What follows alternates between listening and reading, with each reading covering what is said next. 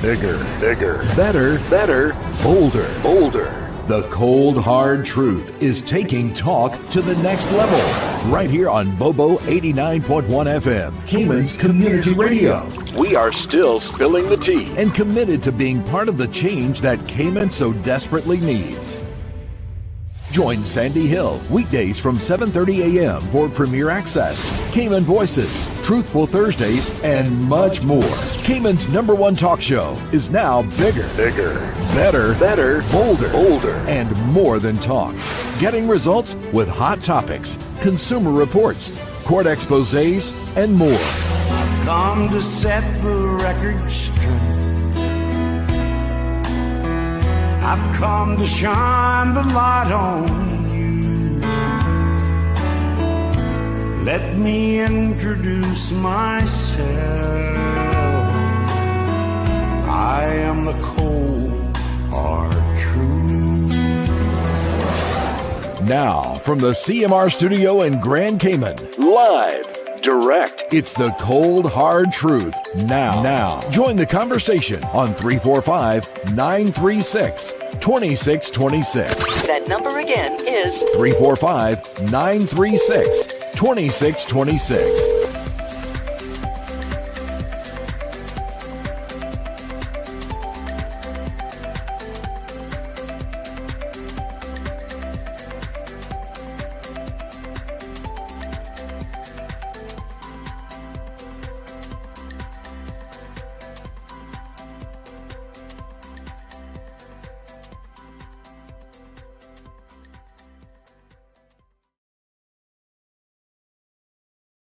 We are nonetheless rolling. Good morning, everyone. Rise and shine. I feel like I definitely need that wake-up song today. I'm dragging. Some mornings it's like, get out of bed. Let's get going. All right, we are here on this blessed day. Looks like a rainy day, by the way. I just took a little sneak out the window, a little peep out the window. And forecast is probably rain. We'll check in with Kevin and his buzz a little bit later on to see exactly what's going on. Let me see who's with me this morning. We've got Stephen bright and early. We have First Lady Jayanne says, good morning, Cayman. Happy Wednesday. God bless you, Sandy. Thank you so much. Wee Wee is also here in the house. How are you, Wee Wee? So lots going on. We've got a guest who's coming on around 8 o'clock or so. And we're going to be talking to them about a work-related situation. Man, I really wish that there were stronger laws in place, as well as stronger enforcement capability to really help with some of these issues that I'm having to highlight. To be honest, it brings me no joy to have to demonstrate over and over and over again to the people in this community how poor our protections are. And that's why, even with something like the Consumer Council, we were talking about, the former chairman, and all the hoopla around his resignation yesterday, that council has a very important function. And what I want you guys to contemplate, sort of the bigger picture. I know yesterday we were kind of hyper-focused on him and his madness, right? But the bigger picture, folks, is the fact that you have these councils that are meant to operate and get things done. But if we're not even capable, consider this, of putting things in place, people in place that can work on these councils and actually get stuff done. My question to you this morning is, how well do you all think? How well do you think district councils are going to work?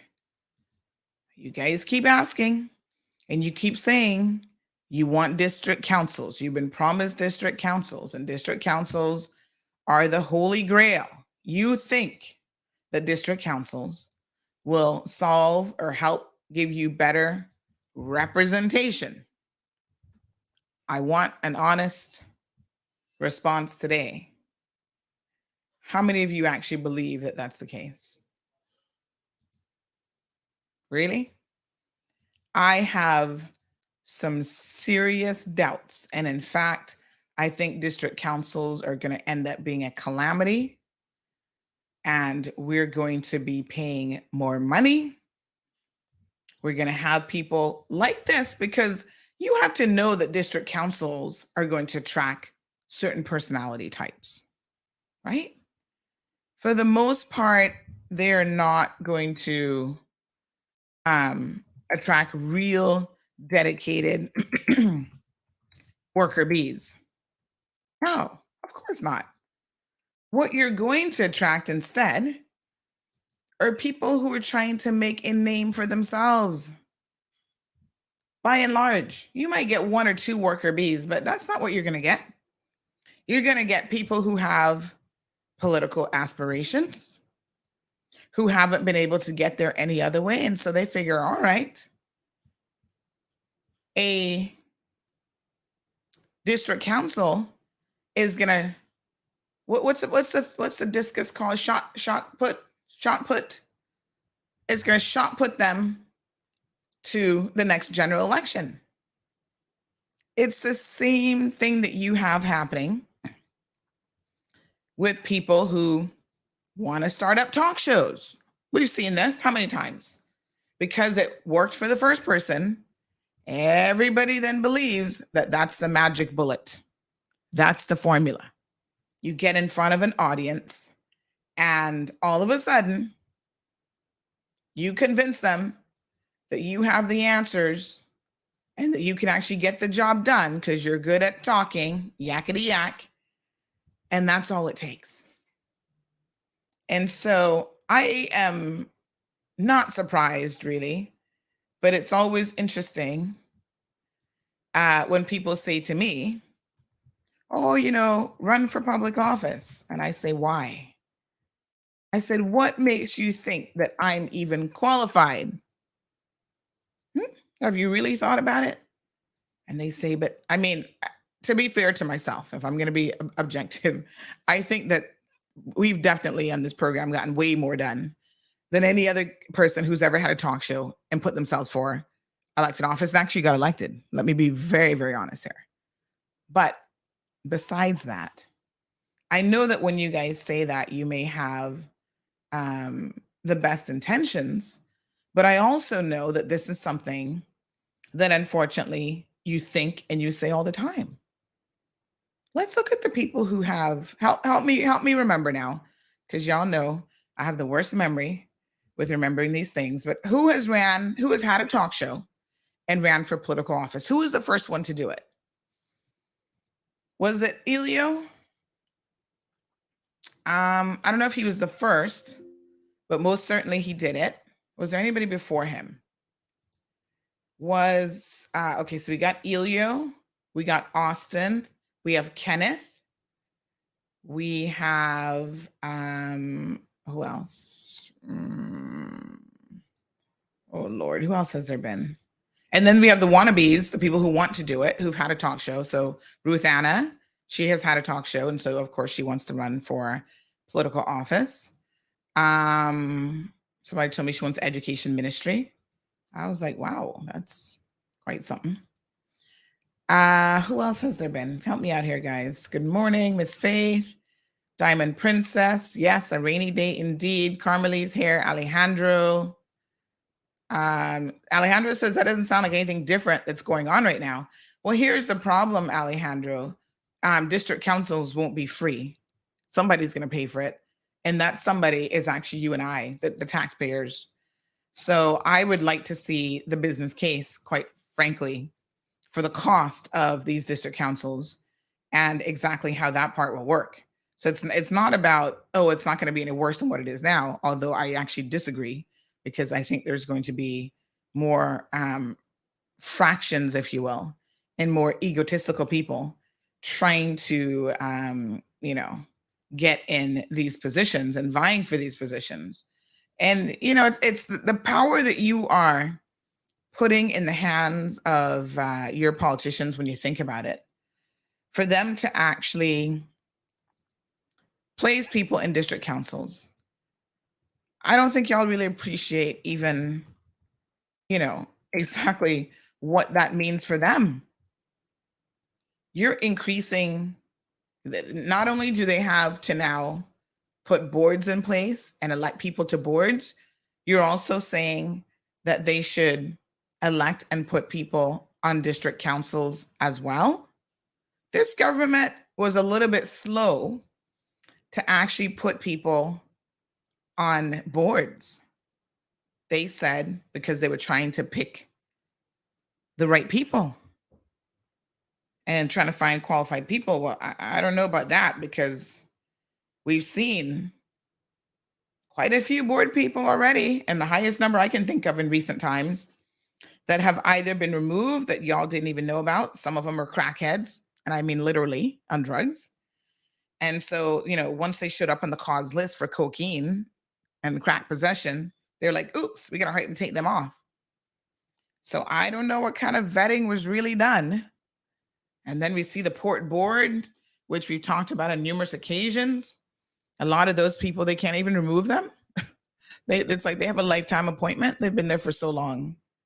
And that's a whole other fiasco. There's been the guy over at the housing trust. Has he resigned yet, by the way?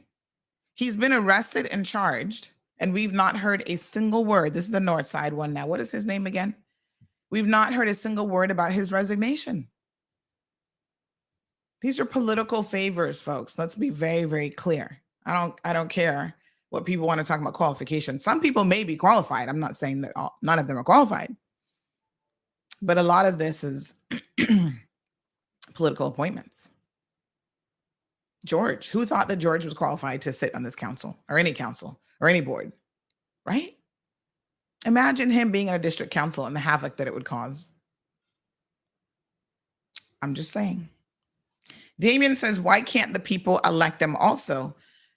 Because that type of micromanagement in a democracy is not normally how things work, Damien. And I know this is difficult to comprehend.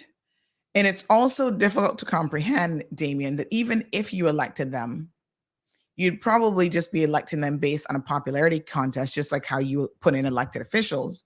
And you're probably still not going to be making the right choice, because your election of people is not based on their qualifications. I just said to you, everywhere I go, people are like, oh my God, Sandy, you should run for office. And I'm like, why? Have you guys actually thought about me in the capacity as a candidate? What are the skill sets that you're looking for? What are the criteria? I don't think that people think that far. It's a likability situation. You like someone, they work in the community, they have a few solutions, or they can at least talk about a few solutions, and all of a sudden, they are an ideal candidate.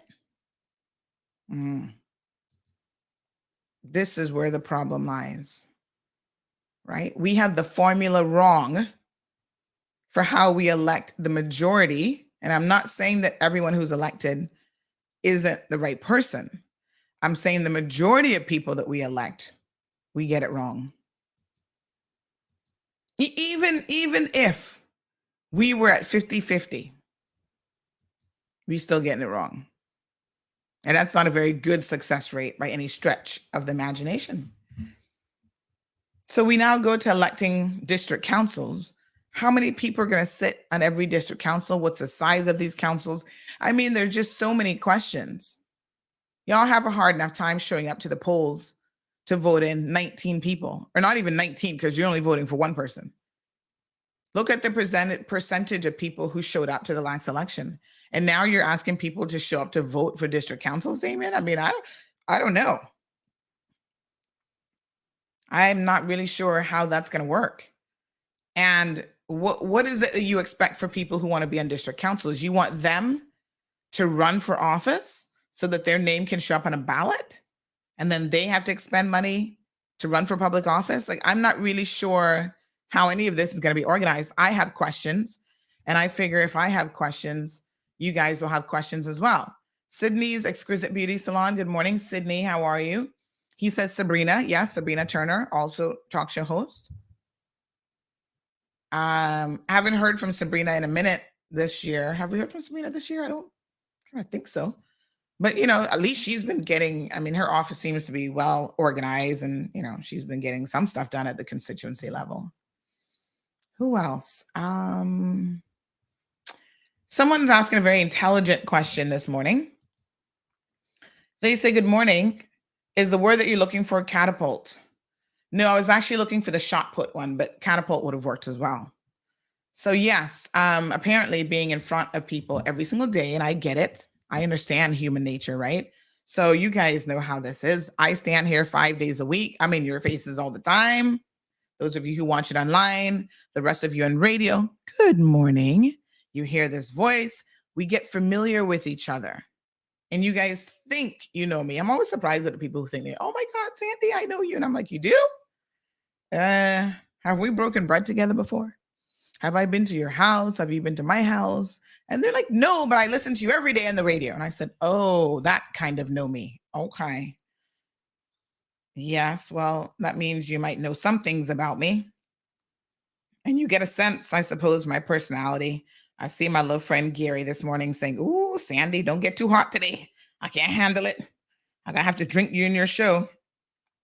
I think you do. I think if people are honest when they come before you on radio, you do get a sense of their personality. Oh, my tea warmer is not on. Let me turn it on.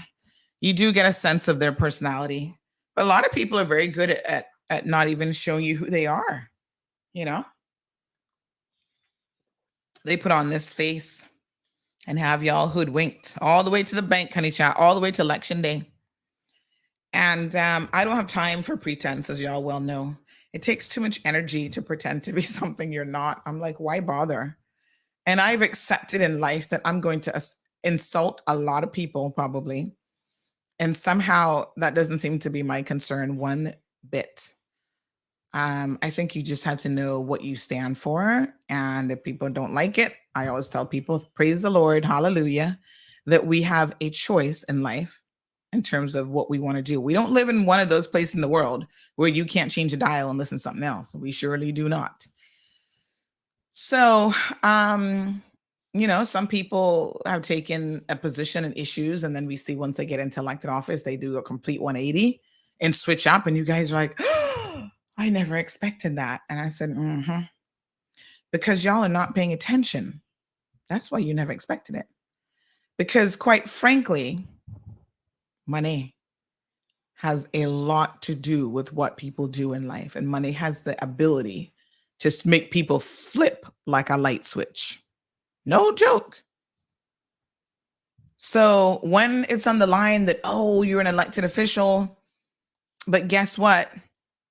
I can give you the position of parliamentary secretary, and we're going to be getting a new ministry on board, and we got you in line for that next ministry. So you roll with the progressives, and you're going to be minister number 8. To jump from, what is it, $9,000 up to $12,000, $13,000? Let me finger count. 9, 10, 11, 12. An extra $3,000 a month. Most people would be doing backflips. You tell most people out here that you can make an extra $3,000 a month if you just sell part of your soul to the devil. Y'all know, let's be honest now, y'all would be jumping back and forth and doing what you got to do. Someone said to me a couple weeks ago that they understand a certain political party, I'm not going to call any names, that they have intentions of coming to CMR a year before the next election and making me an offer I cannot refuse. And I said, damn, they must have a lot of money, because I can refuse any offer that you bring, honey child. You have to be careful not to put yourself in a compromising position where people even think that they can do that. Because you know what? Don't make it about the money. And everybody at some point has bills to pay. Oh, trust me, mortgage interest rates don't jack up again. We all have mortgages. We all have car payments, whatever. But this is the formula to make sure that nobody can't buy you out, right? Set your price high, honey child. Make sure that you have enough pride that you say, okay, if somebody came to me right now with a check for $50 million and said, Sandy, I don't know. There's certain things that even $50 million I just can't do, but I'm sure there's probably a lot I could do for $50 million. You'd be like, all right, Sandy, here's your bag of money in cash. Don't come bringing me no check because then that might bounce. But you bring, legit coins for $50 million. How many of you would be able to turn that away? Most of us probably wouldn't, except do you really need $50 million? What would I be doing with $50 million? So everybody has a price is my point. But it becomes a question of what is your price? So set your price outside of the stratosphere. Make it so ridiculously high that no one will ever realistically be able to touch it, because nobody ain't gonna walk in here with no $50 million and hand me a check. Never in a million years. That's like, I'd probably win the lottery for $50 million first. So put it that high so that you're not going to have a problem. Somebody said they would take George for breakfast. I heard he was at Salty's last night, getting salted. Poor thing. Stress. Anyway, Dwayne Ebanks. Has Dwayne actually ran though? I don't think Sterling has ran. I think he ran for office? Sterling. I can't remember now. I think maybe he's demonstrated an interest, but I can't remember if he's actually ran for office. So I don't know, y'all. I chuckle at people a lot of times because I think what we need is effective leadership. And a lot of times that's not happening. Oh, he did run. Oh gosh, I don't even remember when that was. So yeah, he's a talk show host that ran. He wasn't successful, but most of them are actually successful, which is quite interesting. So I don't know. Like it's and the thing about it too is I think that at the end of the day, we all have a role to play, and there are things that we can do in our communities that we don't have to be elected candidates or whatever to be able to do that. You know what I mean? So listen, a couple days ago, someone sent me a message. I think it was on WhatsApp, but now I'm even doubting myself because I can't find the message, and I've looked high and I've looked low. So if you're that person this morning, please accept my sincere apologies. I believe it was Saturday because I was on my way back from Health City.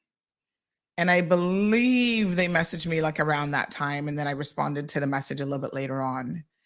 So someone messaged and they said, they'd paid their rent and their bills and whatever, but they didn't have any money for food.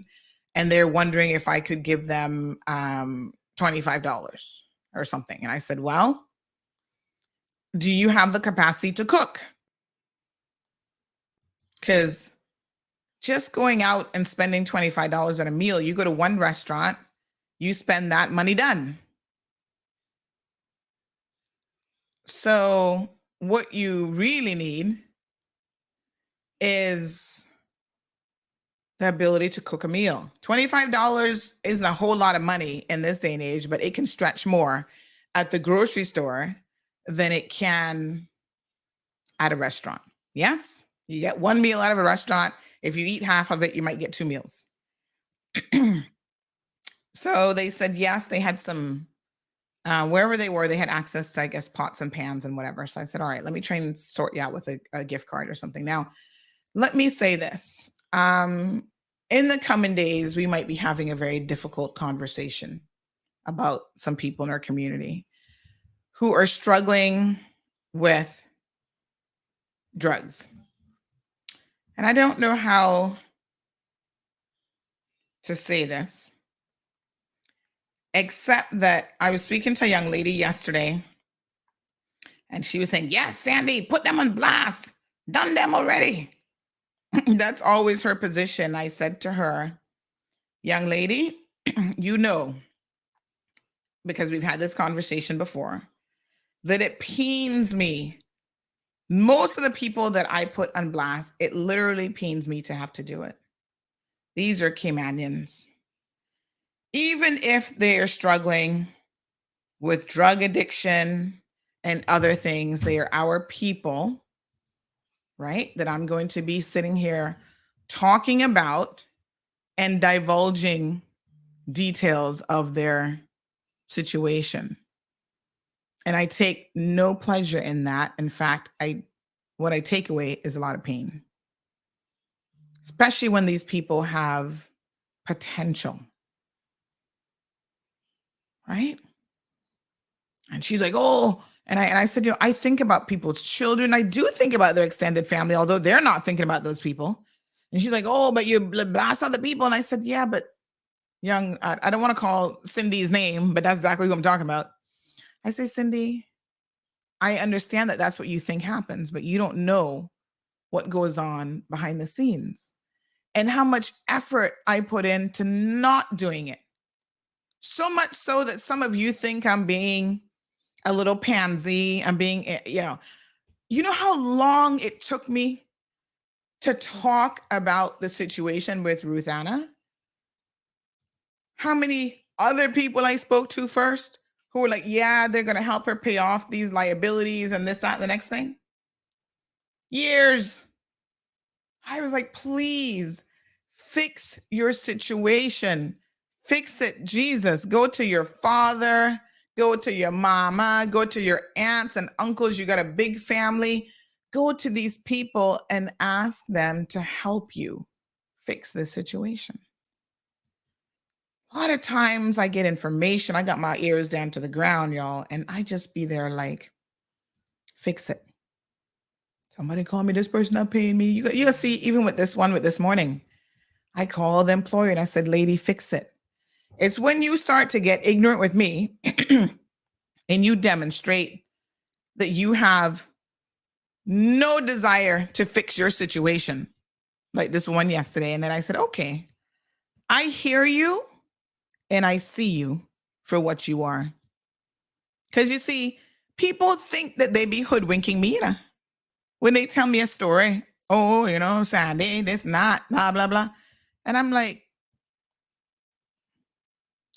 if y'all know how much digging I be doing, I mean, honestly, y'all don't have a clue how I can dig. I'm like Cayman's best detective. I'm going to ask questions. I'm going to look at business licenses. I'm going to check this list and that list. And I'll be digging left, right, center, up and down before I come and talk to y'all. So when somebody telling me a story, they might think that I believe them. Because a lot of times I'm not always going to call you out to your face. Sometimes I will. Like that last scammer, when she was talking to me, I said to her, listen, Judith, you know I don't believe a word you're saying, but just pay the woman back. She paid that one woman back. But then the more I thought about it, the more I realized, oh, this is a rabbit hole that I have to keep digging. And Lord Jesus, over 30-something people this go around. So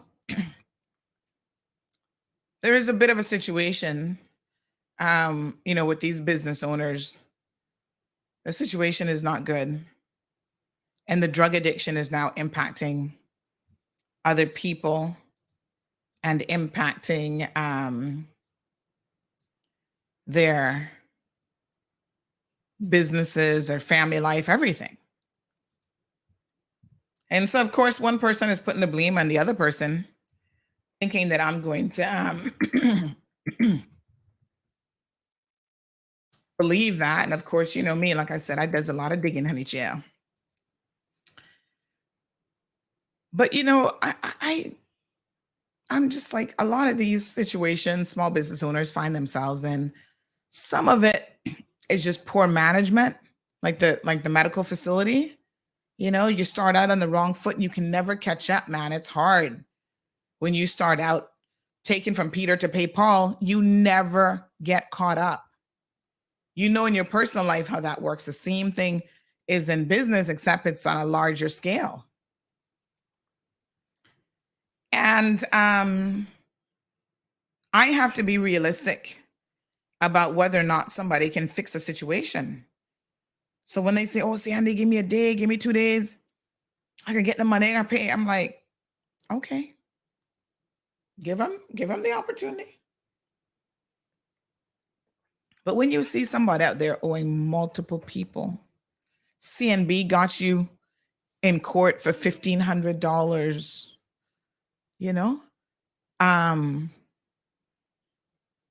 the landlord had to lock up the place because you weren't able to pay rent. And for 9 months, they've been back and forth, back and forth. You see, when you have those level of detailed tidbits, I am much more cognizant of the realities of the situation.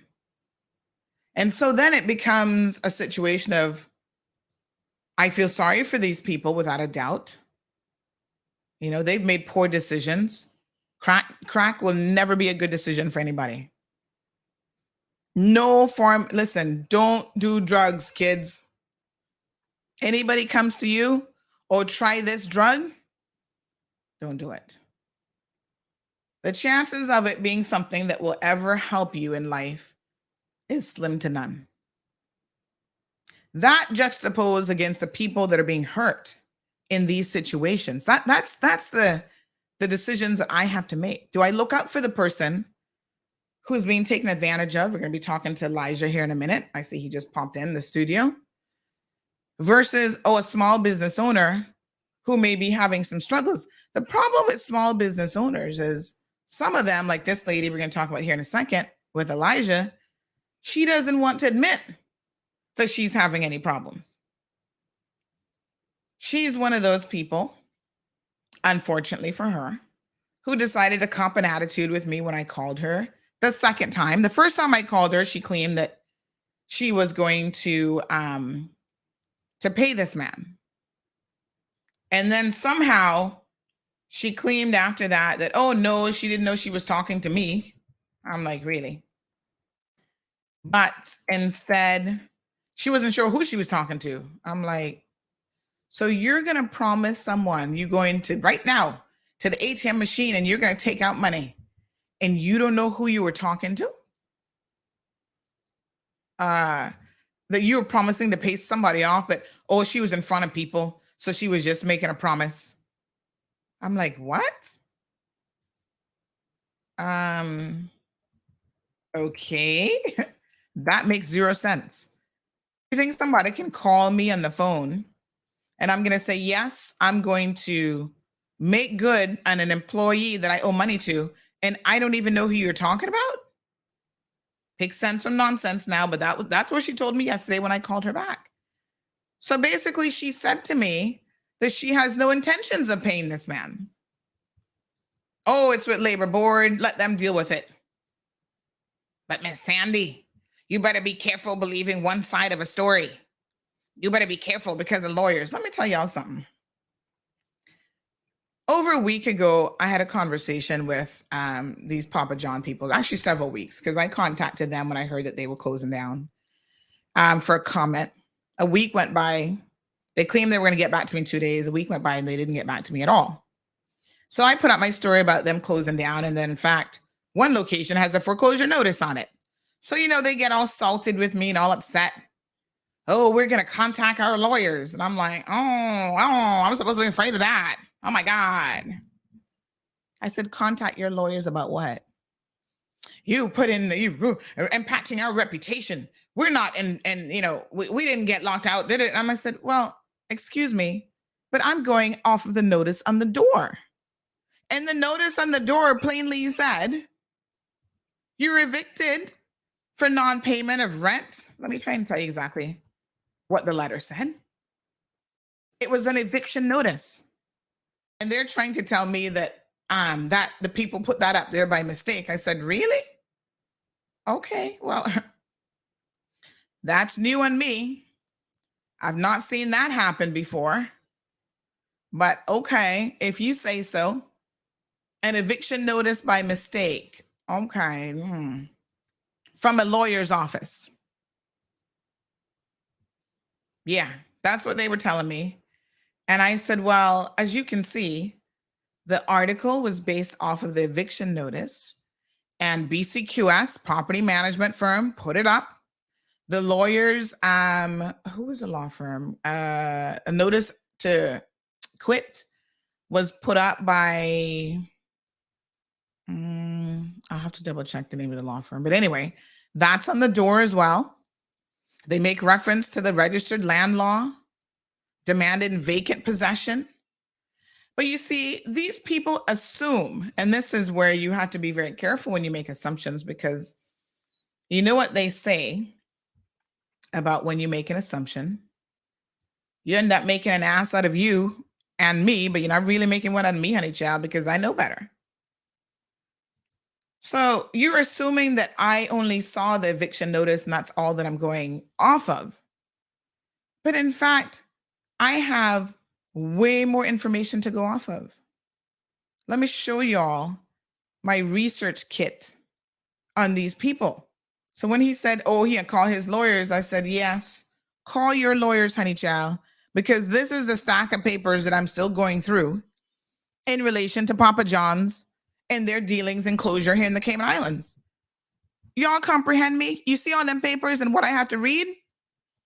Because I'm going to do a follow-up story because they claim that I got the first story wrong. And I said, okay, let me read through the documentary evidence. And then I got to circle back to you about what you claim is the situation. Because they don't want the people of the Cayman Islands to know that the same SSL company that just had all these issues in Jamaica with Usain Bolt's money gone missing and all these investors, and now they're under control of the regulatory agencies in Jamaica. They don't want y'all to know that that's the very same company who was the holding company who actually owned Papa John's here in the Cayman Islands. And when they started to hit the fan, all of a sudden, they can run now and switch up names and put some other company in its place. Don't be careful when you think I don't know what's going on, you know, because you might be sadly mistaken to a large extent. So here's the notice. Oh, Rich and Conley, that was named the law firm. Island Pizza Holdings Limited, registered office. I think it says Stewart's Corporate Services. All terms not herein defined have the same definition as a corresponding lease. And they talk about how the lease was entered into, that the lease expired last year. Then they were on a month-to-month. They claim that they chose not to renew their lease. Had they chosen not to renew the lease, why on earth would both BCQS and this law firm, Rich and Conley, be putting a notice on your door that to this day is still on the door? These people have not been able to take credit card payments for how long? Y'all think that that's just a mistake, an accident? There are things that are happening here, folks, and don't let people hoodwink you. I have been a tenant in these types of situations. No one can take possession of your place like this if you have given sufficient and adequate notice to vacate. And normally all that's required is 1 month's notice. You pay your rent monthly, unless your contract stipulates otherwise, because I guess you could agree to longer term if you wanted to. It has to be by agreement. Otherwise, it's 1 month's notice. So the little froppish guy in Jamaica now, who think that he's smarter than everybody else, who's telling me that no, they told them that they didn't want to renew their lease, and this is what BCQS is going to do. Why would they put this on the door? Huh? dated March the 1st, the landlord has taken possession of these premises. The landlord doesn't have to take possession if you've given your month's notice, because then you have time, a month, 2 months, whatever, to properly vacate the unit and take all of your stuff out. Right? It even goes on to say that if you want to arrange access to the premise to recover your contents, you have to contact them. This is not how this process works. Cash only payments should have been a red flag for most of y'all. Anyway, I still waiting on, because I got a lot to go through. I'm still waiting on part 2 of that story. Let's talk about Olive talking about what a backside SSL. Y'all never read the story, you know. It's all in the story. You got to read past the first paragraph. It says in February of 2019, SSL Growth Equity Limited purchased a stake in Island Pizza Holdings. At the time, they claimed that this would be an expansion to a third location sometime later that year. Well, that never happened. Then, of course, COVID hit. Their desire to grow also included a kiosk in proximity to the cruise ship passenger boarding facility. This is what they claimed in their press release back in 2019, because they wanted to take advantage of the tourism market. That also did not happen. SSL was involved in a recent major fraud investigation in Jamaica, where the authorities moved quickly to prevent the liquidation of assets. Pay attention, class is in session. After it was revealed that 3 billion Jamaican dollars was missing from various accounts, including that of Olympic champion Usain Bolt. That matter is ongoing. The investment was held in a special purpose vehicle called SSL Capital Cayman Limited and was managed by regional manager Osvaldo Sazos. Apparently, he moved on from the franchise. Read the details, folks. There's a lot of reasons, both inside of Cayman and outside of Cayman, why Papa John's failed. Now, y'all think it has something to do with the recent cost of food since COVID and the increase. I'm not saying that helped. What I'm telling you is their issues run far deeper than that. Non-payment of rent is something that is not unusual for some people. And it's all, we got the goods, we got the receipts, the literal receipts of what I'm talking about. So when this little fresh man in Jamaica talking about, I gotta have my lawyers are gonna contact you. I'm like, contact who? Me? Or somebody else in this room? Contact me. Oh, okay. Because y'all love to be threatening people with lawyers. Y'all love to want to run to court. But you know, honey child, we've learned a little thing or two in the past 5 years here at CMR. Even when my sources are solid, I said, bring me the receipts, honey child. You can tell me XYZ, bring me the evidence. Because when they come at me with their little foolishness, I got to slap this bundle right on their head and say, come again. Not today, Bobo. Not today, honey child. I need one of my honey child mugs. Yes. Y'all in shock here. What Sion said, mighty God, my dear. Trust and believe. People believe they fooling people, yeah. And that's one of the important jobs that I do here every day, is hopefully bring y'all into reality, into a realm of reality where nobody's hoodwinking you and nobody is fooling you, because you need to know, right? We don't have no consumer protection. We don't have any, Better Business Bureau. So you know what companies you can trust and you can't trust. The employees in this country, foreign employees, Caymanian employees, they're being taken advantage of by people left, right, and center. Some industries are worse than others. I'm working on another case right now. I'm not going to mention the company name yet, but not paying their employees. I done got tipped off. Now I need to go and collect my evidence of what these people are saying. These are serious concerns. You cannot be running a business and thinking that you can't pay people.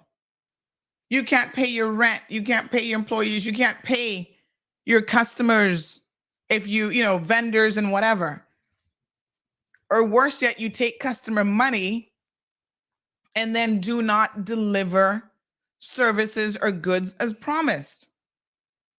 You cannot do that because you will be featured on CMR.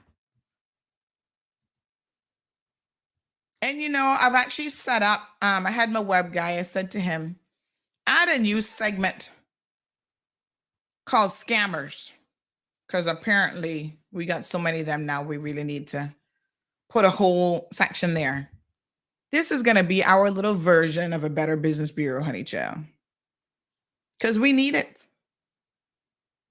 Do you know how many people have come to me?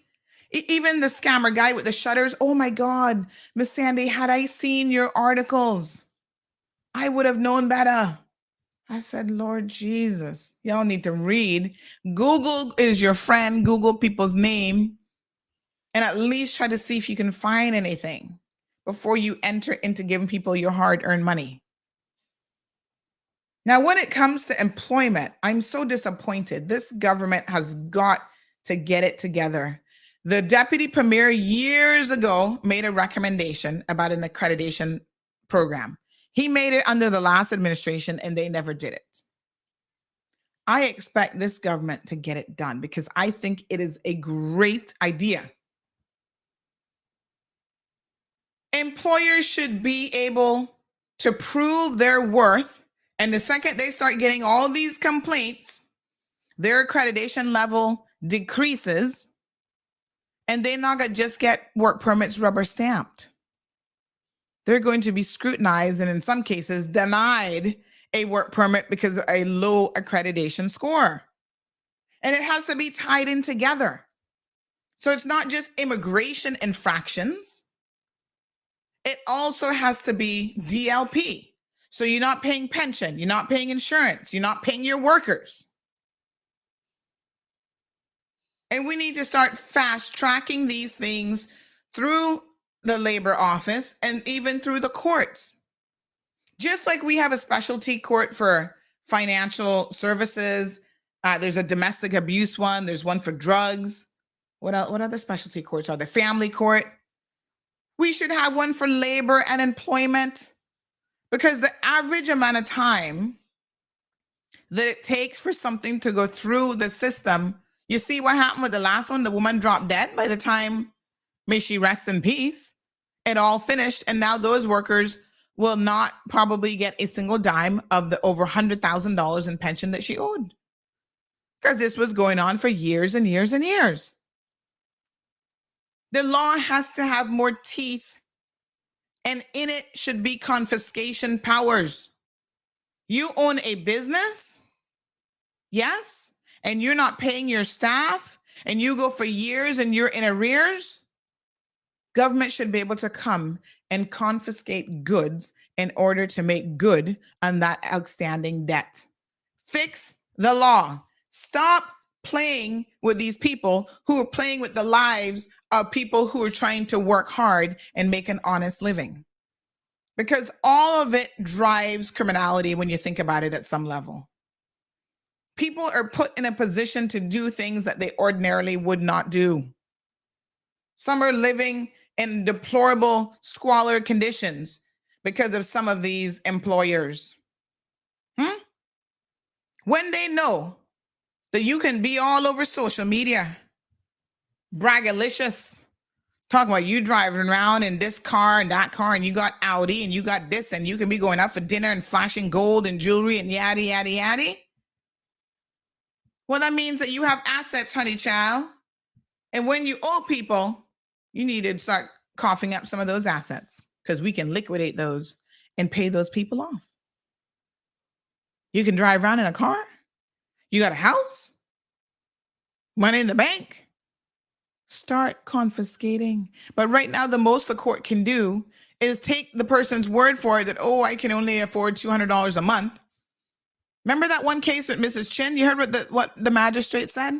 At that rate, it's going to take you over 30 years. You're not likely to be alive.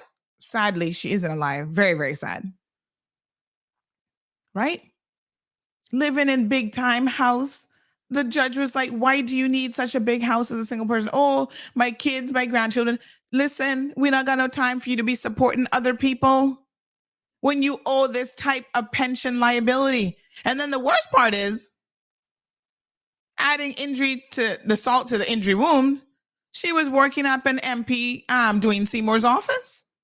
Now, I'm not saying that these people are not entitled to job, but come on now.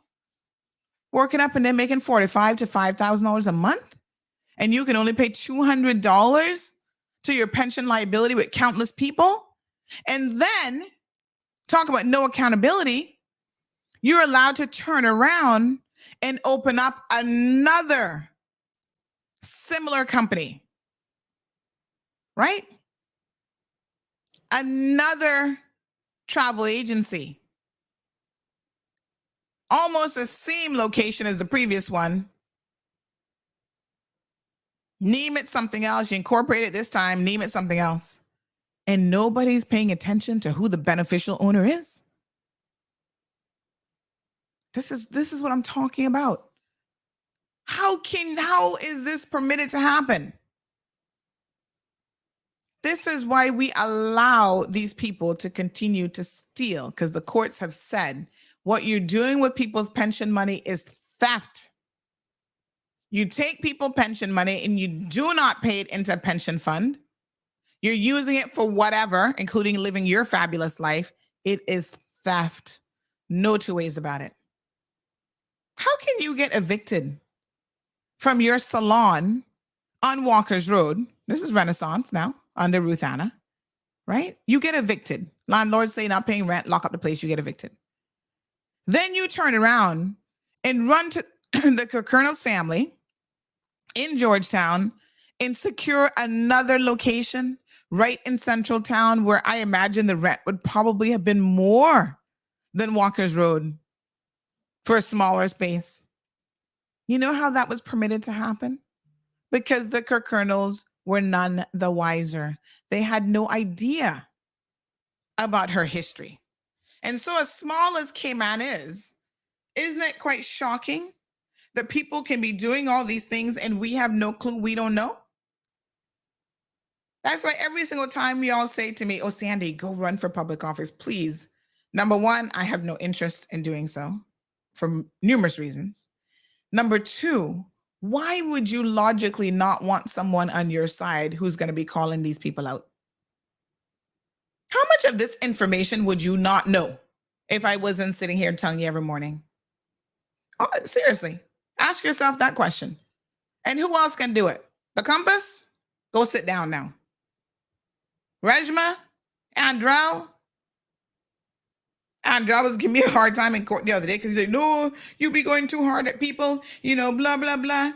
You shouldn't really put people's business out there. I'm like, really? We put their business out there because their business impacting other people? And the other people's business? You got to look at the victims. You're concerned about the perpetrators. I'm concerned about the victims, and that's the difference. And Rosie says, scammers, what you gonna do? What you gonna do when Sandra come for you? Well, let's talk to our next victim.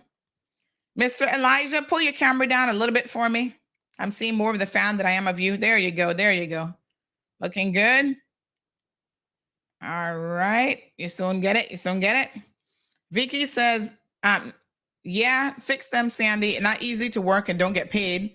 Plus, we domestic workers gets the shit end. My God. It's horrible, really. And domestic workers get sexually harassed and abused and assaulted, all kind of stuff. Mr. Elijah, morning, my dear. How are you? Good morning, Mom. Well, go on. Good morning. I'm here. All right. You got it a little bit too low now. You're on a laptop or what? No, my phone. Oh.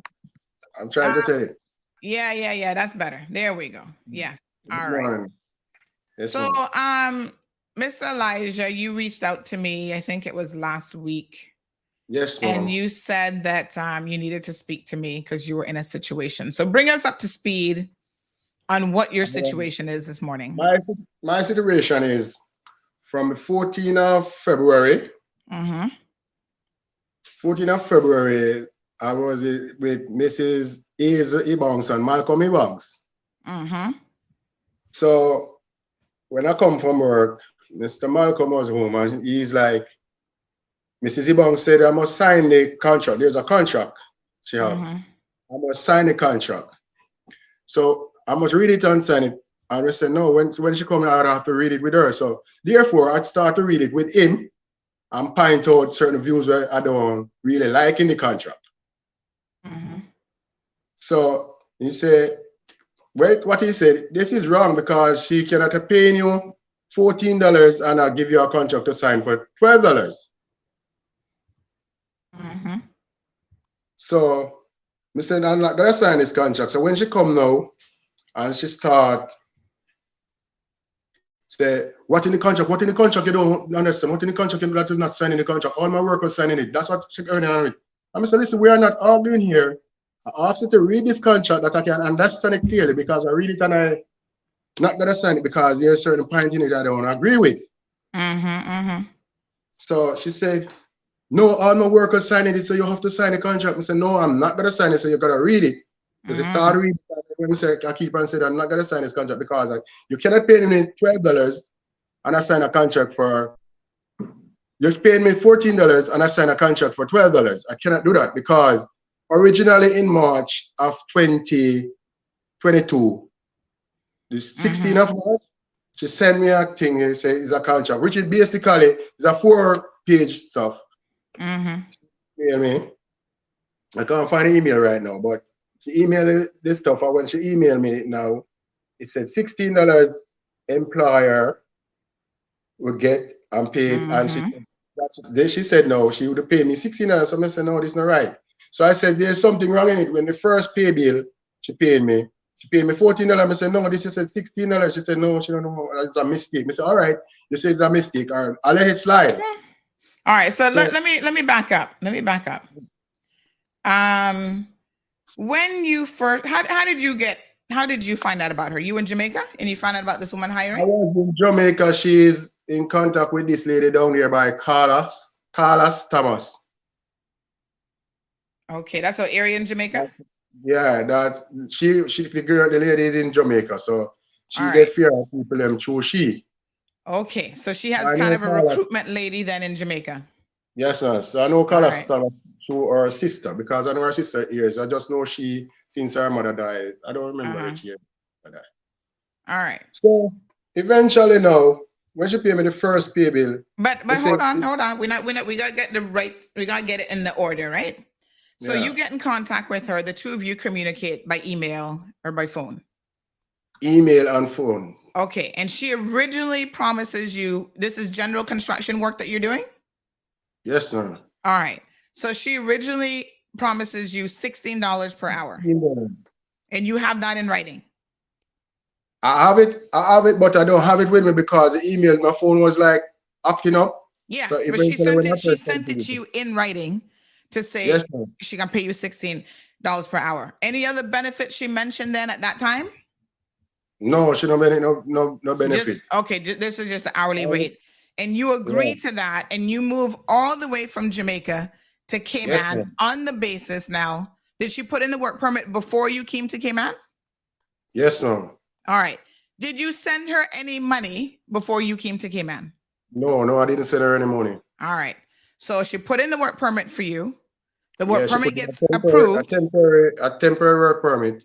Temporary work permit. It gets approved and she tells you, okay, you're all cleared now to come to Cayman. And you jump on the plane. That was the 26th. That was the 26th of October of this year. Last year, 2022. Okay. She said that the permit is approved.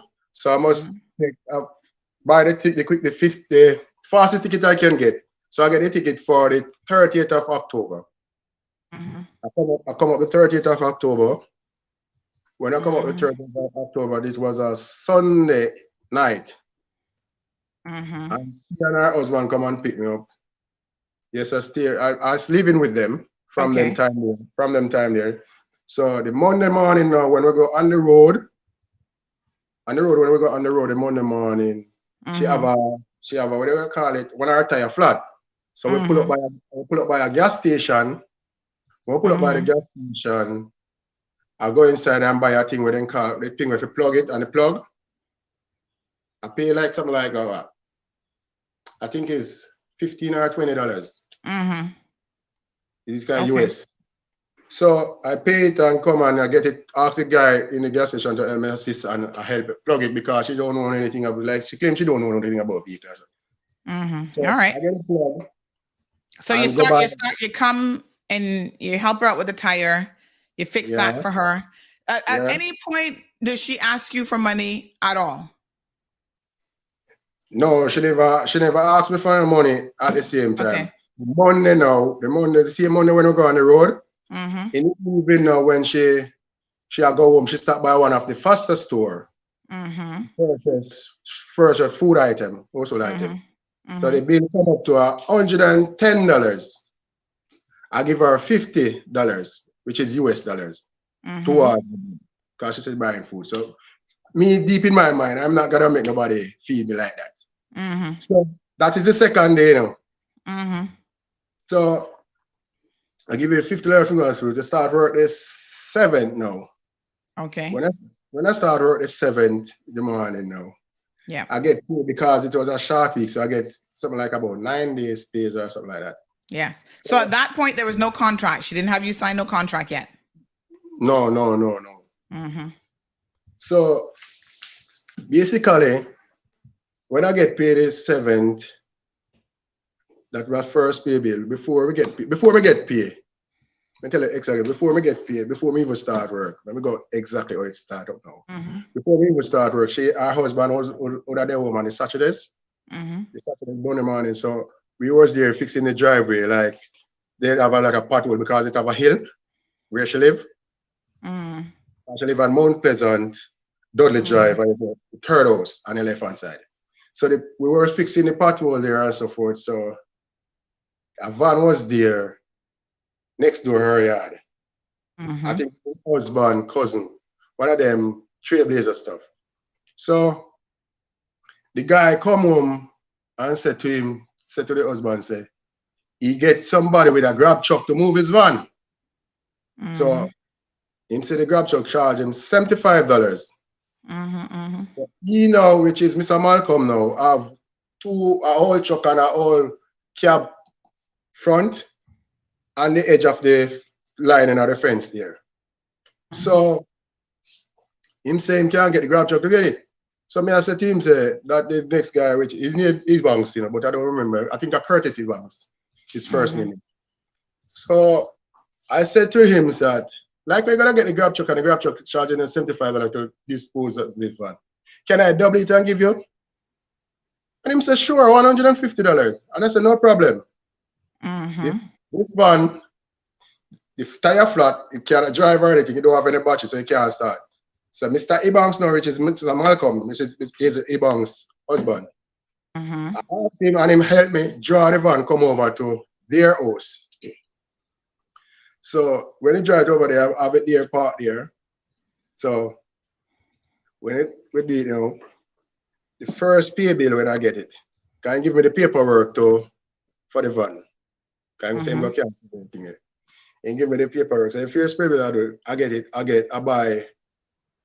buy one battery cost $205 some cents. I don't really remember.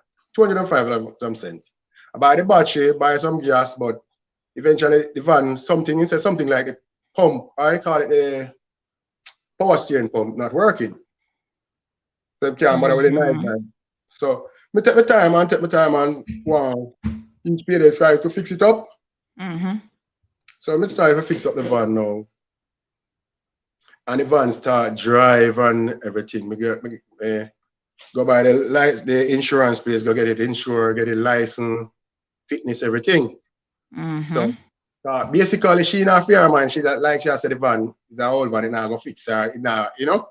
So when she start fixing, now she starts saying, "My husband make you get a van." And I said, "No, I pay for this van. I know your husband make you get it." He is from him and suggest some things that he has been done there, so which is free trucks and so him gotta get it. Him have a grab truck. Can't think he work at the bank or something. So basically, when him get the grab truck, forget the van now. I say, oh, me He wasn't there when the grab truck them come. I was there with the grab truck and come even cut up the truck where them have there at the fence. And let the grab truck come and take it up and clean up their place and so forth. Then after when the grab truck come the husband come and take it up. So, just did they start do whatever I do around the house and so even time. We come from work. When we come from work at evening time, we assist the husband. Anything at all I do, I assist him. Okay. So everything going all right? Yeah, so because I live there with them, you know. Yeah. And the was a black showdown, that showdown, everything, and then was like keeping a Christmas party and so forth. So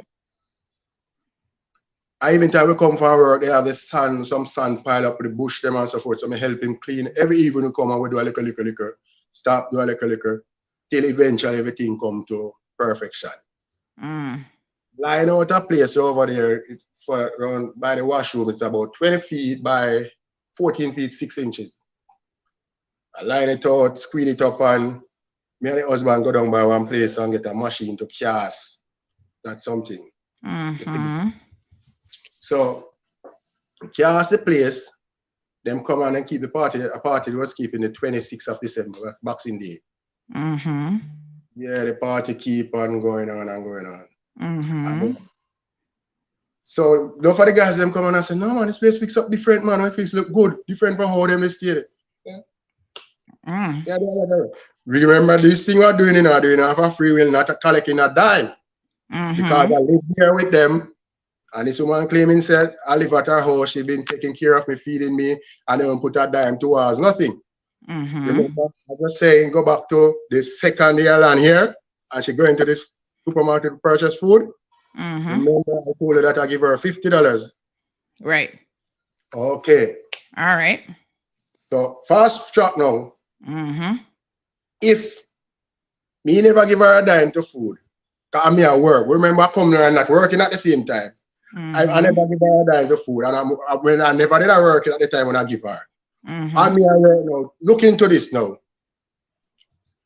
Me could I do at work and not give her no money if you ask food? Tell me. Okay.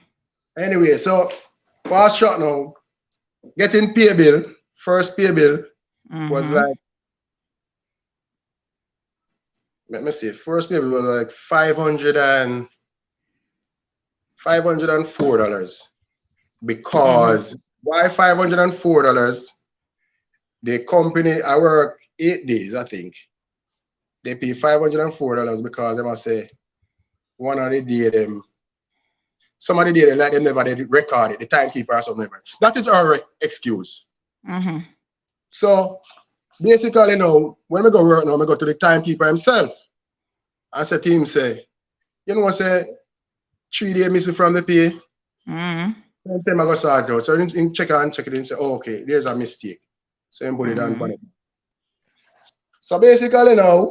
So the very first paycheck you get, already mistakes were being made on your pay. You were shorted 3 days. 3 days. All right. But things happen. So you were willing to accept. Yeah, me realize that it's from the timekeeper having an error or something. I don't put it on her. Yes. Because I'm this type of person, straightforward.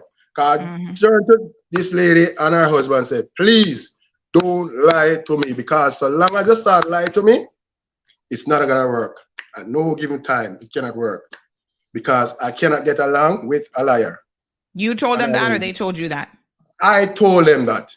Okay. I cannot get along with a liar. All right. Because I dare and see the rest of guys, and one of the guys, I know that him can work. Him work is a good worker. But she she find out saying not good at the reading and he can't check fast and kind of slow. The advantage of him, she take advantage, and I see it and I spoke to her about it. I said, we're gonna tell you exactly what I said to her. I said, this guy don't understand is something, you must analyze it and go through it. Take your time with him, because by roughing it up, he's the one going out there to work and he's working for you. And the way you talk to him, that's not right. Because you try to tell him that he's supposed to pay, what you call it, insurance, which is a $155. If him pay the fortnight before, that means that this fortnight he's not supposed to pay. You're supposed to make him understand that. You're not going to like every fortnight, because I'm going to say every fortnight he might pay insurance and then something, which is not right. So basically the youth like him wife catch up, and she, which is Mrs. Banks, and the wife have a fallout.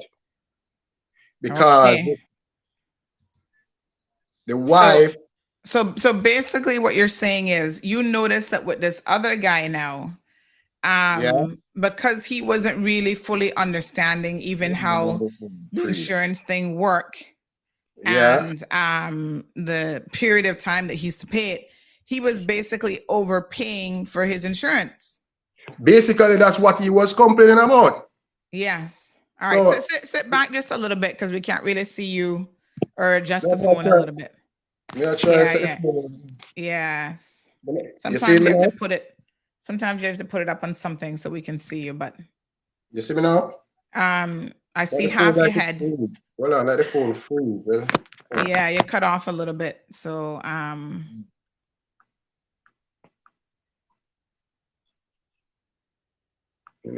yeah, so I can see if you keep it kind of at that level, but I hold it still. So you see me now, but I'm not seeing any movements or anything. But yeah, man, we see you. We see your finger typing and stuff, so we can see you. Okay, so basically now I said to her, say the young man asking for a receipt for his insurance. So you need to provide him with a receipt. Or if you cannot provide him with a receipt, you need to give him his money and make him go and pay the insurance himself. No, she have to pay the insurance. I said, no, that's not the way. He can pay insurance, or you just tell him everywhere exactly to go and pay. And go and pay. Then keep on asking for a receipt. You don't give him a receipt. So he must in an argument, because if he have a receipt, he have a date for sure. He say, yes, he's been there. But me now living there, me never did that. Me I defend them in a way, but me not think about myself, say it can reach me in a constituency in a way then. Because only one receipt I get for what you call it, the insurance. Only one receipt. And I did ask for that receipt because I say something funny, because if I pay insurance, the insurance that I pay it in December, the insurance that I do like January 20 something. And January 16, you're collecting an insurance. And that's the only time you give me a receipt. She give me a receipt. So I say, all right, go back to the real stuff we are talking about now. On February the 14th, what the same contract was you tell me about you sign, and I refused not to sign the contract. When I said I'm not going to sign the contract, she started arguing and said, all right, she have to cancel my permit and block me from getting a permit because all of our workers signing a contract and me not signing it. So I said, okay. So let me be very clear. The reason why you're not signing the contract is because originally you were told $16 per hour. When you reach Cayman, it dropped from $16 an hour to $14 an hour, right? Yes, then when you got the contract said what? $12 an hour. $12 an hour. So you went from 16 to 14 to 12. So Mr. Basically, if I sign this contract for $12, you're gonna pay me $10, and I cannot do nothing about it because my signature is on this black and white. So long as my signature on it, I cannot do nothing about it. She said she knows a cheat, she not gonna do that, and she start cussing and go on emotion. I said, no, that's not the way. It's black and white. This is the right thing. If I sign it, that's what gotta happen. Nobody know tomorrow what it brings. One somebody alone know what's tomorrow brings is God. Nobody know it. So you is the one we're going to church. You're supposed to have an understanding. You claim say you're a Christian. Stop using it as a cover because it's not good. So anyway, I didn't sign the contract, so I leave the house and go down the road and stop by Macross. I'm parking Macross building. I parked beside a lady. She was coming in her car, and we parked there. We was there reason from about 20 past 8 till it ended up to about 11:20 something. When I drive off and I reach up by the house, it was 11:29. When I pull the garage to go inside, the door locked. Calling the husband, the door to go inside the house itself, it locked. I call the husband phone, and I say, no, normally when I go in, the door not normally locked. So when the door locked now, I say, no, this looks suspicious. So anyway, I say, all right, you them asleep. So I say, all right, I'm going to my van and lay down and go and relax. 5 o'clock in the morning now, I wake up. Call the husband phone, see me. She answered the phone. When she answered the phone, she said, she don't know me. So she cannot let me in her house. So she said she don't know me, so she cannot let me in her house. So but you're not the same one who been living in the house all this time? Yeah. So I find this strange. I find it really strange. So I say, no, this not in. So I call a friend of mine and ask him, you know what, I said, me sleeping in my van last night and I'm not showing my situation for early in the night. Me sleeping in my van last night and now me I call this lady and the husband phone and the husband answered. She answered the husband phone and said she don't know me. She cannot let me in her house until she find it convenience. So I say, no, this is strange. So me ask the Virgin what she wants and say, no, best thing you do, go by the station and get out your thing as fast as possible. You don't know what this lady is capable of. So anyway, I go down by the station that in Westgate police station. I go down there and ask them to please assist me go back up there and I take out my stuff out the house. When I take out my stuff out the house, you know, and I come by my friend in the evening because I go work in the morning. Hello? Yes. When I take out my stuff and when I come home to my friend now and I discover when I start looking for certain stuff, when I start looking for some paper, my pay stop them what I would pay from November and December. I don't see them in my luggage. The contract what she give me to bring up from Jamaica, I don't see it neither. Someone said, no, something not right. I went by works and I complained to them about it. So some of your documents disappeared? The pay stop them what I would get from her. Them not in the year. The contract, I don't see it. Because I give her back a copy and we keep a copy, which is she said that contract is it's supposed to be for somebody else. So where were you keeping these documents? In our house, in my handbag. You may have a handbag. Okay. So you mean to tell me somebody went in your bag and took out evidence? Exactly. And me and she and her husband alone inside there. So right now, only 3 pay slip right now I can show right now. So that is the only 3 pay slip I have right now to show. Let me see the date. All right. So let me I can bring up what you sent us now. Wow, this is quite a serious situation, to be honest. So we have tell us what this one is that we're looking at on the screen. It says Gateway Construction. It has your name on it, order number, some date, and that one says $14 per hour. Yeah, that's it. Yeah, I have one for the 13th, I have one for the 10th. Hold on 1 second. I have somebody calling me this morning. Okay. Good morning, caller. Hello, Pleasant. Good morning, Miss Sandra. How are you? Good, thanks. Are you trying to get on the show? Pardon me? Are you trying to get on the show this morning? No, you live now? Yes, ma'am. Every morning till 10:30. Oh, Jesus. Oh, sorry. I called back. All right. Okay, there. Yes, ma'am. Thank you. All right, folks. Remember, we got a talk show here every morning, live until 10:30 a.m. All right. So we have Gateway Construction. That's the name of her construction company? Yes, ma'am. All right. So we have one here. It says $14 per hour. So this is your pay stub, I guess. Yes, ma'am. And she had 116 hours. We have another one here. Again, it says $14 per hour up at the top. Yeah. And then it has, I guess, the different days and how many hours you worked. 72 hours. Mm-hmm. That was a short week. Mm-hmm. So you get paid weekly? No, that's because We start work on the 3rd, and the pay bill would have went on the 13th. Okay. Mm-hmm. All right. And then this is the next one now. Total hours. It has 124.5. 124.5. Yes. Okay. So the contract that she gave you, that disappeared. Yeah. And what other documents were in your bag? My pay stub. These same pay stubs here? The pay stub from November. Uh-huh. Yeah, the pay stub from November to December. None of that. I can't find none of that in his bag. Oh, It wow. arranging it up. Everything else in there on the pay stub on the contract, they will disappear out of it. Okay. And nobody else not live there but me, she, and her husband. Right. All right. Because so you go to Labor Department now. I go to Works first. Works. Okay. Immigration people. Yes. Yeah, when I go to work first, I go to Works on the 15th. Mm-hmm. Because when she said she's going to cancel or something, and I said, somebody said, no, you need to go by Works and then inform about it. Mm-hmm. So I go to Works on the 15th.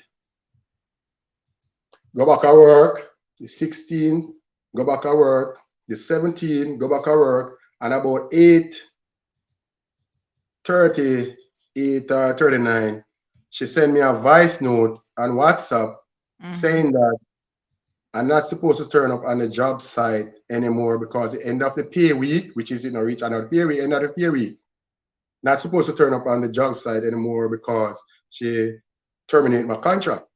Anyway, I disobeyed that and go by the job site for myself. That was the 18th, it's Saturday morning. The supervisor, the timekeeper and the supervisor tell me that. She says, me no longer working with her, so they cannot keep me there. Because I find that unlawful because I don't do nothing on the job site. I don't do her nothing more than not signing her contract. So, I say, all right, the same Saturday morning, about 10 something or to 11, she called me, said I must come by her office, which is where she have a 296 or 200 and something Shedden Road. Out in Elizabeth Square, 200 and something, 200, I think 96 or 94. She have a clothes store there. So I must come there, her husband is there. I must come there and collect my pay. Okay. Anyway, when she said I must come here and collect my pay, I went there. I have my phone in my top pocket here. So I'll be on record same time I'm going through the door. Because now you don't trust these people. So I find out I'm not gonna trust her because the same day when I went by Works to call her, ask her about my $250 worth of paper, my permit. Yes. She said she don't know what me I talk about. So I said I needed to buy my ticket and go home. She said, no, buy no such ticket. You're gonna work until payday. Eventually I never get to work until payday. So I have the phone recording. I go in and ask her. She when you give me the time, she give me like 60 something pinted hours. And I said, no, it's 90. That would be 81 hours. Then she booked back the husband the thing and said he must go down there and check it out by Alex or whatever. Anyway, I keep on asking her about my $1,250 because I work so hard for that money. Because, easy to work up here in the sun. That's telling the God truth. So when I asked her for that money now, and I asked the husband, don't you see me I give her the money? The husband said, I said, how do you get my money? The husband said on the phone, said, immigration is supposed to pay half of it. Same time when the husband said immigration is supposed to pay half of it, she stopped him same time in the midst. So immigration was supposed to pay half of what? The immigration is supposed to pay back half of it. That's what he's saying, So she stopped him in the midst because... But pay back half of what? The work permit? I'm not quite understanding. The work permit, which is the money what I give her. Which is the money what I give her. What she claims to never give her now. So when did you give her this money? You paid for the permit? Yes, ma'am. I give her the money the 22nd of January. It was a Sunday evening. Okay. Because that money, that money, I tell you what the money goes now. That money, it is the $108, $8 whatever we get for pay. She take out $155. $155 out of the money. So She did borrow $300 from me. How she can be borrowing money from you? She borrowed $300. She's your employer, and she borrowing money from you? She said she gonna use it to make up pay her rent. Lord have mercy. I never heard of such foolishness in my life. Just pause there for a second. Miss Stacy, can I please borrow $500 from you? Listen to me, folks. Listen to me. No. Listen. Hold on, Elijah. If you work for someone, because I keep hearing this over and over again, even with the landlord, Judith, someone who'd not even moved in yet loaned her thousands of dollars. Let me be very clear when it comes to loaning money, because y'all need to understand this. Do not loan people money, number one, that you can't give as a gift. In other words, Oprah said this years ago, and it has stuck in my brain. Even with your so-called friends, if you're not in a position to loan them money, you're not a bank, you're not in the loan business. If you can't loan them money and say, you know what, if they never pay it back, we're not going to have no problem. It's not going to change our relationship and everything will remain the same, then do not do it. That's the first rule of loaning money. The second rule of loaning money is if someone is your employer, why the hell are they borrowing money from you? They're supposed to be paying you money. If it's anything, you should be getting a loan from them. If they want to give it, that's on them. Not the other way around.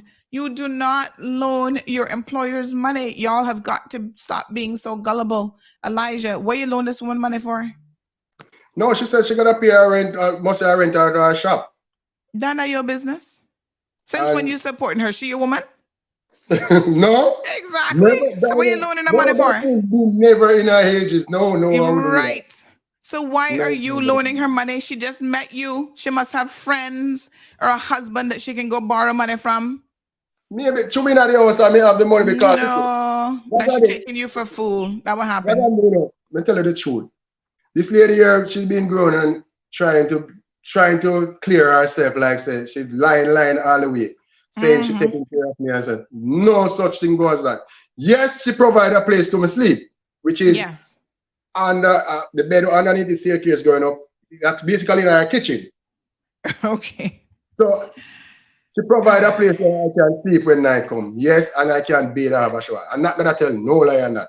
Yes. All right. So I appreciate that, but now I'm gonna go around the corner. So you paid for the permit and then you loaned the money on top of that as well. Yes, ma'am. How much money you gave her for the permit? All right, as I tell you, the money which it come out of the $1,008. She take away $155 for the insurance. So when she take away the $155 for the insurance, I said the $300 what I lend you, that must make it up. So when she make up that with the $300 now, I give her $100. To make it $1,253. So now give her that $100 now. That $100 come out of what my sister sent up for me. Because my sister sent up $1,160 something for me on the 5th of January. Because the next pay bill would have been like about the 27th of January. The permit expire and the temporary permit expire on the 25th of January. So you see how I show you now? So basically, I have the next out of the next pay bill because basically I would have to get time or something. Okay. So anyway, I give her the money. She said, "I'm not give her the money." So I'm gonna God know himself, you know. But me know straight to my heart, I give her my hard working money, and I can't get it back. Go back to where the paper now. When she called me up on the pay now and she giving me the short pay, they didn't take it. I didn't take it, so it come to the 24th of February now, which is the actual payday. So when I went there to collect my money, she said, Labor Board she had deal, she not deal with me. Straight Labor Board she deal with any payment regarding to me, she had deal with Labor Board. Labor Board called me the following Monday. The following Monday, Labor Board called me, asked me if I get paid. I said, no, I didn't get any pay. The lady said she did it directly. So, when she told Labor Board that she had paid you? Huh? She told Labor Board that she paid you. No, the Labor Board called me, asked me if we get paid. And I said no. Okay. But why would they thought you got paid? Yeah. So when I talked to the lady at Labor Board, she said she got her off until the, we call it the 13th. Mm-hmm. The 13th, which is Monday gone. So I waited until the 13th. I went there. When I went there, expecting say yes, my money would be there or something like that. Mm-hmm. The lady said she received a email from her, said that our lawyer will contact them. I said, this now have nothing to do with lawyer. With me work my money. I'm supposed to collect my money. Otherwise, anything else what you're going to deal with, she's supposed to deal with it. Mm-hmm. So I asked her if she did, I request her to ask her if she did collect the pay stub them when I asked her to collect from her. Because if I don't, and I'm gonna say she actually win at the house, but I'm gonna say because I never see when them took it. You understand me? But it missing. Mm-hmm. So I asked her to retrieve those papers and make sure bring the book with the receipt book, and she received all the time from the 7th of November. We have the, what I call it, we have the 16th of December. Mm-hmm. So we have the 16th of December. So I said, ask her to receive all of those pay stuff for me, please. Up to now, she don't get them. She said, her email said, our lawyer, we contact her. So I said, this is not right. She got lawyer. She got money for lawyer then. She have her money, but she have her money for her lawyer. But she don't have her money for pay me. I mean, no, said this company did not, which is Jaram Construction, did not own nobody on the site. Every fortnight, then sure everybody get them paid. Mm-hmm. Because right now, I can show you a thing. I suppose they send you the thing where the pay stump. Mm-hmm. Are they send you that pay stump, not the receipt? All right, let me show the video, right? So I just want everybody to understand that you actually went to her husband. She said, must come to the husband, and the husband would actually pay you, right? When you got to the husband now, the husband wanted to give you partial payment. Not the husband. She's the one. The husband was only there. Oh, okay, let's watch this. We're going to look at this video and have a look while I'm playing this video. Hold on a minute. While I'm playing this video, I want you to look at the picture I sent you. Hold on. Oh, damn, this thing. All right, I can pull you out for 1 second while you're doing that. Look at the picture I sent you, and then I'm going to play this video, folks. So, morning. This is him, as he said, going into the place of business now. For the $1,200, we give you $1,250. We give you for the permit. We need the receipt.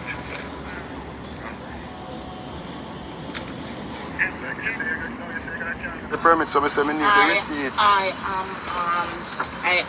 gonna get the hours and I'm gonna pay. Yeah, but I said the receipt for the 12. I give you $1,250. You say you gotta the $1,250 there. Mr. Malcolm, I give Mrs. Cubans $1,250 to take out my permit, and she said, coming this Monday she gotta cancel my permit. Don't me entitled to forget about my money? No, she's supposed to give me back my money because I give her my money. The old man who's the Caymanian. This woman is a Jamaican woman, right? She's a Jamaican. Yes. All right. So the little Caymanian, now poor him, he's so honest and fool that he actually said to you that the immigration is who's supposed to refund it. So he has admitted, because you notice she never actually said that she took the money for the permit. She's trying to be slick. But in his own words, he said immigration is supposed to give you back the money. That's why she stopped him from talking. That's what she keep on going around and I make mystery, because, as I said, I try to, the same company, I try to get somebody to take out a permit for me. The guy willing to take out the permit, when I call about the company, here the boss man said to me, so long as I mix up in labor board, they don't have nothing to do with nobody will mix up with labor board. So she grew on and start, she try to thing there, which is I don't like it. Morning, Sandra. Yes. 1 second. Morning, caller. How are you? Good. How you doing? Listen, the gentleman on the news that they or your show this morning, he's a very, very nice and honest man. Mm-hmm. The wife, I think, is the issue. And the reason why I'm saying this is because I had an incident with her many years ago when she was selling hair extensions, wig, weave, and all that, because we were getting ready for a costume party. And the wig had two prices on it. Her Mm-hmm. store used to be right here on Eastern Avenue by across from Mr. Gold's the Onyx football field. Mm-hmm. And she's been doing this for many years, taking out work permits for people because a friend of mine ended up working for her, a Jamaican friend of mine that came here to help or came on a work permit. But the person that brought her here let her go because she didn't have no more jobs. But she told her, she said, I'm letting you go. I'm not going to write into immigration to cancel your permit yet. Get a job and then I can cancel your work permit. She went, someone told her about this lady and she went there. The lady took her money and then I think it was like $600 and never ever did got the girl work permit. The girl ended up going back home. And over the years, somebody brought her back here. So this is not the first time that she has done something like that. And I'm pretty sure immigration knows about this because as far as I'm aware, she has She numerous says she have a letters. connection here. All right, caller. Thank you very much. All right. So So let's watch the video. Let's watch the video again. Let's watch the video again. So this is you going into her place of business, the store that she has, Yes, to try ma'am. to collect your money. All right. Walk Yes, us ma'am. through now. Let's see. So that's the husband sitting there. Now his name is Malcolm Ebanks. Poor him. Malcolm, He get catch up with scammer woman as a wife. All right. Let's see.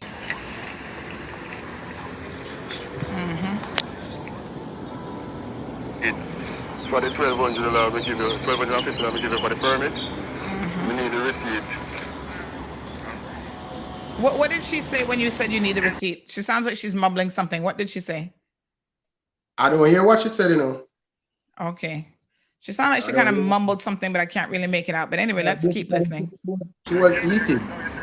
The permit, so we say we need the receipt. I am gonna get the hours and I'm gonna pay. Yeah, but What she said she's gonna get what and pay you?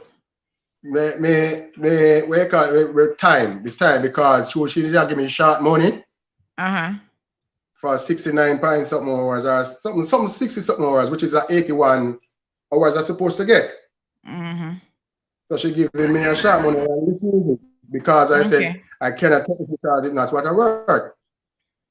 All right, hold on now. Let's keep listening. The permit, so we say we need the receipt. I am gonna get the hours and I'm gonna pay. Yeah, but I said the receipt for the 12. I give you $1,250. You say you got the $1,250 there. Mr. Malcolm, I'll give Mrs. Iban. So the husband's sitting there listening to this conversation. So then you start to address him. Yeah. $1,250 have to take out my permit, and she said, coming this Monday, she gotta cancel my permit. Don't be entitled to get back my money. No, she's supposed to give me back my money because I give her my money. I give her my money, so she's supposed to give me back the money. Give me back money. So what? So she started to say to him, Mali. I guess that's her little nickname for him now. Poor him. Yeah, that's what it called. Entitled to get back my money.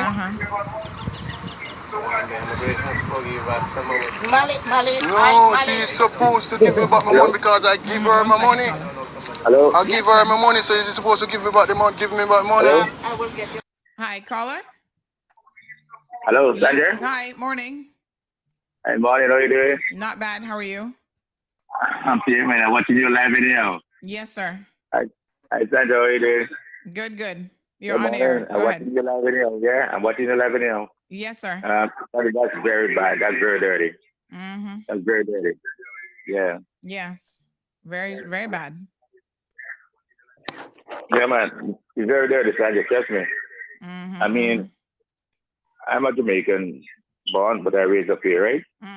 And trust me, Sandra, I hate most of my country people, them, which is Jamaican. Trust me. Say that again. You're kind of, I couldn't quite get that. You're saying that you. Yeah, you turn the radio off in the background so I can hear you properly, because you're getting some feedback. Okay. Yeah, I said that I born Jamaica, right? Yes. I born Jamaica, right? Yes, sir. And that's me. I raised up here, right? Mm-hmm. But all my country people, because you know where you're born, that's where you belong, right? Mm-hmm. That's where you're from. And that's where your neighbor should cut, right? Mm-hmm. And that's me. I hate plenty of them Jamaican people who have been permit for people and who run business and all that kind of stuff. Mm-hmm. So you see, I agree with that. Sometimes the good for the bad, right? Yes. And sometimes you try to help some people sometimes too, but it's show back in your face, right? But that gentleman partner right now, as a businessman like myself, is unbelievable. It's very unbelievable. But sometimes sometimes you're not supposed to take money from anyone to do permit, right? Yes, exactly. But sometimes what happens, you maybe want to help the person, right? Because like this Sandra, you have a work with the person, right? But you can't do the permit, okay? Mm-hmm. So what you do now, you pay for the person to do the permit for you, you know? And then you can come up with somebody else. It do happen in that way, right? Mm-hmm. But now my study, sometimes some things happen with when both people was getting in business, nobody didn't know. No one don't know about it. But when the shit hit the fan now, everybody got to know, right? But those I think people must realize. And Sandra, you know that you've been in long time. You know about human rights as a trade and stuff like that, you know? And it's unfair anyhow, you know? But with the gentleman too know that it's treatment of the gentleman and stuff like that. It's unbelievable. You can't make a price with the person when it comes to a different thing. Yeah. You know? Yep. And like he said, the price kept going down. It started at 16, then it went to 14, then he got contract that's saying 12. And like you said, at the end of the day, he probably can be getting 10 or 8. Mm-hmm. And then you got to show some of things the gentleman say. But then make the person stay where it was. Lord have mercy. All right, my dear. Thank you so very much. Most of us get blazed by that, but sometimes not really real to people be treated like animals, you know? Yeah. Thank you. That's just me. It's very hard. But gentlemen, sir, be good and let's hope the best work out to you, you know? And you talk to a good person, Mrs. Sandra, can give you the right from there and teach you where to go from there, all right? All right, appreciate it. So, Batman, let's be good here. Thank okay, Sandra, talk again. All right, okay, thanks very much. Okay.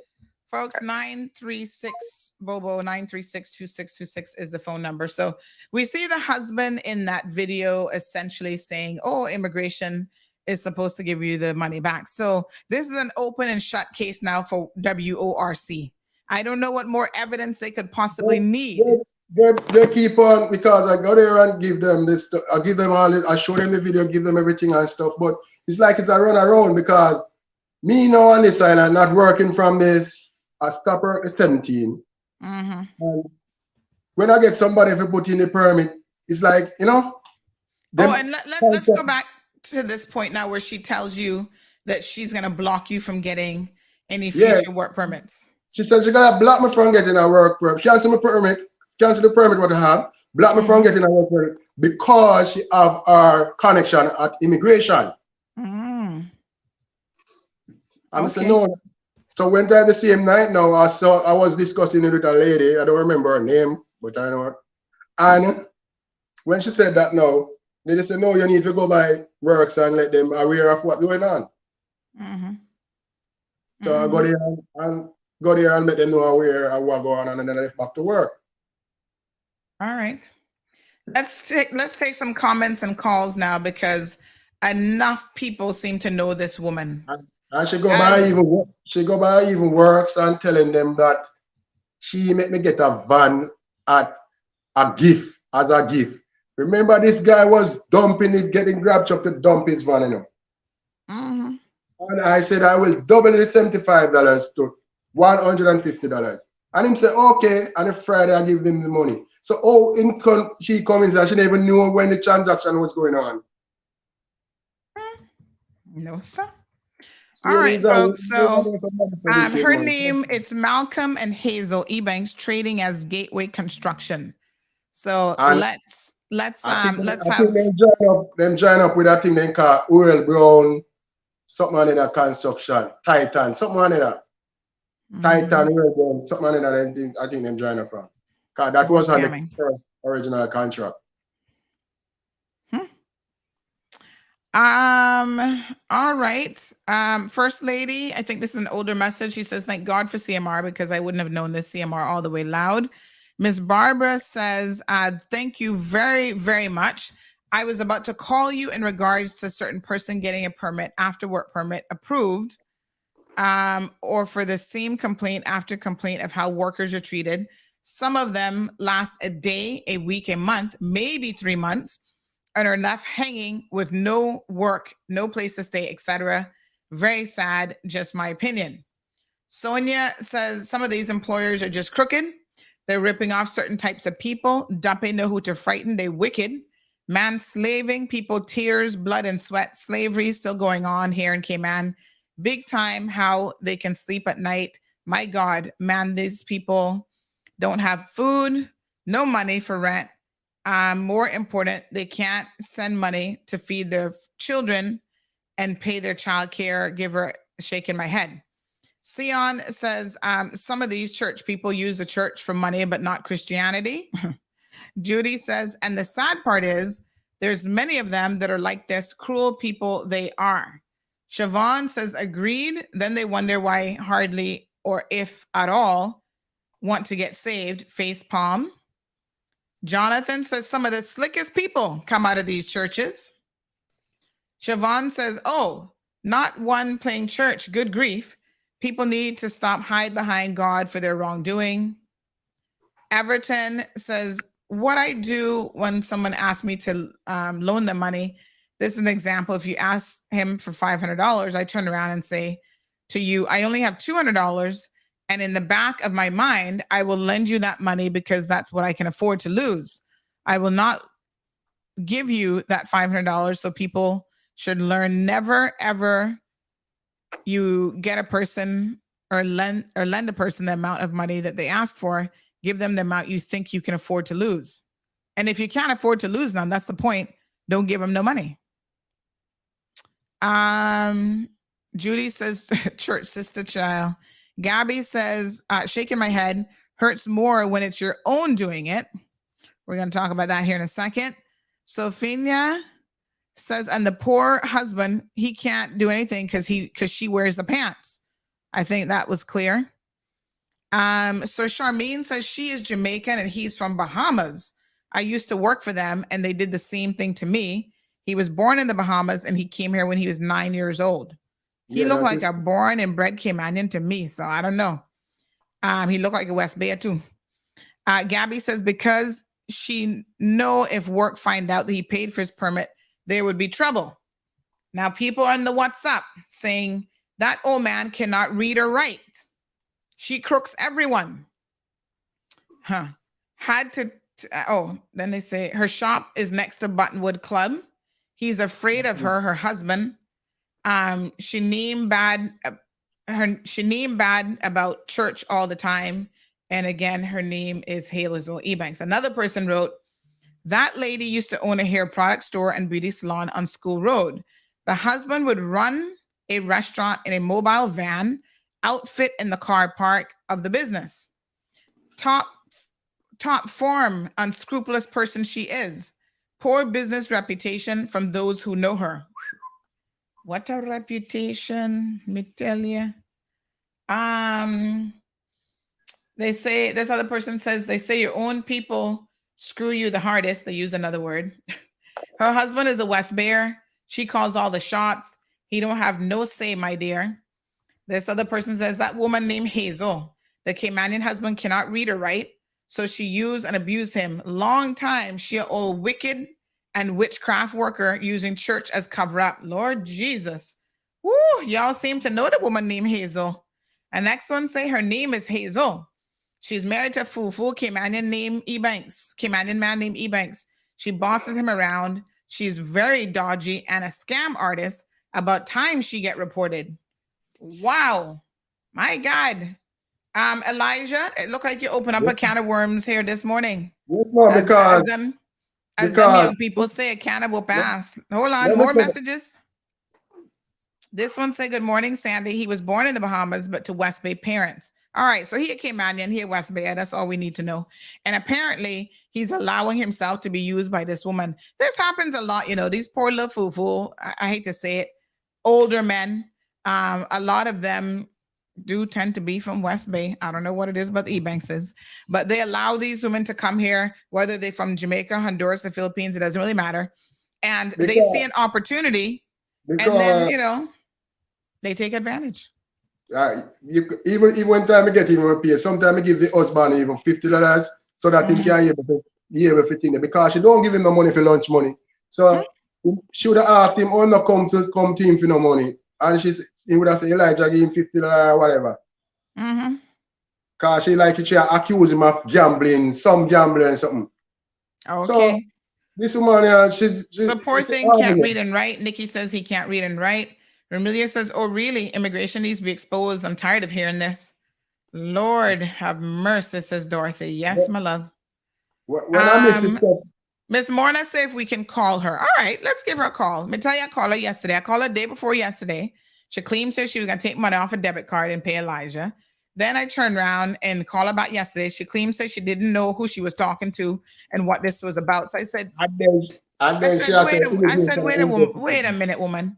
You gonna call, you gonna accept a call from someone and say you gonna go pay, you gonna take the money by police station and pay it and blah, blah, blah. And then you don't know who you were talking to? I was like, huh? That don't make no sense. All right, let's see if we can, where's my phone? Let me see if we can call her this morning. See if Miss Hazel will defend herself. Yes, we'll give her the opportunity to do so. We spoke to her on the phone already. And Shaquem says she was going to pay it, and then she never paid it. So let me see if we can give her a ring-a-ding-a-ling. She told me, says she gonna send lawyer upon me. I was like, me said, really? You gonna threaten me with lawyer? Girl, please go sit your behind down. All right.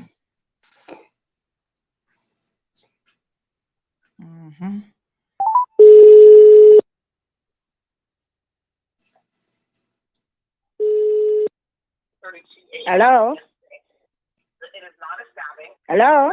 Hi, Miss Hazel. Yeah. Morning. This is Sandra Hill. How are you? Miss Sandra. Yes, ma'am. You know, God is good. Oh, I'm so glad you think so. Not think so. I know so.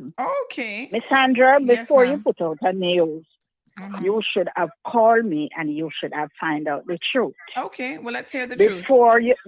Before you put it out there. Right. So you cannot just take up somebody's name, put on the radio station, and scandaling them, not knowing the truth. Okay. And the truth would be what? The truth? I'm going to see my lawyer. I called my husband this morning because somebody called me and tell me that you were with my name hunting there. Yes. My husband is coming to see me now. Let me ask you a question. What your husband gonna do? Can your husband read and write? The people them said the poor man can't even read and write, and you're taking advantage of him. Whether my husband have common sense. You understand? My husband. Miss Hazel, and I don't want it to scandal. I do not want it to scandal my husband. Because up till now, he came to my house. He came to my house and he damaged 3 tires on my car. Okay. I took up a criminal from Jamaica. Let's back up a second. I never said that your husband didn't have common sense. You just said that.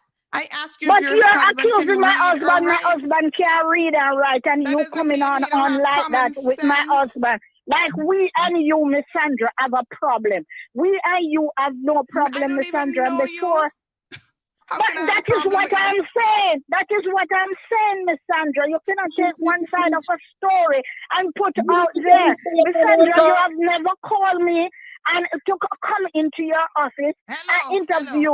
And then if you called you, I called you twice. No, you never called me into the office to sit down and talk with me. I just saw the message. What? May call you and say, this man has made this accusation that you owe him money. Yes, the but Miss first day. Sandra, before you put What- out something, you Miss- need to find Miss out the Hazel, truth of everything. Miss Hazel, what It's did in you say to me the immigration, first you know. day? Immigration of everything there. Miss Hazel, what did you Everything say there. to me the first And day? you must know immigration tell me to go and report him at the police station. Right. You understand? Miss Hazel. The thing is this, Miss Sandra, what did you say to me the first day? Didn't you tell me you were gonna go and take money off your ATM card and go pay the look man? here, Miss Sandra, listen, Miss Sandra. Mm-hmm. When he was dismissed from his employment and the contractor said he doesn't want him on his job site, I call him in my office this Saturday for his pay before I even get the money from the contractor. And when he came, he said to me the hours that they gave me didn't right. So my husband went back down there. And when my husband went back down there, they said it's the right hours. I called him. It's on my phone. He didn't answer. I left the message. I said, Elijah, come for your pay. Come for your pay because you know I do not go home with money. You understand? With your pay. It's on my phone. He didn't come. Instead, he went to Labor Board. Labor Board is going through whatever they're going through with. And me and Labor Board is corresponding. But because he's vindictive, Labor Board and I am going through everything. Okay? And just a second, Miss Hazel. So you're saying that you had all of this man's money ready to pay him and he refused to take the money? That's what you want? Yes, ma'am. To believe? Yes. He didn't come back. I call him. I have it on my phone. I have it on my phone. I can forward it to you if you have a WhatsApp message. If you have a WhatsApp, I can forward it to you. Yes. 10:10. So when I 10:10, I call him for his pay. 5:30, when he did not come back, my husband was here. My husband said he's going back down there to find out the right hours because we went in the morning to get the hours. Okay? And when he came, he said it's not the right hours. So my husband said he's going back down there. He saw when my husband went in the car to go down there and drive. Okay? And came back. I called him. He didn't answer. I left a message on the phone for him to come back for his pay. He didn't come. 5:30, I called him. I said, Elijah, he didn't answer. So I left a message on my phone. I can forward it to you. I left a message on his phone and I said, Elijah, I do not want to go home with your pay. Please come for your pay. He did not come. The following Thursday, I was in my shop tending to a customer. And the lady at Labor Board called me. I said, Ma'am, I will come and see you. I went and I sit down with her and I talked to her. She asked me for my email address. I give it to her. She did all what she had to do. She sent it to me and I answer her. When I answer her, she said she's off. But when she get back to work, she will contact me back. I did not get a contact until yesterday. Yesterday, I get a contact back from her and I answer her.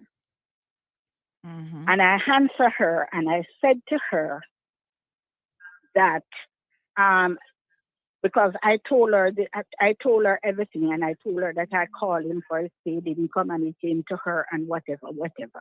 Okay? Then on Friday, I went to the bank. And when I went to the bank, I used my debit card to purchase something somewhere. And everything was clear out. And everything, almost $5,000 was taken out of my account. I went to the police and I reported it. I went to Royal Bank and I reported it. Royal Bank and Central Police is investigating it. So for Elijah to come at Mall Road and trying to disgrace me. I understand where you're taking this conversation now. So you're trying to say that what? Something is missing from where? My account. Your almost account? 5,000. Yes, and my how account. would Elijah have access to your account? I did not say it's Elijah, miss. So what does that have to do with this conversation then? No, what I'm trying to say, that When we called Elijah for his money was here. And what I'm trying to say, he didn't come for his money. First, he said it was the right. Hold on. I see him in a video where he's there for his money, and you're being recorded, and so is your husband. And he's asking you to please also reimburse him the money where he paid for his work permit. Let me ask you. He didn't pay for no work permit, man. Well, your husband seems to certainly agree that he did. Your husband said immigration. No. You hear my husband said yes, he did. What your husband said was immigration is supposed to pay that back. Why would your husband say that if he never gave you money for work permit? You hear my husband said that? It's on a recording, ma'am. Well, my husband was that. My husband know nothing about Elijah permit or nothing at all. Mm-hmm. Nothing at all. My husband doesn't know nothing about immigration, Miss nothing Hazel. Paperwork, nothing at all. Miss Hazel, you're a woman of a particular age, older than me. And I must tell you right now, in all honesty, I do not believe a word that you're saying this morning. You don't believe a word that I am saying? No, ma'am. Okay, well, all right. If you don't believe nothing, miss, yes, I have everything with Labor Board. Well, I have all the conversation. So you're telling me, miss, when he came here for his pay, I am the one who called him, you know. Mm-hmm. I am the one who called him for his pay. I have it on my phone. But did you have all the money? Did you ever borrow money from him? $300? No. I've never borrowed any money from him. Okay. No, miss. That man lives in our house for 3 months. We give him 3 meals. Mm-hmm. Lunch to carry to work every day. Lunch to carry every day. We never take $1 from him. Not even 1 cent we take from him. My husband get a car from next door and give it to him. Mm-hmm. And only make him pay $175 for a car that value $2,000 or over $2,000. We take up to lunch, he carry to work. I cook enough food, carry lunch to work. I've never borrowed. I went to JN was sending off money to my daughter to Jamaica, and he went in the pocket and drew $50. Miss Hazel sent it to your daughter, and I give it back to him. We give that man. We don't take from that man. We don't take nothing from that man, miss. Mm-hmm. We get up to miss, up to Thermos. Up to Thermos, I buy Jeep to carry his tea to work. Oh my goodness, what a hotness. Listen, Miss Hazel. All right, let's say that I woke up being very naive this morning. I was actually believing you. My question then that I have is, why is it that everybody in this community seems to know you to have a particular reputation? You know how many people miss, I have no, miss, I don't have no reputation. It's good that I have done. And a lot of people know all the good that I have done. Listen to what you just said. You said you don't have no reputation. That's actually true. Miss, if people want to give me the reputation, I'm a very good woman. I have had all these things because I have had. All my workers come in and quarantine. I pay for their quarantine and I feed them. Elijah is just one criminal that I took up from Jamaica. Miss, I have a long list of people who even work in these same agencies you're talking about that they're supposed to be, looking into investigations. Some of them are messaging me saying from long time, everybody know you're unscrupulous in business. How did you What do you mean by unscrupulous? Everybody that I work for, miss, you need to pass on the name.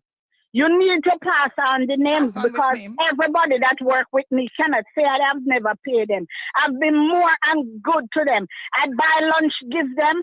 I buy clothes. I go to Miami. I come back. I buy clothes and give them. I do all sorts of something. But because I've done too much and because I'm a Jamaican, I'm come here, and that's why. But nobody not begrudging you because you're Jamaican. Miss, somebody just want to tear down somebody, and that's all it is. You understand? And that's all it is. He went to immigration and said, wire money to me. He need to show the wire transfer. Okay. He need to show the wire transfer. Did you ever take any documents out of his bag before he left your residence, ma'am? Miss, what kind of document would I go in his bag and take out? Then he have problem in night. He went out and coming in. He go out in the night, coming in my house after 1, after 2. What kind of document is St. Louis, miss? Because I don't go into his bag. And I can hold up the Bible in the ear. I can hold up the Bible in the ear. What kind of document is St. Louis, miss?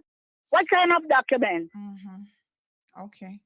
What kind of document would he have that you'd lose? Miss Hazel. Miss, what kind of document did he say, Lou? Can you tell me? Did you agree to pay him $16 an hour in order to No, get him? ma'am. That is why I said you should have investigated it before. So the email that he has where you say $16 an hour. The email that he has was the wrong email I sent to him. It was that email. Okay, so now that email was, yes, that email was between me and my contractor. Elijah's name was not on that contract, and that's why I said to you, Elijah came on by deception. When I sent the email to him and I asked him to read it and he comprehended, he said yes.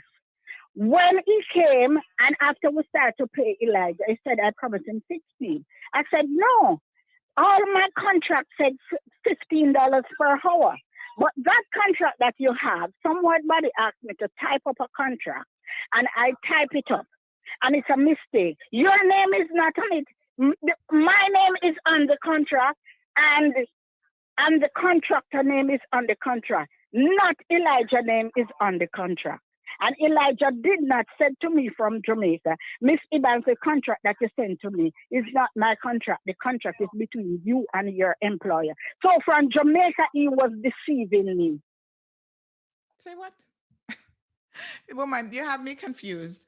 So you sent him an email, which he can produce, where you say that you're going to pay him $16 an hour, but now you're saying that no, ma'am. I did not send him an email with a contract that said I am going to pay him. That email that I sent was a mistaken email that I sent. That email was between me and my contractor, not between me and Elijah. So, Elijah did not call me and said, Miss Ibang, the contract that you sent is a wrong contract. That contract is between you and your contractor. So when so then he sent to me and said he approved, and that's how I put in the work permit. Immigration have a copy of the contract. Labor Board have a copy of the contract. He did not, because he decided to come to Cayman and use it against me. And that contract cannot use against me because anybody that can read. See, even down by the bottom where me and my subcontractor are supposed to sign, and me and my contractor are supposed to sign. Elijah's name was not on that paper, none at all. That was a contractor, not an employee agreement. Elijah's name was not on it. So I forward everything to immigration, and I forward everything. Okay, so what did you agree to pay Elijah then before he came to Cayman? $12 per hour. $12 per hour. And you have that where? Where did you send him that message? Surely you would have kept that in writing, Miss, right? Can you listen? Can you please listen? I've been listening. We spoke on the phone. I said to him, I'm going to pay him $12 per hour. And Elijah, I will get the contract. Email me the contract right now. Yes. So what happened? I make a mistake, and then I said to him, I will send him the contract. The contract that I sent down there was a mistaken contract. He did not send to me, Mr. Banks, re-look at the email that you sent to me. No, he did not. His name is not on it, nothing at all. That contract that he got is between me and my contractor. Mm-hmm. So you said you're comparing now, miss? You're comparing on that one, miss? You said that you agreed to pay him $12 an hour. So why are you paying him $14? Because when he came on the island, my contractor raised the money, the fees that he's been giving to us. So I give him 14. Everybody gets 14, and all my workers before were getting 12. So I raised it, and I raised his own to 14. And miss, regardless he was living in our house, we have never taken a dollar from him. He get lunch to carry to work. We even buy him thermos. We buy him food, lunch pan. We did everything. Everything. So as I said, my husband get a car and even give it to him. So when you actually went then and went grocery shopping the first time, where he said you ask him for money or whatever, and he gave you $50. Miss, I've never asked Elijah for a cent. That's a lie. He never gave you $50. Miss, everybody that live in my house, everybody that ever lived in my house right now who is on the island can tell. And said we went to grocery supermarket. He took up deodorant. He took up body splash and some other things. He went in his pocket and he took out 50 US and said, I'm to pay for his things that he took up and put in the basket. That was what the 50 US was. When he just came to the island and I went to the supermarket, he take them and he put in my trolley. And when I reached in front of this supermarket, he took out 50 US and said I should pay for his things that he took up. We have never taken not even $1. All my workers know that. All my workers know that. Caller, just one moment. Yes, sir. I just want to say something to the lady, what she said just now. Okay. Can you pause for a minute, please? Yes, she's paused. Go ahead. Listen through the phone, not the radio, sir. Turn the radio down a little bit. Yes. I want to find out what work the man done. Is he a tradesman or is he an helper? What happened?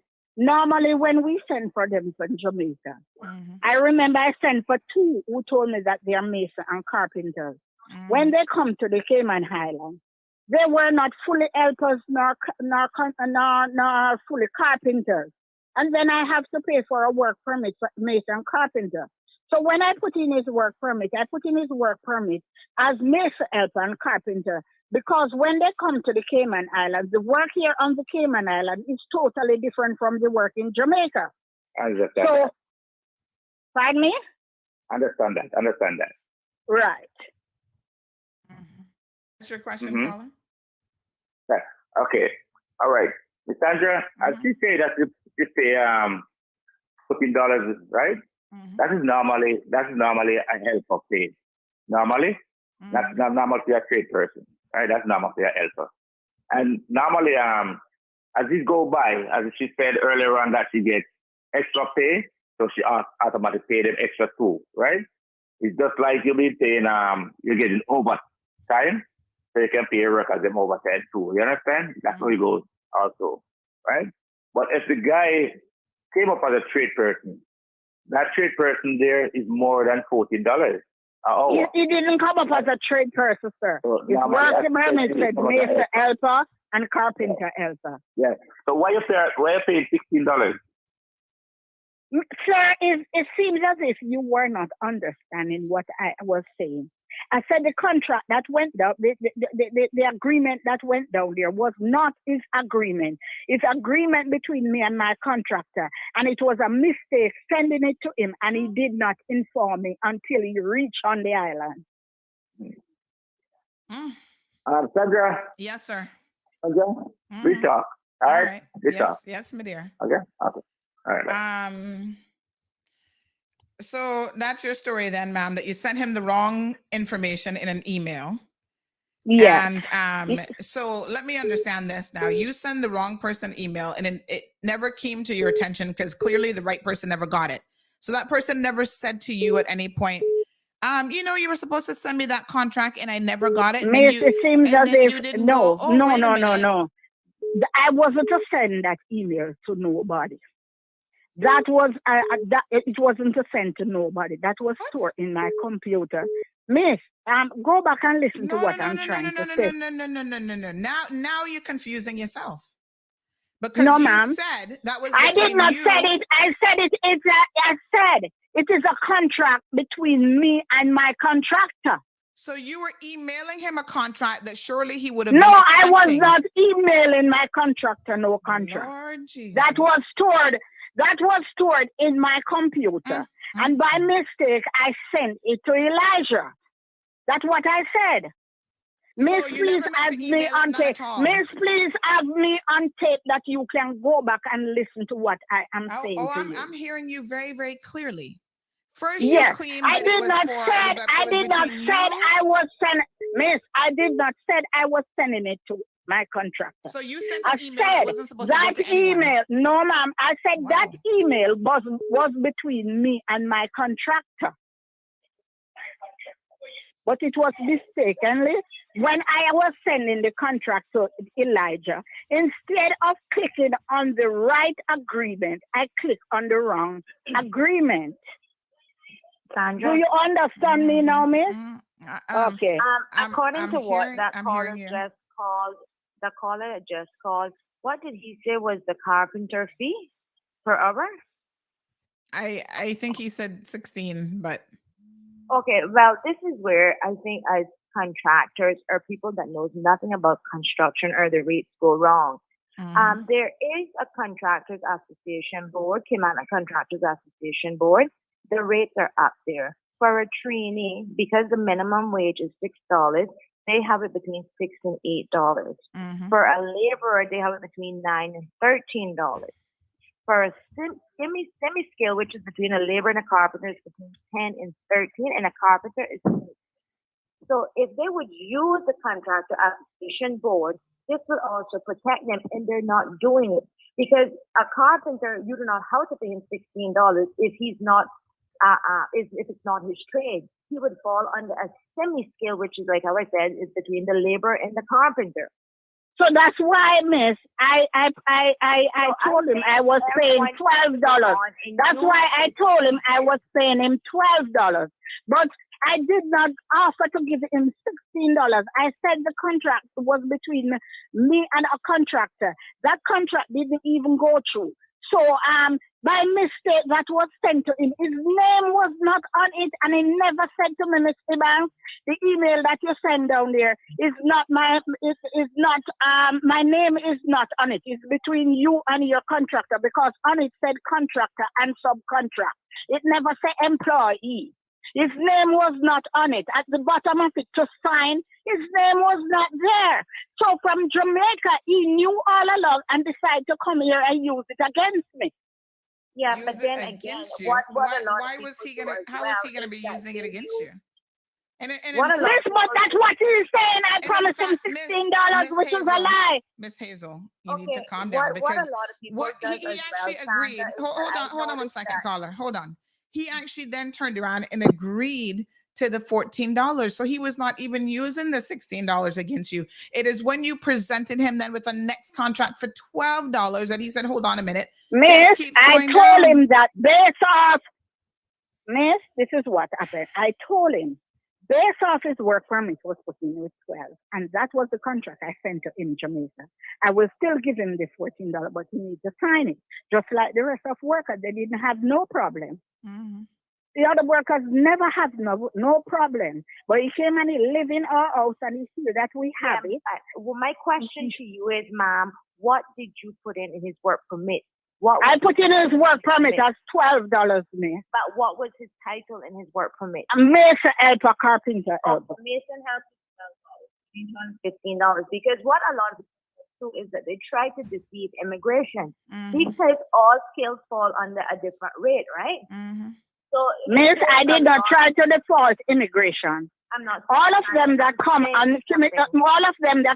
the island, they are not gonna get trade ban pay, because the work in Cayman is totally different from the work in Jamaica. So when we have a subcontract, they are telling we, listen, the work here is different from Jamaica. And as I said to you before, I put in some with mason and carpenter, and when they come to the Cayman Island, they are not fully mason or carpenters. So then the problem is in your recruitment, because you have someone in Jamaica who's helping you recruit people who should know if they're referring people over what their skill level is. So you're saying that person isn't doing a good job. Do you know there's a lot of them that come here also that tell you that they are this and they are that, and when they come on the island, it's all a lie? Well, so this is where you as a business owner need to do your personal investigation and ask for certificates or something. Miss, I get certificates. I get certificates, and it's all a lie when they come here. I get certificates. But Miss Hazel, you're a Jamaican, so you should know more than anybody else how you need to verify and get references to people. You're Miss, I get Jamaican, so reference. you know the My score daughter and does how the marketing. system works. Okay. My daughter has a master's degree in marketing. My daughter interview workers before they come here to me. They show her pictures and everything. And when they come here, it's all a lie. Yeah, but I mean, her having a marketing degree, I don't care if it's a PhD, that doesn't mean that she understands the construction business or industry. No, it wasn't for construction. It was for beauty salon. Well, But I'm telling you, Miss, I said, okay.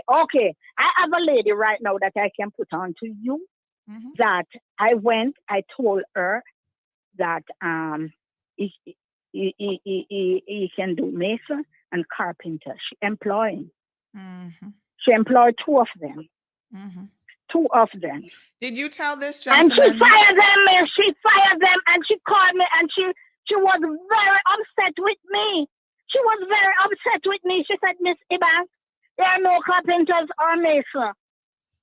One of them, she said, could angle the work, but the other one. And because of that, she fired both of them. And she was very upset with me. Very upset with me. So, Miss Hazel, did you tell this man that you were going to be blocking him from getting future work permits on island because you know Miss, listen. The conversation that we have in our home was based off the contract. And he said he wasn't signing the contract. I took my bag and I went upstairs. I did not have no more. How could somebody in my house at the same time, and I'm telling them that? He don't can't poison me food or anything at all. No, I did not tell that man that. And as I said to you, this man is a notorious liar. I did not tell him nothing like that, Miss. I have blocked none of my workers them from getting a permit. And moreover, he was still in my house. He left after I spoke to him and went upstairs to bed. I came back down to have a cup of tea. He was not in the house. About after 11, me and my husband decided, listen, we don't know this man. And they based off how he was behaving, locked the door. We locked the door. He came in after 1. He came in after 1. He came in after 1 or after 12, something to 1. Either after 1 or to 1. He called my husband on the phone. My husband said, we're not letting you in. Tomorrow morning, you will get your clothes. 4 o'clock, he had the garage door. He had the garage door up, down, up, down, up, down, up, down for my husband to come down and him and him get into a argument. We didn't pay him any mind. We not even called the police. He called the police 4 o'clock. He could not wait till in the morning. He called the police 4 o'clock to get his thing. All right, Miss Hazel, 1 second for me. Because we still have him here, and I want him to respond to some of it. Because now I have never tell him that I'm blocking him, Miss. The immigration can give you a copy of the letter that I used to cancel his permit. Nothing bad was in the letter that I sent to immigration. Nothing bad. All I put, we have a disagreement with regards to the contract, and we could not reach an agreement. And therefore, whatever. That's all in the letter, Miss. Ask immigration to give you a copy of the letter. I did not write nothing to immigration to prevent him from getting a work permit. Immigration was able to show whether you you. put it in the letter or not, I'm asking you, did you say that to him? How am I going to block him, Miss? Well, how am I going to block him? I'm going to How be am I honest, going to that's the block same him? question Anything I with blocking is his I life. said, who is this woman to believe she would have such Miss, power over immigration? Could I say something to you?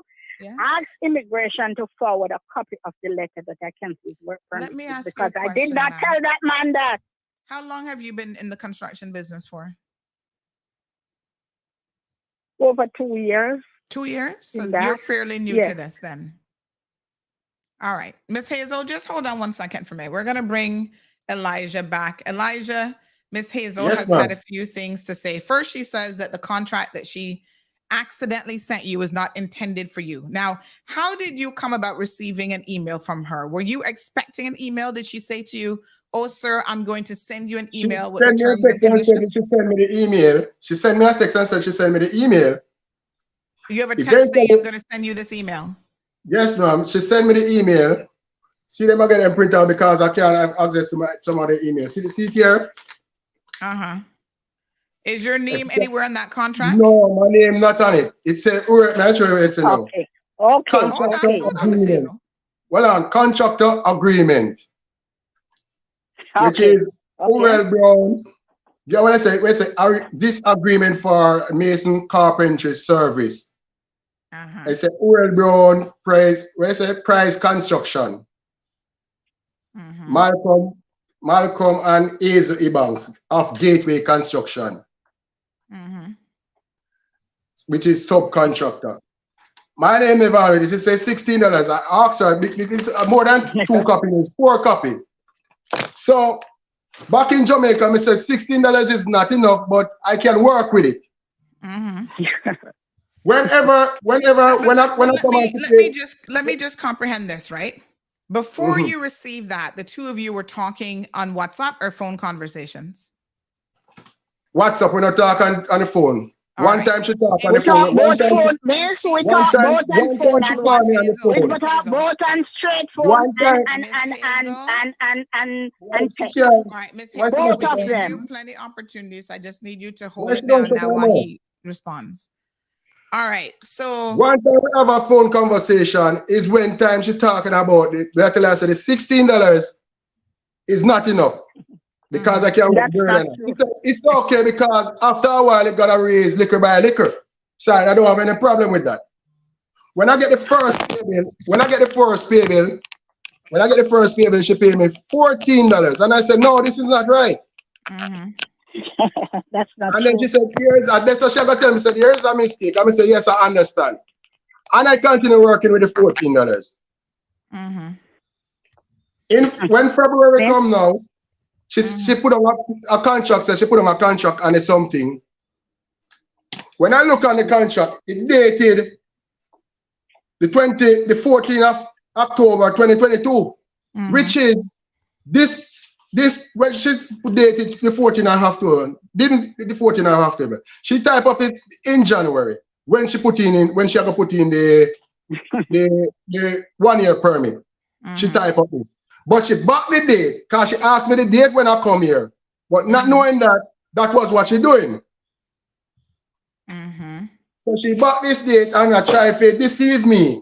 Like I'm a stupid. Miss, the contract was sent to him in 2022, not 2023. The contract was sent to him 2022. So he's saying I'm twisting something. The contract was sent to him from 2022, March of 2022.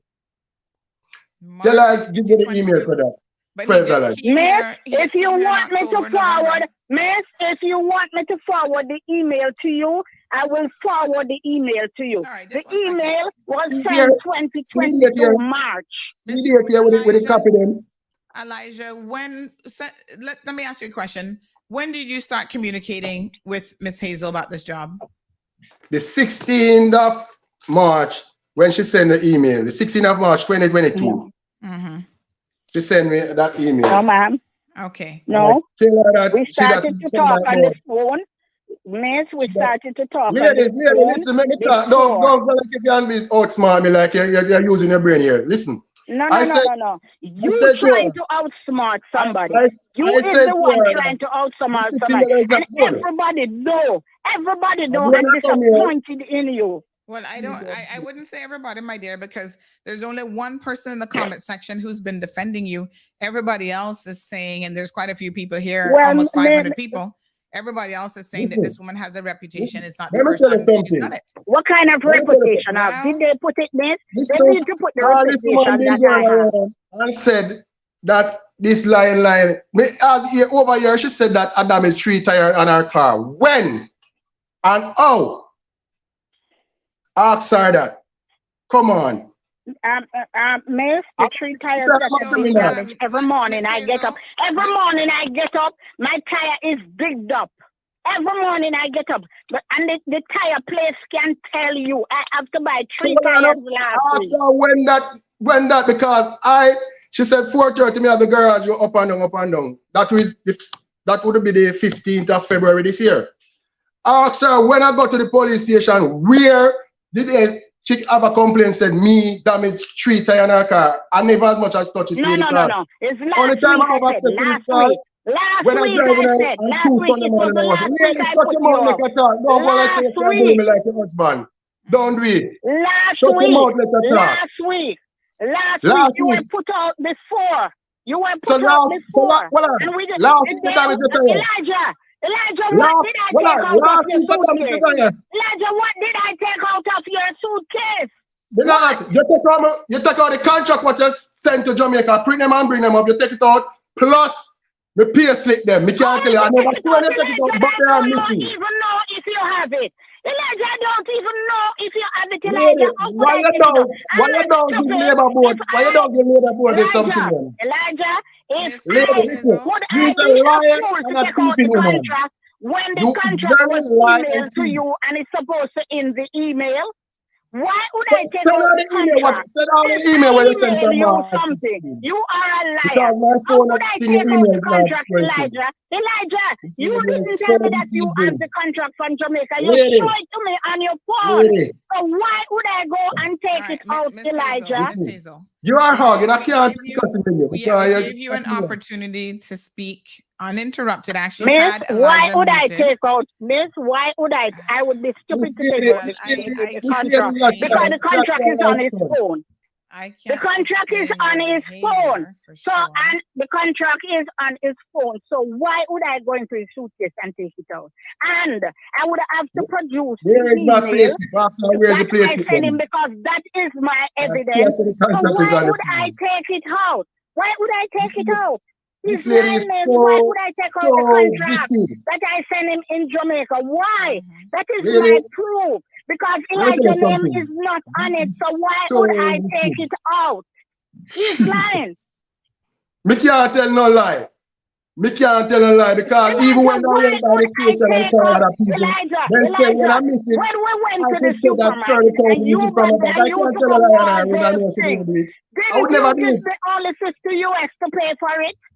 So you think that you take up body splash, deodorant, whatever.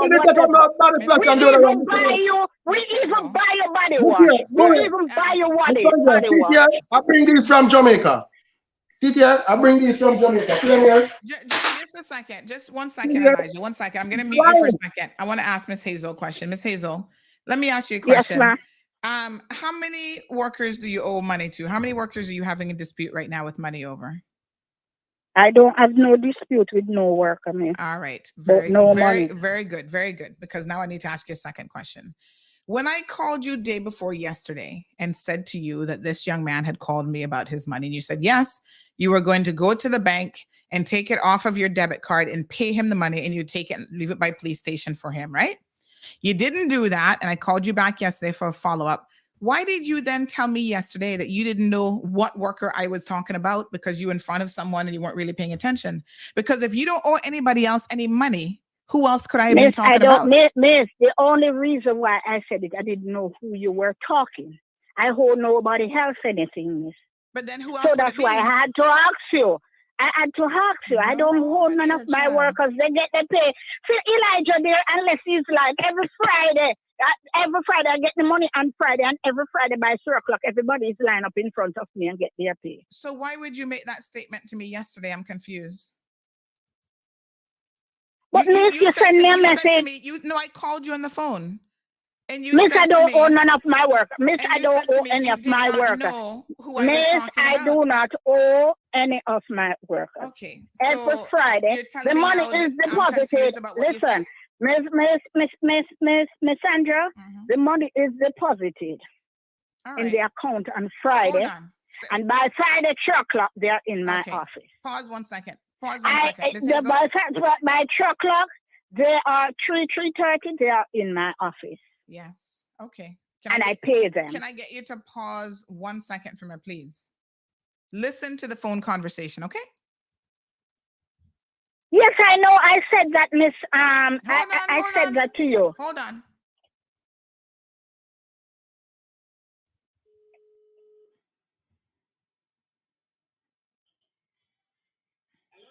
Yes, ma'am.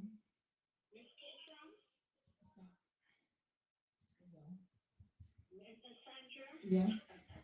Maybe you have to be careful what people come to you and say. You understand? Very careful because immigration is investigating this man with his life. And this man is going to find himself in one big mess. But you said yesterday that you owed him money and you were going to go withdraw from the debit card. Yesterday when I called me, you know what you were talking about, what you were saying, because I have a customer. So you don't know what you were saying, but you said you would go and withdraw money off you.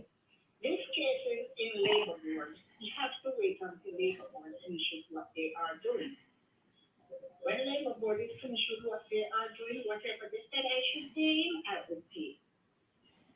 So you're not going to pay him anything until you hear back from labor board because you know he's on time. But you know he's on. That's because you know he's on time. All right, Miss. That's fine. I know how to deal with this. Not a problem. Have a good afternoon. Okay, so I spoke to you yesterday about the non-payment of Elijah. What's his name? And you said you were going to go and withdraw money from your debit card and go pay this man. Okay, Elijah. So you said he came to you in Miss Sandra, I did. Hold on. I can't hardly hear it, but I'm listening for I know what I said to you. I spoke to you. You said you were taking some money to pay off this worker. This is Sandra.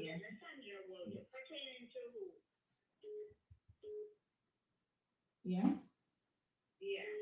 So, if you claim you don't owe anybody else, what's the mystery here? Yes, I don't owe nobody. Nobody that I owe. Elijah can tell you, unless he's lying, everybody is in front of me on Friday, and I pay them. Everybody is in front of me on Friday. I get the money Friday. I don't even pay them Monday. They are in front of me, and I pay them. All right, my and dear. if you want me to forward the message to you, yes, I called him on Saturday. I did not, yes, ma'am. I did not get the pay for my contractor to Elijah. And I took my money and I called him to pay him on the Saturday. He came, he said his hours is wrong. So my husband went back down there and they gave him the same hours. And he came back to me with it. I called Elijah, didn't answer. I left him a message. After 5, I didn't see Elijah come. I called Elijah. I said, Elijah, come for your pay. I do not want to go home with this money. He did not come for his pay. Yes. The following Thursday, I was in my shop and my phone was ringing. I was tending to a customer. Another customer was standing in front of me. Another customer was standing. So I asked her to take up my phone because she was in front of the counter. So I take up my phone and answered. When she answered, it was a lady from Labor Board. And she told her Mr. Banks was busy with a customer. She said she would stay on the phone. I helped the customer and then I came to the phone. I spoke to her and I said to her, I'll come and see you. Let me ask you a question. And the following day, I went and I saw the lady. So it was in Labor Board. So I was waiting until Labor Board is finished with whatever they have. She sent me a message a couple of days after, and I answered her. When I answered her, she sent me back an email and she said, Mr. Banks, I'm not at work. When I reach back at work, I will get in contact with you. I got an email yesterday and I answered her back yesterday. Let me ask you a question. Do you know a young man by the name of Adolphus? Nathan Adolphus. Repeat? Nathan Adolphus. No, ma'am. He says you owe him money too. Nathan Adolphus. Nathan Miss, I says don't she know has who. my timesheet as well. She needs to pay me too. So you don't know who Nathan Adolphus is? No, Mama, you can check with immigration if I have ever have a work permit for Nathan. Nathan, Could she you says she don't please, even miss? know who you are. He says she a lie to rascalot. No, sir. Miss. Yes. Ask him, miss. Ask him and any one of my contractors. This is a makeup story. Ask any of my contractors if I ever have anybody at all by the name of that name. Anybody by that name. Or check immigration if I have a work permit for anybody with that name, ma'am. Ask. So a total stranger is going to just make up a story that you... Yes, miss, I am not lying, miss. Check it out. Check out your facts. Check it out. I don't know nobody by that name. Nobody by that name. Check all my contractors. I can come and give you the name of all my contractors and let them tell you if I have any name like that. If I have any name like that, I have nobody with that name, neither in immigration or any of my contracts. This is a makeup story between him and somebody. What a mess. Okay. Miss, don't drop this. Do not drop it. Do not drop it? Do not drop it. We're not going to drop this. What makes you think we're going to drop anything? Do not drop it. Check out that guy. No, miss. Check him out because I don't have nobody by that name. I don't know nobody by that name, miss. Yes. Could you please check it? Nathan, she says she don't know who you are and she doesn't have a work permit. I'm assuming you only have people on work permit. You don't have anybody. Yes, ma'am. Yes, ma'am. Ask them who pay for them permit. Yes, you have people paying for their work permit? No, ma'am. Ask all of them that come inside here and all of them will tell you. Elijah is making mischief and because I can't make no mischief with you. No, you are making mischief, Elijah. I have your paperwork for over a year. I would never send for you. And as Mr. Bass pushed me to send for you and even lied to me that she had somewhere for you to stay, that you end up in my house. Miss Sandra. Let's play the video again. Let's play the video again because maybe Miss Hazel didn't hear the video. When he asked you, one second. When he asked you about his work permit and the money for his work permit, why did you say, I don't know what you're talking about? I never paid for no work permit. Let's listen to it. For the 12 why not? $1,250 give you for the permit. We need the receipt.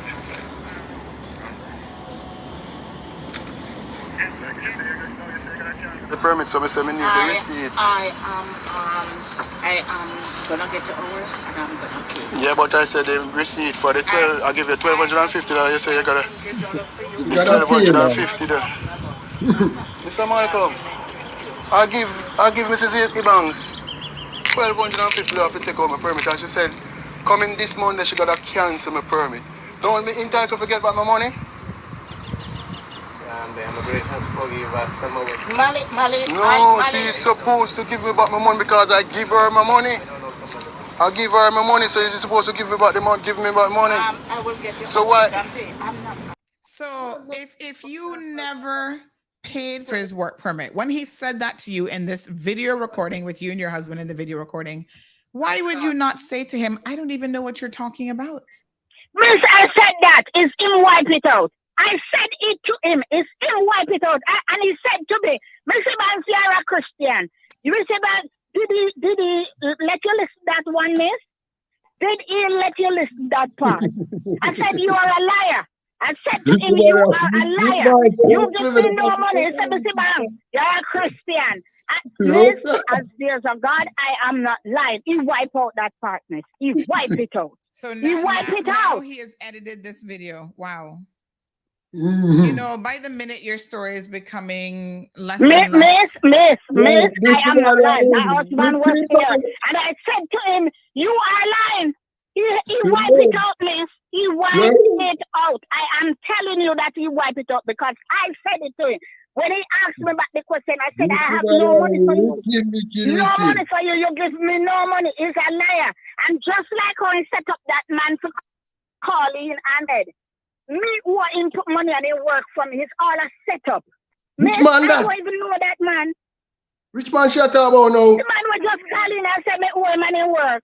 You're a liar, But which man me Elijah. just I You don't need to are set up a nobody. liar. You're a liar, Everybody lie for Elijah. you, no man. Why You know would we, what? all right, Girl, Elijah, why ask that would we man if you take know me. money from you when you live free that we out? We never I take lend you from you in our $300 to house. We pay never your rent by the charge shop, you. Mrs. Why Banks. would I take money from you? Mrs. Why Banks, would I take money from you? you must always be You honest. give me money to I send to me lend you that and give me $300 to pay that your you rent. don't even know You me said the daughter. rent charge You're a liar. $300.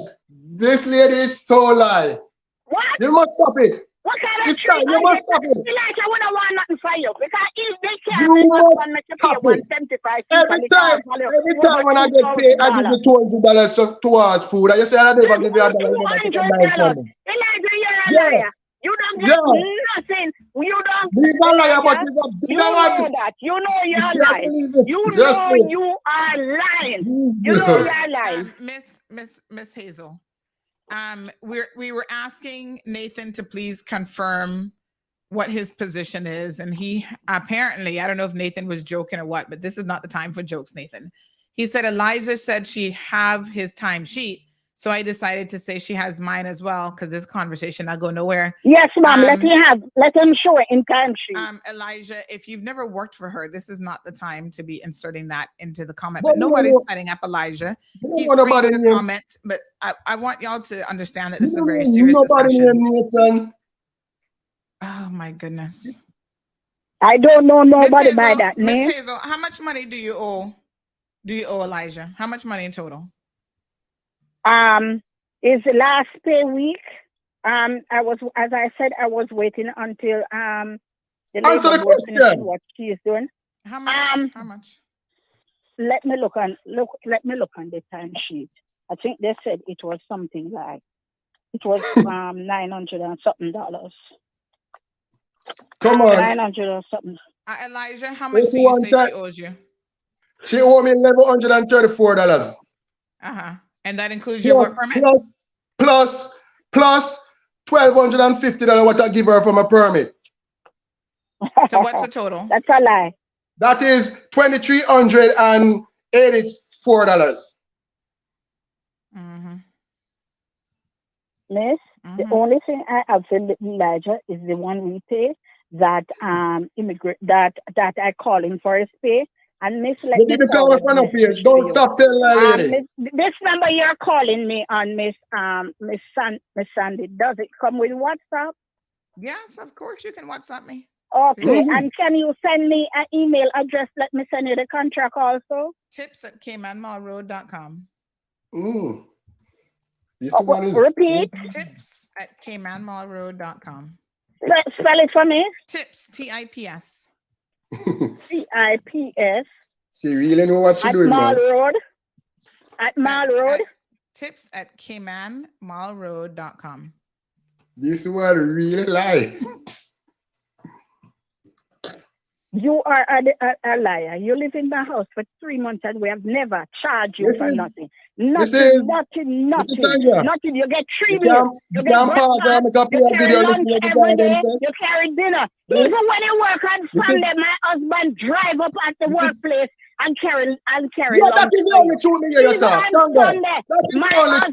talk. Yes, your husband they bring lunch to that Sunday. Up the workplace and carry lunch for you. How you carry lunch for him and don't carry lunch for me? That is the only truth. Yes, your husband drive the van and bring the food for me. Yes, it is. He bring food for me and Philip Johnson. And your claim say you pay for all of your workers them permit. Stop tell lie. Stop tell lie. They will tell you're a liar. You are a liar for everybody. They are all against you because they said you're a wicked man. Miss Hazel, one second. Elijah, them all against me. How did you get her the money for the work permit? When and where did you give her the money for the work permit? And do you have any evidence that you gave her the work permit money? Any conversations, any WhatsApp chats, anything to say? No, listen, Miss Sandra. Okay. I live there, see? Okay. I'm supposed to get up to the police record is me. Lady, stop up to the police record, I pay for it. Up to the police record, I pay for it. But she don't allow me to talk. Yes, Miss Hazel, let's allow him to talk. You must learn to listen, man. And stop when I say you feel like you can't bully me. I'm not Mr. Evans. Come on. I'm not bullying you. Listen. You are the bully. You are the bully. Mrs. Sandra. Let him speak. Mrs. Sandra, listen me carefully. My pay would be $1,008. You listen me? That pay, she pay $155 out of for the, what they call insurance. She have $300 from me what she borrow, add to it, plus I give her $100. My sister sent up $1,169 for me. And I give her $100, that make it $1,253. People are asking why your work permit would be that much money, $1,250. Like they're not understanding what that was for. Yeah, because what she's saying now. Yeah, explain straight front there now. She said the reason why I don't pay $2,400, although I'm working as a carpenter, she got put in a carpenter helper work permit. Oh, so she's defrauding immigration by putting in the wrong work permit. I said, no, I cannot be a part of it because if I sign this paper, that's going to be a part of the criminal something. I cannot be a part of it. So when she come around and come talk about say she pay for all the workers and permit, she don't know that I have the record in all of them. What saying they pay for them permit and when they pay for them how much they pay for them permit. She never know that. So when she go on and I tell lie, she must stop it because I don't need to lie on her. Because even when I miss the payslip on the contract same out of my bag luggage, I did not say like say boy, I'm gonna say she thief this and she thief that. Because when time I subjected to some of the people, hear them are tell me say, me should have said, boy, she thief 130,000, 110,000. I said, no, I cannot go on life on somebody with them money. I would never stand for that. Because whenever you start lying, what happen? You have to keep lying to cover it up. Yeah, because everything she not make no sense for me to hear her talk about. All right. I really make you listen this record. Because she think I'm lying. So what was the arrangement now? When she said that you'd be living in her house, what was the arrangement in terms of that? Did she ever say to you, I'm going to expect you to pay rent? I'm going to expect money from you. What was the arrangement? Listen, the arrangement, what she said now, she said she's not going to take any money from me towards nothing. And I jump in there and say, no, my food, I have to pay for it because at the end of the day, I don't want nobody said me eat out them food. When I get paid and for it, if I don't give her $100, I give her $200, $300. So you were giving her money for food and stuff? The last money I give her towards food was the last pay bill. I give her $200. And at the time, I said, when we give her $200, I notice normally the food, the fridge that have in food. I said, no, man. Nothing of the day. Now, I don't eat cold stuff like that. I have to have them hot. Water them something. I usually put the water in the freeze and carry. I say, no, it affect me because the sinus. So, I buy the water them like, all right, I buy water, I buy like 6 cases of water, 2 for them and 4 for me because I drink a lot of water. Because even when I'm moving there, the 15, I come over with 3 cases of water and some more. I left even when I buy fare there. So she must stop them something there. So when she gonna tell me about say she don't know what me I talk about, me I gonna make you listen this clip and you think I lie me I tell. All right, go on, play your evidence, son. Hold on. Everybody asking for the receipts, so he bring in the receipts. No, she not giving no receipt. I have Miss Hazel muted. I'm gonna come back to you, Miss Hazel, but I do have you muted because when you have the over talking and stuff, we can't really make sense from nonsense. So we need to be able to hear each other. So, all right, go ahead and play it. Let me hear.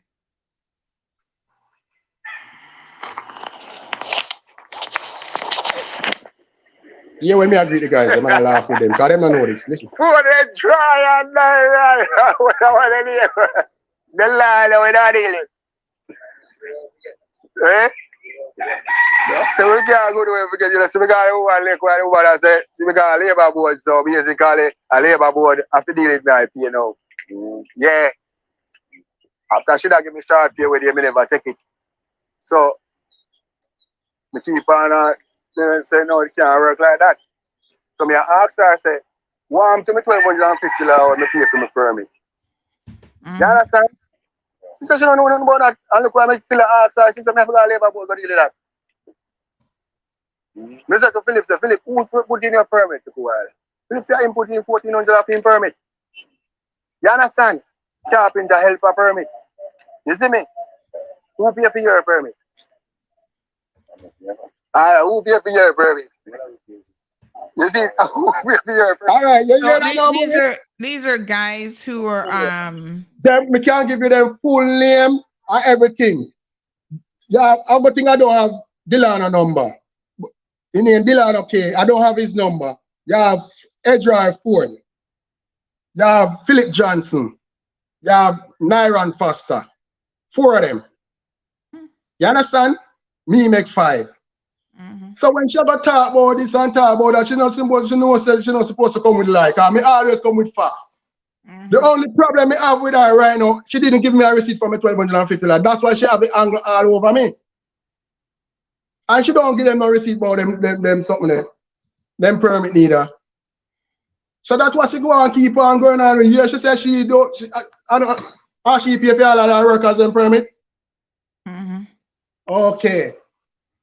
So when she come with the lie on this thing, I don't like them something there. Because I don't need to tell lie on her. She go say, when me give her, me come up the sun, remember say me come up the 30th, you know, and the Monday which is the 31st. When me come up with my body wash, me come up with my roll and do that. See there? See 2 of them something same way. Body wash in the bathroom. See them same way?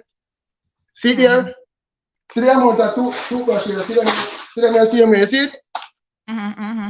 So when she go say, me go buy deodorant and body wash and something, she must stop them like that. I don't say she never, one day one time she go over faster near the airport and see one, what you call it, one something a body wash is selling at the place, so like, must say, you buy the pack for like, must say, I think you get the pack for $4, 6 coming out.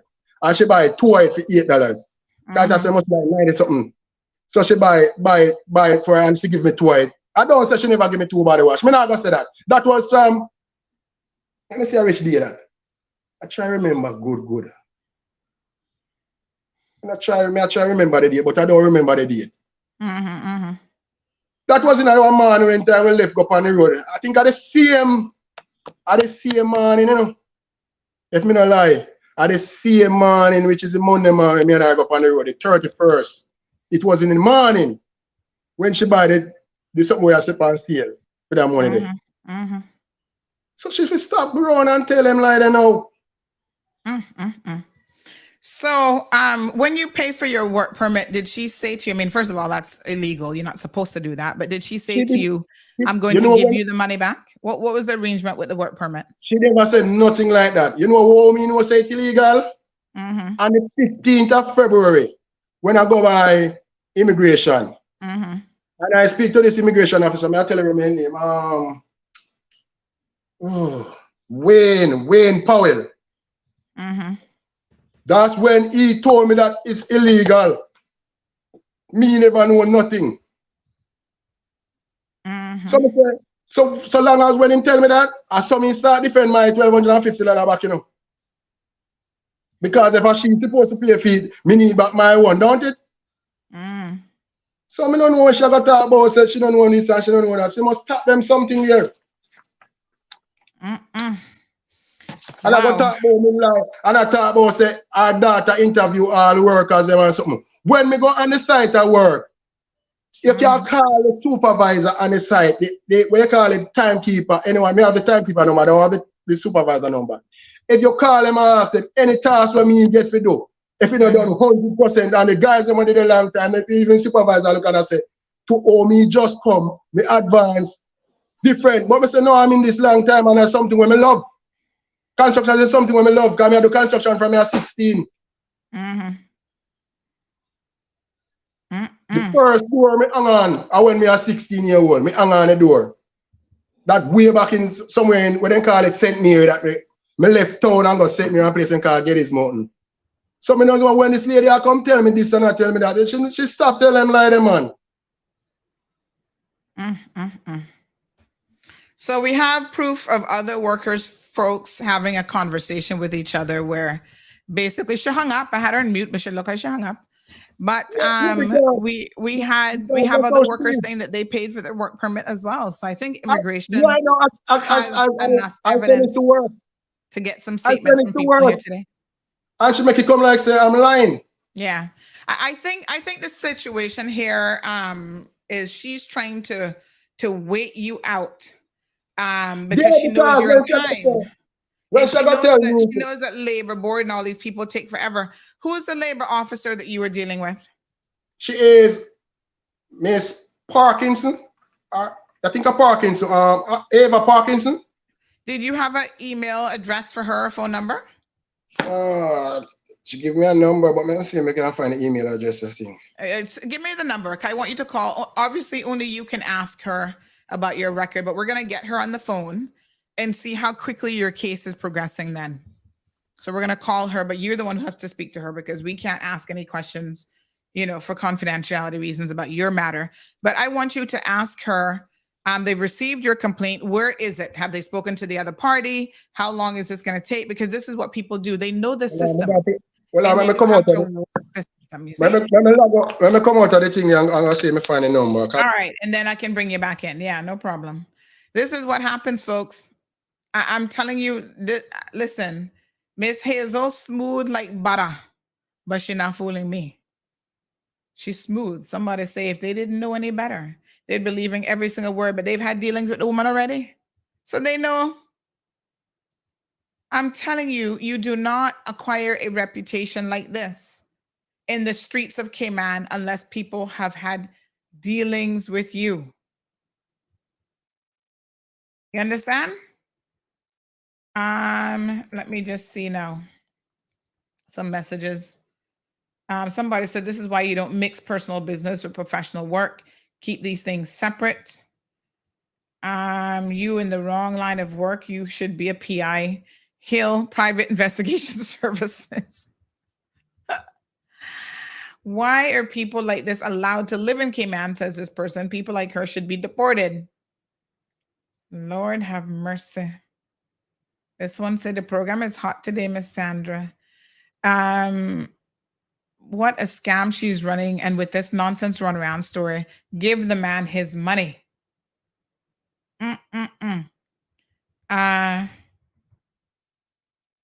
All right. Somebody sent me some voice notes. I'm trying to see if that's to be played on air. I'm not sure. Another lady was calling and she wants to call in. Because all right, listen, y'all ready for this one? Listen, I can't make this stuff up, Go and get your third cup of tea this morning. Go get your third cup of tea because I'm going to make another phone call.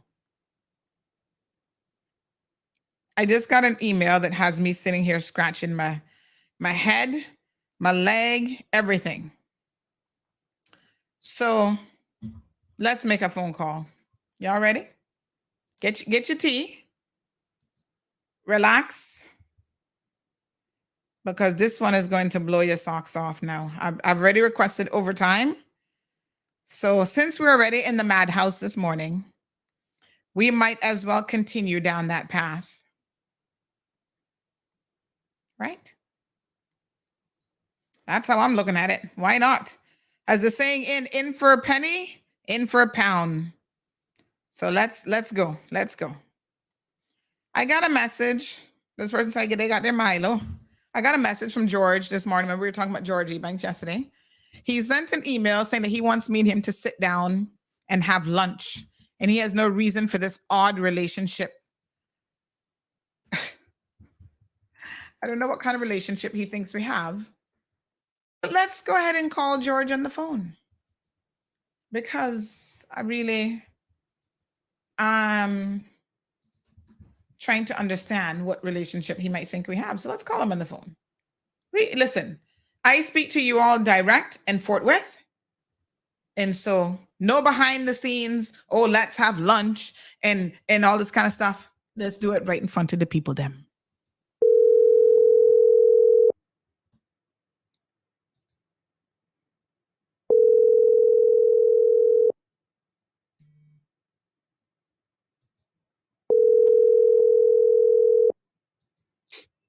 Sandra. Morning, George. Morning, Sandra. Morning. Okay. God bless you. Let's try and make up. I don't know why we're fighting.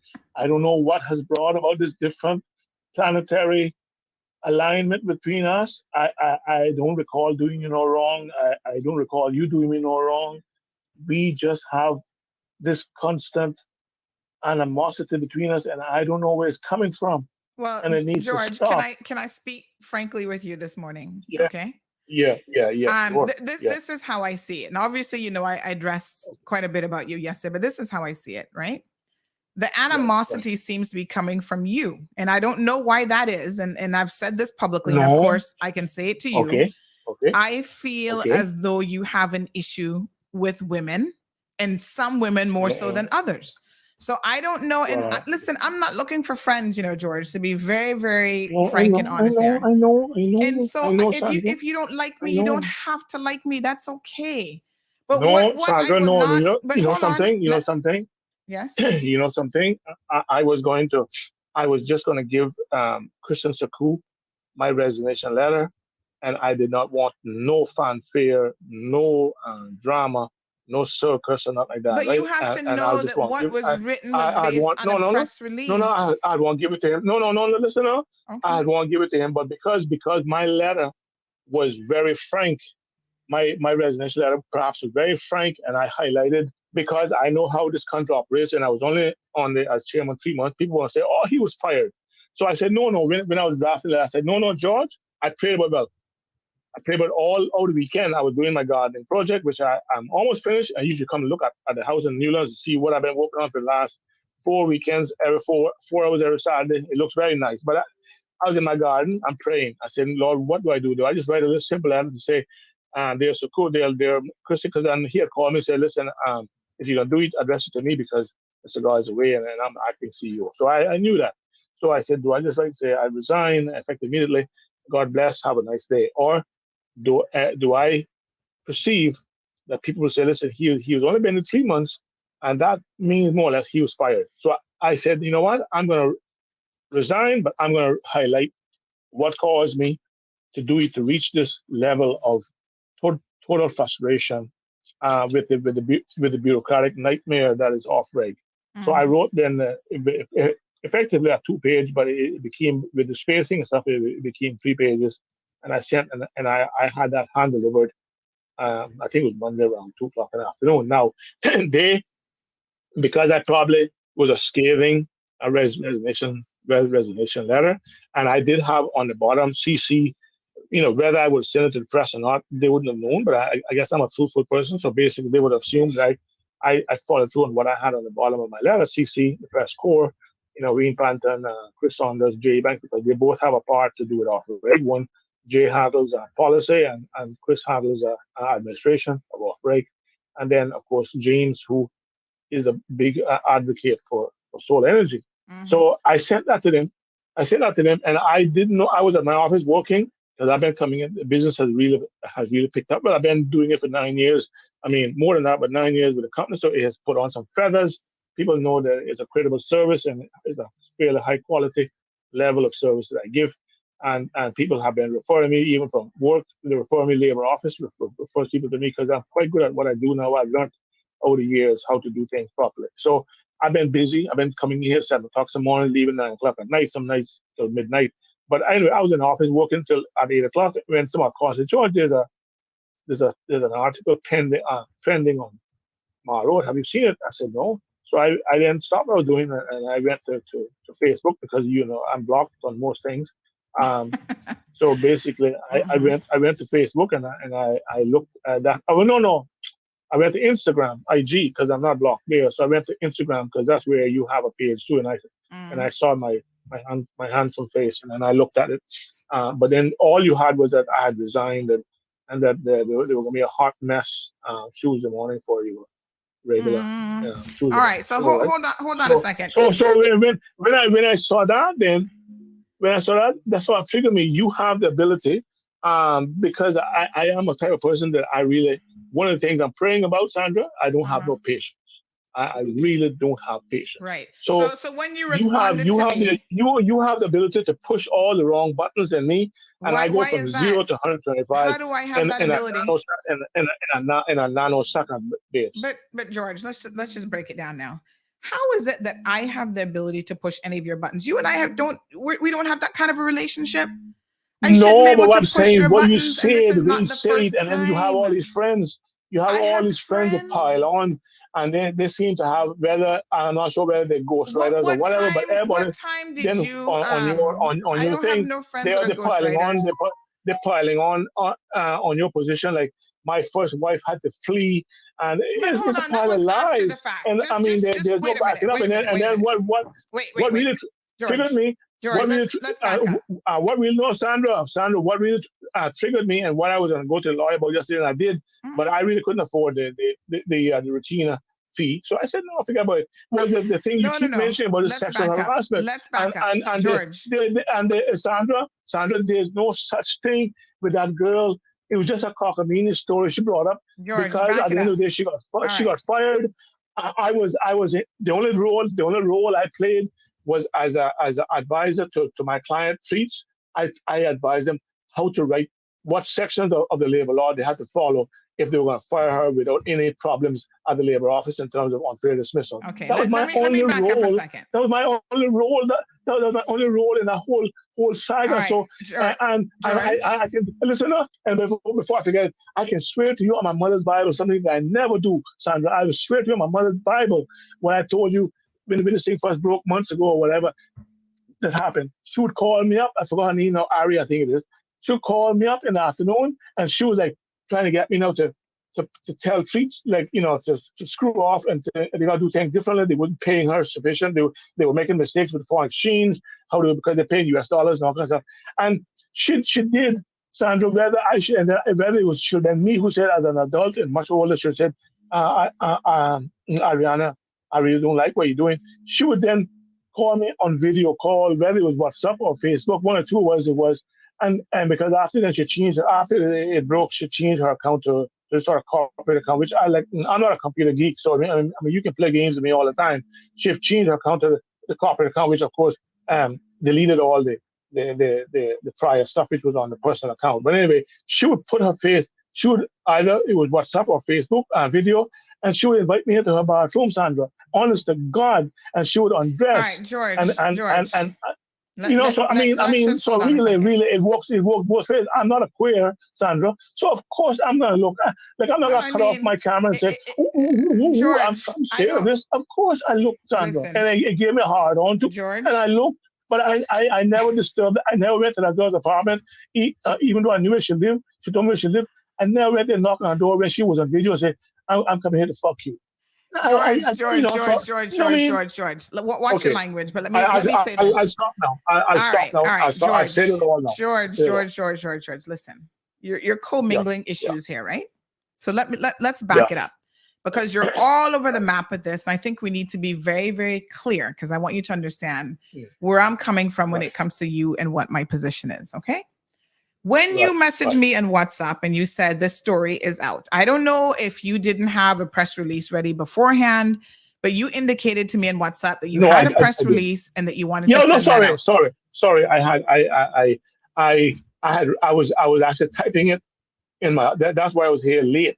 I was actually typing it at the time. I was almost finished when they called me and said. All right. Let me. When I sent you the saying. I have actually level that I want to send you. I knew that I was going to finish it within the next half an hour. Even though I wouldn't have sent it off right till Tuesday, till Monday morning. I'm not sure. I lost track of days now. But anyway, when I told you that I had in the letter, I don't think that night that I was telling you about the letter that that I'm wrong. You covered the thing the next day because of course I actually delivered the letter and then they sent her the thing. Okay, so it was the next day.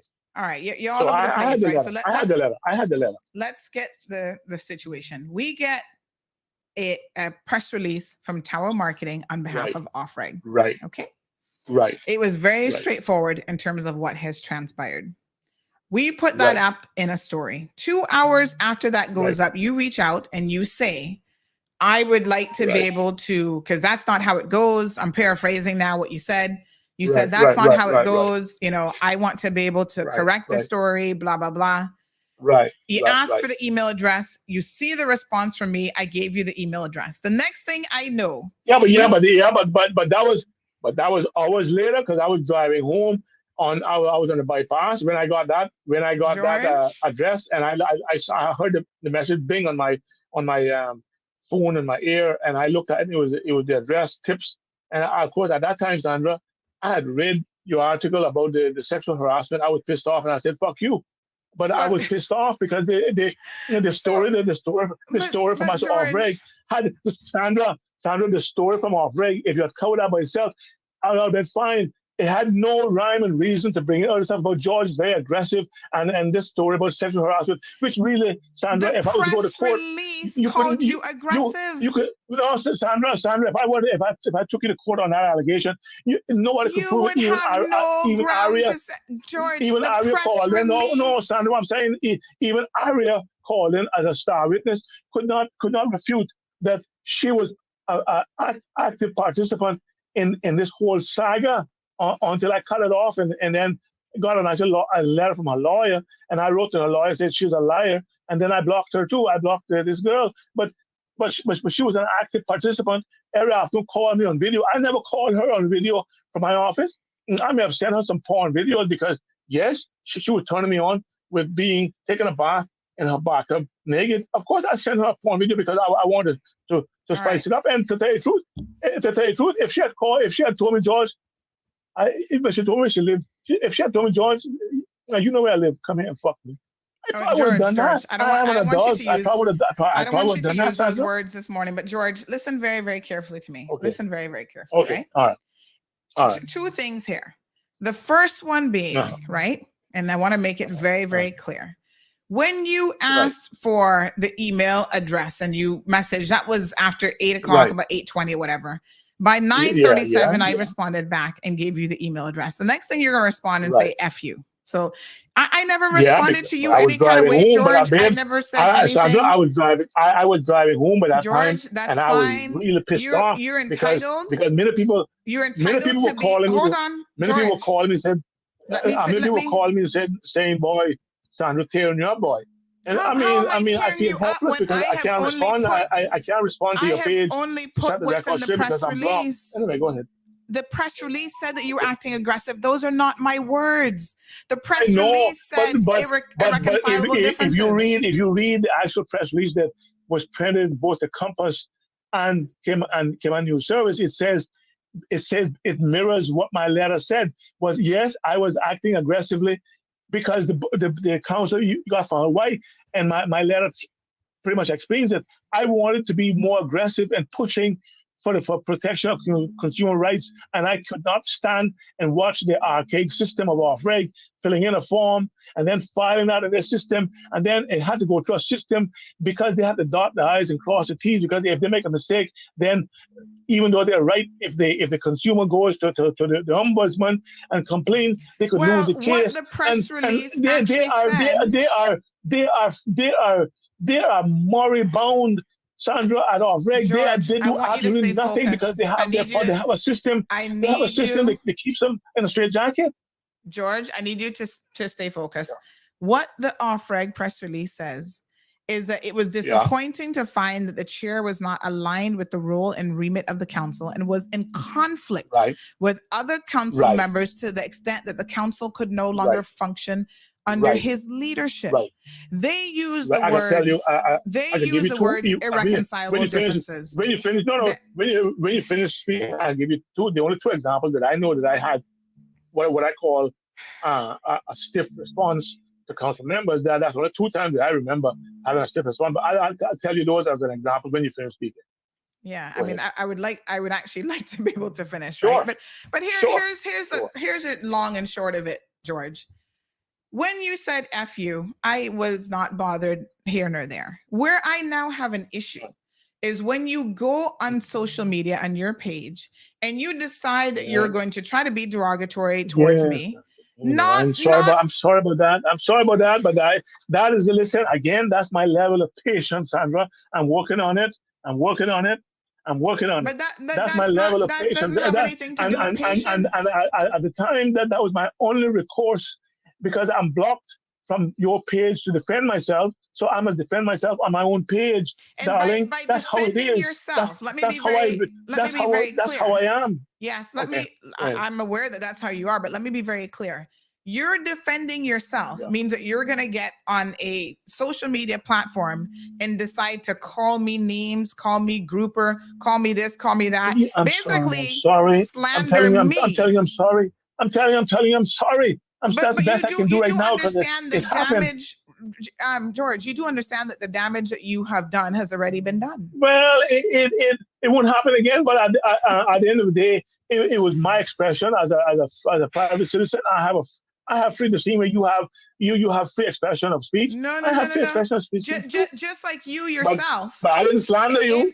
I didn't slander you the way you potentially slander me with accuse me of sexual harassment with somebody which did not exist. It has no anchor in the truth. This thing with this girl Aria. You didn't slander me. Do you know the definition of slander? It has no anchor in the truth at all. Do you understand? I haven't slandered you. I said you were ugly and you have a mouth like a grouper, but that's not slandering.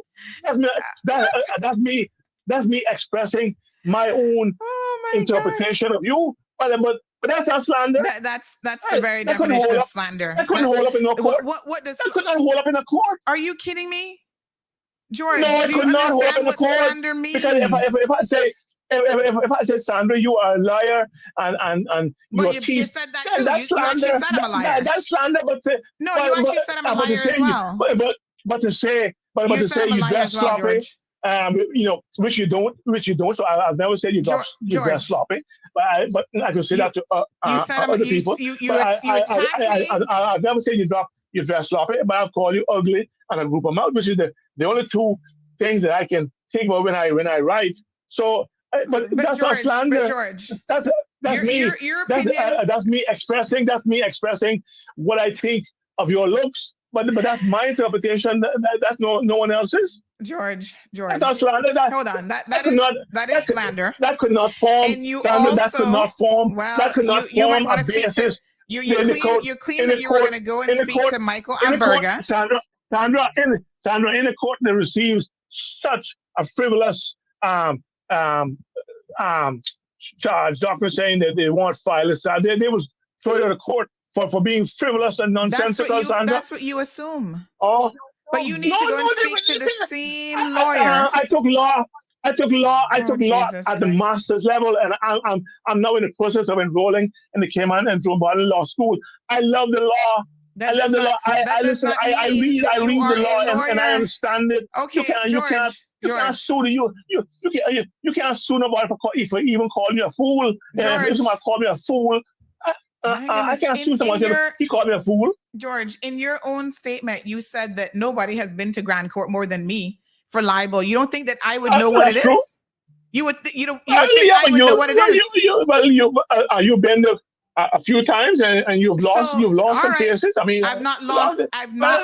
Excuse me, George. George, I have not lost any cases. With Matthew Leslie, you lost the case. You lost the case with Matthew Leslie.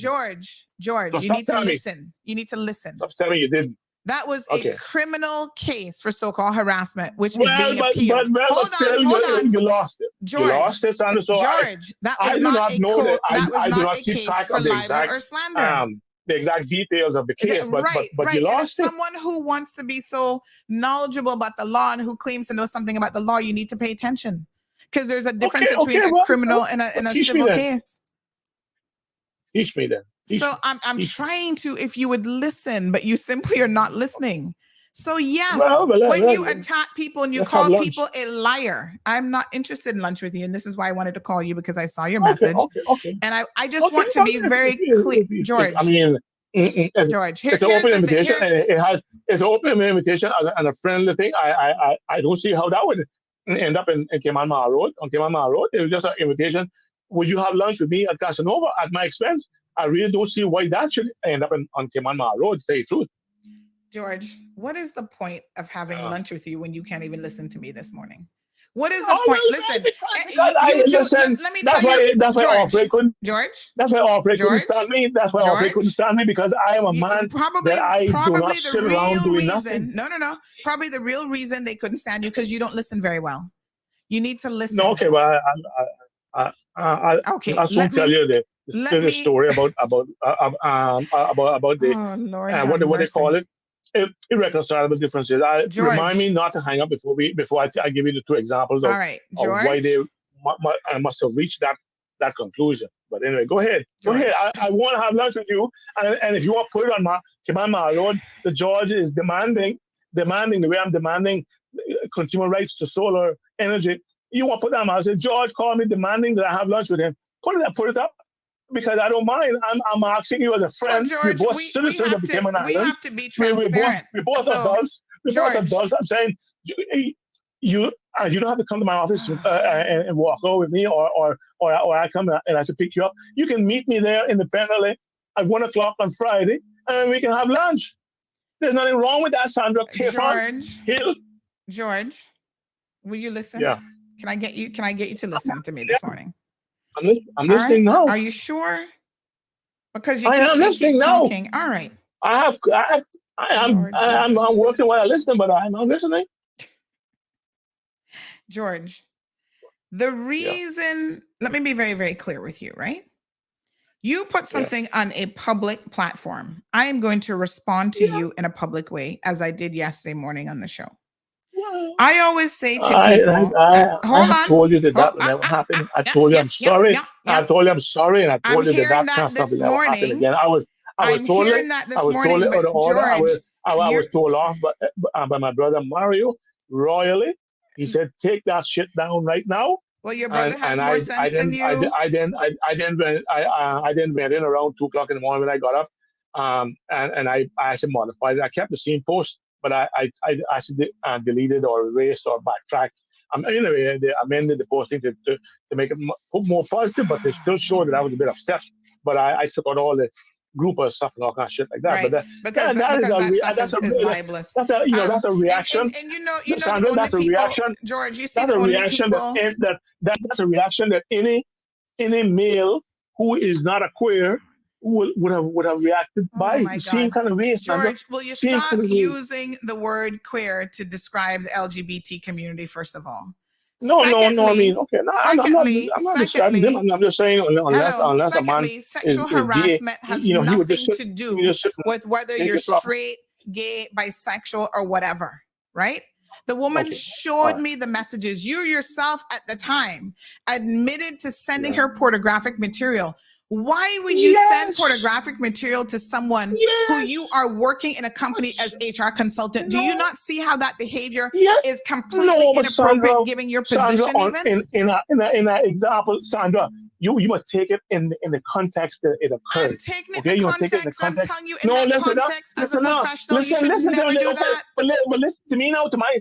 As you said, I could buy you that book.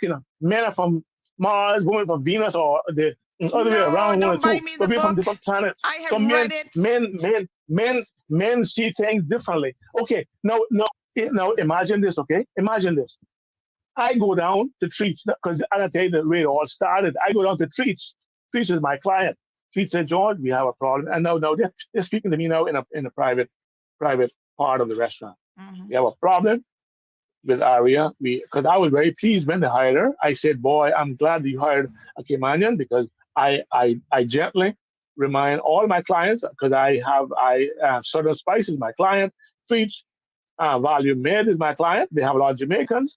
I always gently remind my clients, whenever they give me permits for a non-Caymanian, I say, we have got to try to increase the ratio of K-miners in your business. But of course, I don't say, listen, I'm gonna stop representing you because you got too much Indians or whatever in here, or Filipinos or Jamaicans. I can't do no more work for you. No, I don't do that. But I say, listen, I would like you to try to contact.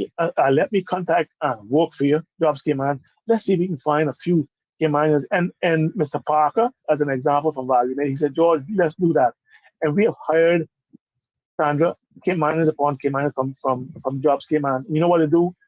Some of them are good. After they're good and they get trained at Value Made in customer service, someone else comes in and offers them 50 cents more an hour. They're gone. They haven't resigned. They're just gone. Walk off the job. They're gone. Others just can't. You have jobs came on. Unfortunately, jobs came on has a lot of, sadly, a lot of unemployable Caymanians registered here. Sadly, but true. Okay, so you hire want them. us to stay focused. You hire them, and anyway. No, but let me tell you now. We're all over the place. But George, at the time that I spoke to you listen up. I go down to Treats, right? I go down to Treats. The manager said we have a problem with this girl, Aria. This is the problem. She's off sick a lot. She comes in late. She comes in whenever she wants. Because Sandra, these people from India, they have a different culture of work. They don't come in whenever they want. You gotta be on time, and you gotta work to the last second of the day. So they were saying comes in late. She said she won't take lunch, but she takes 2 hours lunch. And okay, so there was a whole heap. I said, well, Raj, if you want to do it, I can advise you how to do it legally in accordance with the labor law. But because she's Caymanian, we have got to be strict with the law. Otherwise, she would go to the labor office and make a complaint, and you would find yourself before a tribunal. So I actually prevented that sort of scenario because I know the law. I know the labor law. I'm an expert on the labor law, if I may say so, boastfully. And so I told them exactly how that. In fact, I wrote the letter for them to sign. So basically, she was. But when she was hearing that this didn't happen overnight, this took weeks to reach the conclusion because they really did not want to dismiss her. They were trying to work with her, but every day was a different problem. So in the evening, she would call me up, possibly if I could read between the lines. She would call me up to see whether I could somehow or another pacify Treats to keep her on, even though she was, I guess in her heart. You were willing to do that by sending her pornography. So, listen up. So in the middle of those calls, Sandra, she would begin to undress and invite me into her bathroom, Sandra. Now, which man is going to cut the phone off? Now, George, you have never provided any evidence of that. Let me be very clear. I sent her porn. I sent her porn because she was calling me. She was calling me from her home, from her apartment. She wouldn't call me from no workplace or nothing like that. She was calling me from home. George. After 6 o'clock. George. Yeah, go ahead. She has sent me evidence of what you were saying to her on her WhatsApp. I've seen it, right? I spoke to you at the time about the situation. You admitted to sending her pornographic material. You said, yes, you're a man and whatever. You have never provided any evidence of her sending you anything inappropriate. Okay, she hung up. She hung up. George, I'm right here. No, they first was calling me, but they hung up. So it's okay. I'll call them like that. George, no, go ahead. Let's cut to the chase because I have spent more time talking to you this morning than I've probably spent talking to my husband before he left out this morning. Because you know that we have a good friendship, but and that's how you are. You're a fighter. You never give up. You in everybody's face until you get the last word. No, that's the type of person you are. You like to win. You like to win every. You like to win every round. You like to win every round. I know that. Yes, that's you. Okay. And George, that's you. You like to win. You like to win every round, Sandra. That's why your talk show is so popular because you are like me. You're bold. You're vocal, and you like to have the last word. What bird sign are you? I'm a Taurus. What bird sign are you? I'm Taurus. Does any of that matter, George? I mean, no, because you're both your bird sign has a lot to do with your personality, and that's why I asked. That's why I called. That's why I asked. Anyway, let me give you. Listen, I have a client outside, but let me tell you 2 examples. No, hold on. I gotta tell you this. George, call you. right back. I got to tell, hold on, Sandra, give me a minute, man. She's on Sandra, give me a minute. You've been having give me more than a minute. I got to send off this. I got to send off this message. The person who's called me was on a other call. Okay, Sandra, let me tell you this now, and you can tell me whether this is being aggressive or not. Okay, the only two examples that occurred during my time as chairman was on two occasions. Dame un minuto, okay? Un minuto. Deborah, she's not in today, you know? No, she's not in today. She's not in today. Sandra, I invited, this is the first occasion, I invited James Whitaker to give us a presentation on renewable energy on the 7th, and that was set for the 7th of March, 2023, just last week, okay? A girl called Alana Warwick-Smith is a member of council. She's very nice, very good. I mean, all the council members are good. They pull their weight. Well, besides one or two, but anyway, I don't want to mention them because that's not relevant. But anyway, Alana is like the secretary, or she's the IT person. She's not secretary. Daniel Lee is the secretary of the Consumer Council, but Alana Warwick-Smith is like very active, and she's the IT person. She sets up. She knows IT. I know how to type and that kind of stuff, but I'm not an IT person. So she sets up the Gmails, and what I would do would be, we have like a server Gmail account for off-rig Consumer Council as the central thing, and then each council member has their own individual Gmail, which Alana has set up. My rule was, I want to have everything recorded, so whatever I sent out from my personal Gmail account, George Ebanks' personal Gmail account, I would send it to the Off-Rate Consumer Council Gmail, and then ask Alana, who it was agreed upon that she would check that one email account every day, and then she would take action to do what I had asked. So I sent everything to the Off-Rate Consumer Council and Gmail account, and I would say, like, Alana, please cascade this down to each of the council members as you have time today. And so when we were planning the meeting with James Whitaker to come in, it was kind of agreed that the meeting would be 2 hours long, and we would give James Whitaker an hour or so. It wasn't agreed. I as chairman was sort of timing of the meeting because I'm a Toastmaster, and Toastmasters like to have everything timed out. So that's a rule that I follow anyway. So I was telling her, listen, the meeting might be 2 hours, but we're going to probably give James Whitaker an hour. Now, in the middle of James Whitaker's presentation, he came in and I was in awe at how knowledgeable he is about renewable energy and where we are as a country in regards to meeting our target of 70% by 2037. I found it so amazingly interesting that time just flew by, and the 1 hour that I had mentioned casually to the council members that we probably were going to give James Whitaker was up, right? Alana is just a regular council member. I'm at the head of the table listening to James, and Alana now shoots up in the middle of Mr. Whitaker's presentation, and she shoots up, Mr. Whitaker, we may have to excuse you because we only gave you an hour. And I quickly did that. I said, say what? I'm the chairman, not you. You don't get to make that call. I said exactly that same tone and just like that in the middle of the meeting. And I said, Mr. Whitaker, please continue. This girl is out of order. Just like that. Now, if that's aggressive, goddamn, so be it. But that's what I said to her. That's all I said to her. Now, I left it like that. And he continued, and the meeting finished at 7 o'clock at night. So I went from 4 to 7, and then we had a business session afterwards to plan the district town hall meeting, which is my idea, even though if they take place, it's George Ebanks' idea, but that's fine. I want them to have it because that's the only way we can reach out to the public. The next day now, so the meeting was Tuesday. Next morning was Wednesday. I come into my office. As I said earlier, my business has taken off. I like it. I'm coming in here early, working late.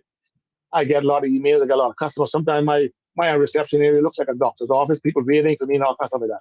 So Mr. Gar had sent an email like about a week and a half ago asking the council to give him, or asking the council, probably it was addressed to the council as Gmail, but he sent everybody, but I'm sure he was expecting the reply to come from me, asking for an update as to what we were doing and giving us some details about the town hall meeting, because Mr. God doesn't come to the council meeting unless he's invited, because he's off reg, right? So he doesn't know exactly what goes on at the meeting. So he was asking for an update and also tell him what we're going to be doing about town hall meetings, what format they're going to take, that kind of that.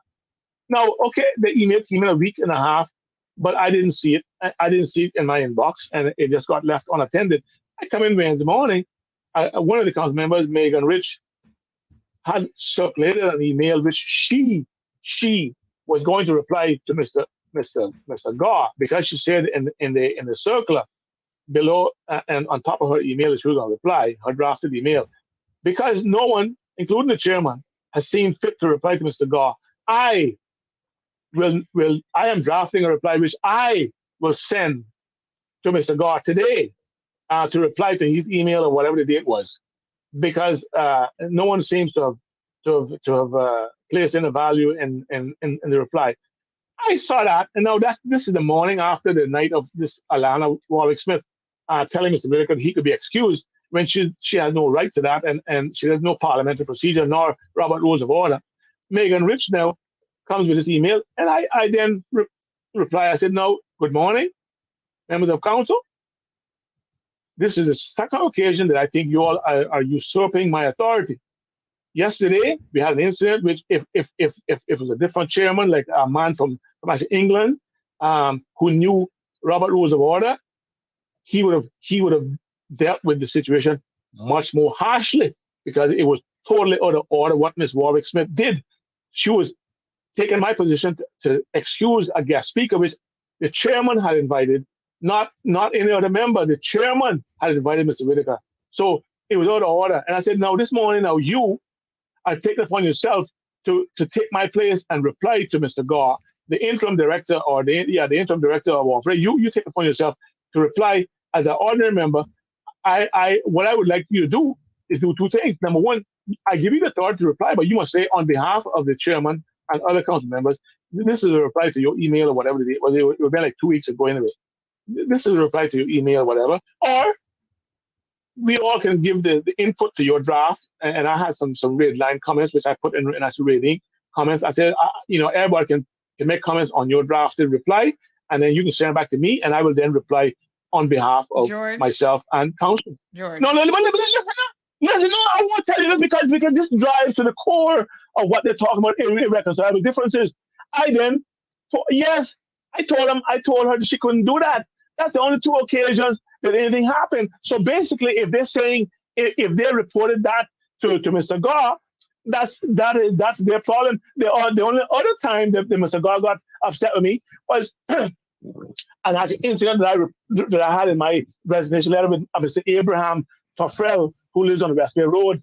I'm sure he's kind of wealthy because he spends 6 months here and 6 months in Canada. But when he's in Canada, he gets charged $1,000 a month by Cayman Water Company. And I told him, I said, "Oh, why don't you pick up the phone and just call Cayman Water Company and tell them that this, I mean, can you reach a middle ground with this customer? I mean, he's not using 1 ounce of water, yet he's getting charged for 1,000 gallons. Can you not, even though if it's in your contract, even, can you not pick up the phone? No, we got to do a complaint.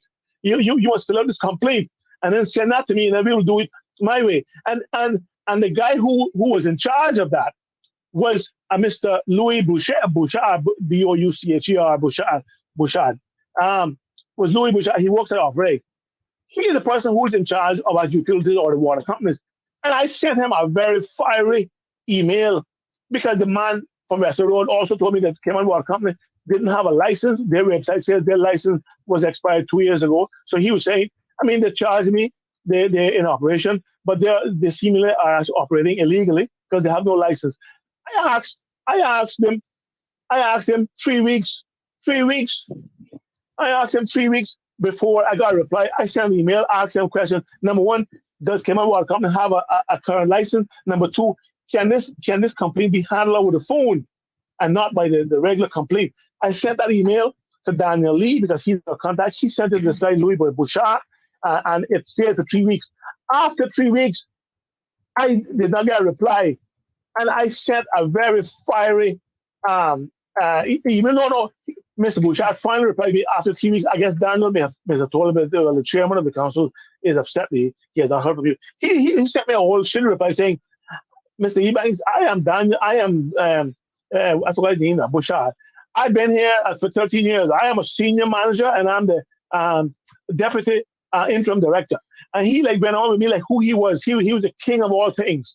And basically, it had to be done my way or no way at all. And I went back to him with a reply and I said, listen, you guys are living in the backwaters of time. There's no reason why you couldn't pick up the phone and call the manager of Cayman Water Company and deal with these two issues for that man on Westway Road without a form. You don't need a form. And I then brought up a lot of my gripes that I have about Off-Reg, saying they're impotent and they're full of shit.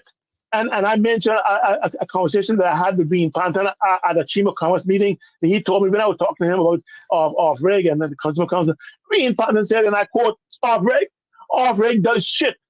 And I put that in my email. I said, that's why the premier, the leader of this country, can say at a private function to me, and I quote, and I open brackets, close brackets, Off-Reg does shit. And Mr. Gore was very, very upset about that. He didn't want to hear that. And I shouldn't be quoting my conversations with government officials. And they were also upset that I was going to see J.E. Banks and Chris Saunders to arrange a meeting that I was hoping to hold this week with them, with the Consumer Council, to discuss what amendments are they currently looking at to strengthen the Utility Regulation and Competition Act. I was because they told me on the street during the country western concert that must come see them because they're discussing some amendments, and I wanted to discuss also some new amendments that I had in mind for the Consumer Council to make the Consumer Council itself more stronger. And Sandra, they went ballistic on that, and all I was doing was laying the groundwork for the council, who he says I was going off on a tangent. I was laying the groundwork because I know these guys personally. I was laying the groundwork for the entire council to go and visit the two ministers, have a photo opportunity to go in the press, because I wanted to have a little free PR, which would have made the council look more important than it is, coming up to the first town hall meeting we're having on the 19th of April in Georgetown, somewhere when we could find the venue. So all this bullshit about I was in conflict with the council and Off-Reg, and some members were saying that I was aggressive. The two examples I quote you are the only examples that I know occurred, Sandra. And if you were to sit down and analyze those, you would say, well, these are not contexts at all. It's just my style, George Ebanks' style of management. That's all it is. And anyway, I finished now. I finished because I've told you the truth and everything but the truth. So I have nothing else to say now. Those are everything that happened. And that's why this morning, when I sent you the email, I sent you what I didn't send the other press. I sent you the terms of reference. You can see the straight jacket that they want to put us in. And I maintain that all Off-Reg did was a good trick. They formed a consumer council with 7 cheap employees because they want us to only go out and fill out forms, face consumers, fill out forms, bring those forms to them, for them to then put them on their slow boat to China. And that to me is a cheap employee, because I don't have time to forsake my customers at George Ebanks business consulting and immigration work. I have no time for foolishness, Sandra. And so it's my style of management, whether you like it or not. I goddamn get things done. And I was in charge 10 years. I was in charge of the world's largest fucking company, finance department, George, General I Motors keep telling you must watch your language, George. No, okay, sorry. So for 10 years, Lord have for 10 mercy. years, I was the treasurer of General Motors International Cayman. I looked after, Sandra, between the two different companies that I was looking after for General Motors, sometimes 6, sometimes 10 billion with a B, billion, 6 to 10 billion dollars. All right, Billion with a B, with 12 zeros after the number. And I had so much money under my control that I was making loans to General Motors Corporation in Detroit, Michigan. Even though it was their money in the first place, but they were doing it because of tax advantages. But I was the one who drew up all the legal documents in conjunction with Maples and Calder, or Maples. George, I was the one who George. Oh, no, Sandra, no. Sandra, I only say that to say, when I was for 10 years the treasurer of General Motors and I had 5 people working under me, when I said jump, they goddamn jumped. That's how I operate.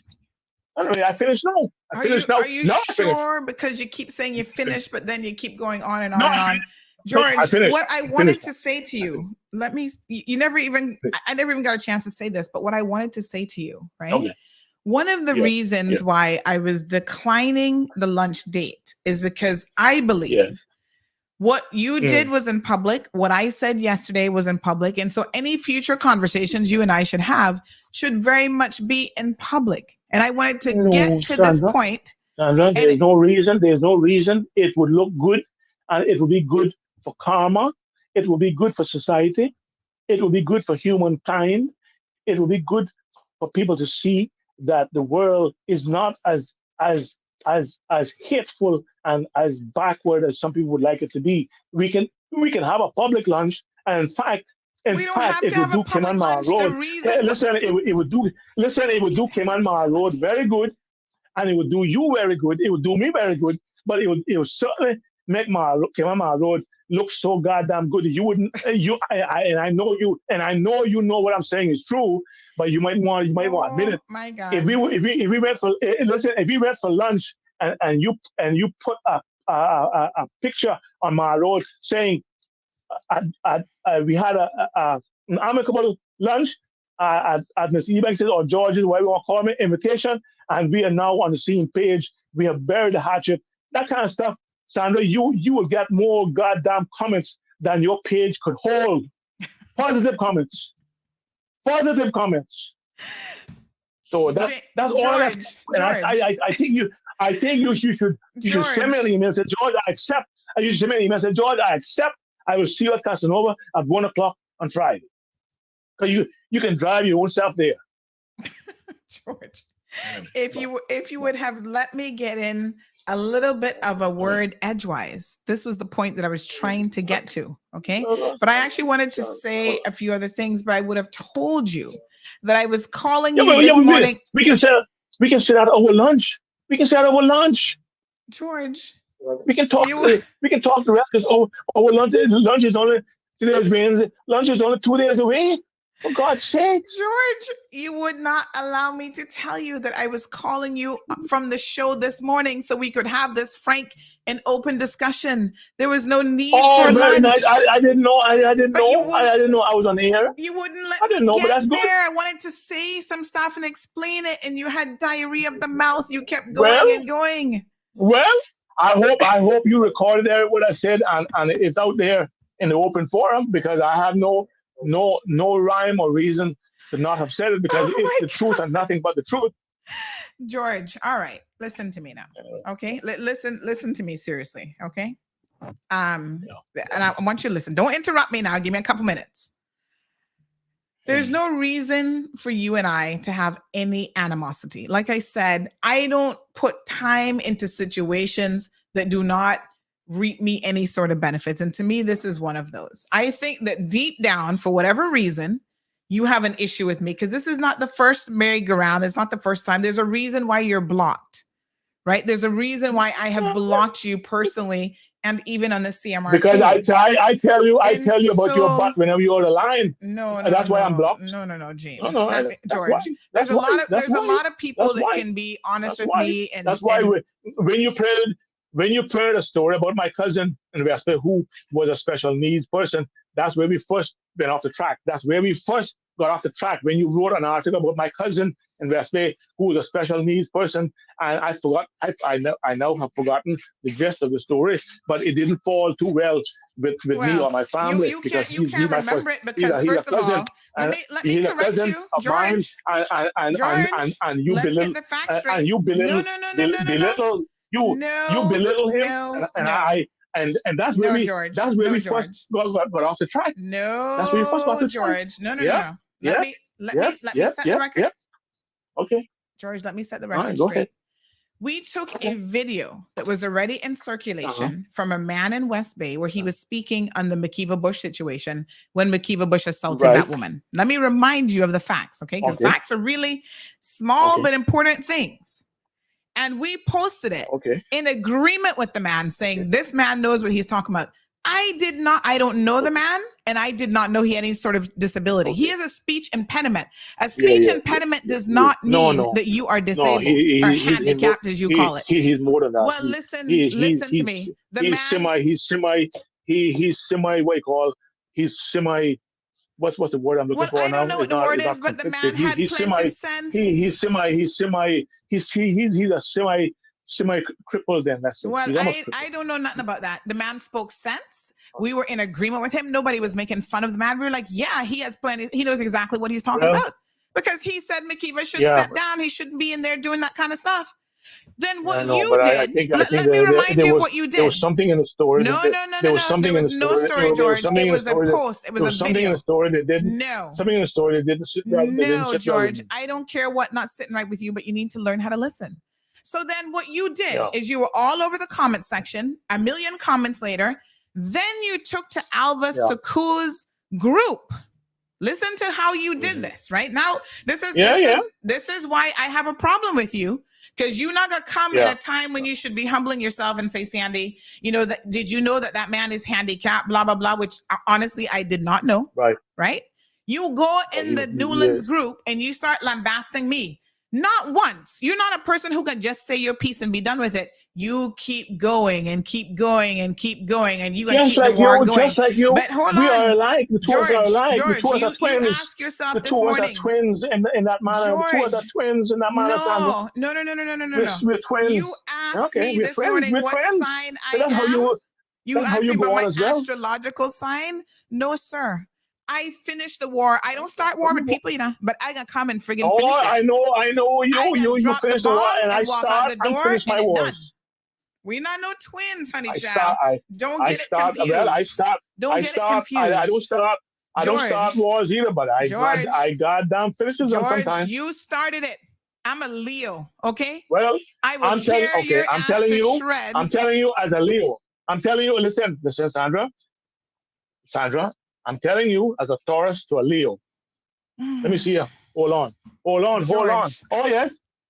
Hey, oh, my God, Sandra. I got to send you a picture. I got to send you a picture. On my desk, I have a bunch of coasters with bird signs, and it tells me who to go for and who to be careful of. So I keep a coaster by my desk.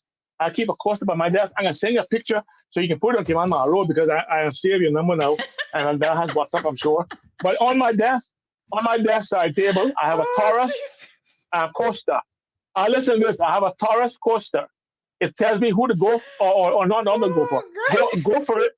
No, listen. I'm telling you the truth, because I'm going to send you a picture. I have a coaster, a set of coasters with all 12 bird signs. Anyway, the one for Taurus, it says go for it or be careful. Now go for it, and I've proven this. Capricorn, I am inseparable from a Capricornian, and also go for it, Virgo. I think my present wife could be Virgo, so we have a very close relationship. It tells me now who to be careful of. Guess who's on that side of the ledger? Be careful, Leo and Scorpio. That's why we're fighting all the time. We are from different planets. And that's why we need to go for lunch to bury the hatchet. Oh God, George, no. I send you this picture right now. I can send you this picture right now. George, I thank you for the laughs this morning, but Jesus, peace. Taurus, go for it. Man. Capricorn and Virgo. Be careful. Like Borden was saying about George when he was running for politics. Be careful, Leo and Scorpio. You as a Leo, I'm surprised I'm talking to you, Sandra Capron, because I gotta be careful of you. Anyway, I gotta send you a picture of this. I gotta send you a picture of this coaster. And I listen. I gotta go, Sandra, because I got clients in my desk. Anyway, and he's listening to this conversation. George, could you say hello? Hold on, I cuss my mic. Put this in your ear and say hello to Sandra Capron. Put this in your ear. Oh, Jesus. Say hello. Sandra Kate's on. So are you It's sitting in George Sandra. Eubank's office? Hello. Hello. Hi. Who is this? Are you sitting in my office? Who is this? Yeah, I'm sitting in. You're This is sitting. Mr. sitting in Mr. Charge office. Okay. And I listened to the whole conversation from beginning to end. Oh my God. What a Being mess. patient to get some stuff notarized. Wow. You've been waiting there all this time just to notarize something, sir? Yes, ma'am. Wow, you must have more patience than man. me. You must have more patience than me. And I have the patience of Job. She know he's a good man, man. She already know that, man. Tell her you should go for lunch. Tell her, take up the lunch offer. All right, you should go for lunch, man. No, all right? no. Take care. Have a good one. All right, sir. George. I gotta go. Sandra, I gotta go. I got guys sitting in front of me. I gotta go. I gotta go. You know what? I mean, we didn't make any headway Please this morning. Listen. Please reply by email to say yes or no about lunch. And Sandra, no. On air, if I'm on air, I don't know whether I'm on air or not. I don't care, but I'm telling you the truth. Yeah. Sandra, I'm sorry about everything that I've done wrong to you, that I've said about you. And listen, God bless. All right. I think we better leave it there. Thank you so much, George.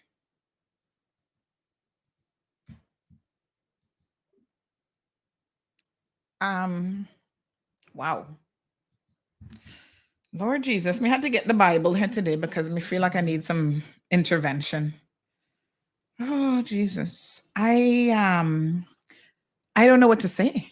I mean, I wanted to get a word in edgewise. My poor brain is a little bit confused.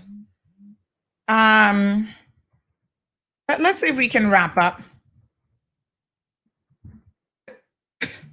My God. Let's see if we can wrap up with Elijah. He has sent us the contract, by the way, his contract. And we do see that contract. The section number 11 says employees shall be paid $12 Cayman Islands dollars per hour bi-weekly on Friday or Monday. Since work hours vary daily, this is assumed to be the opening hours of the day in operation, 7 a.m. to 5 p.m. Monday to Friday. So we have seen the employment contract here, folks. I have some voice notes from him as well. Let me see. Hold on. He might be kind of tied up now, but anyway. February,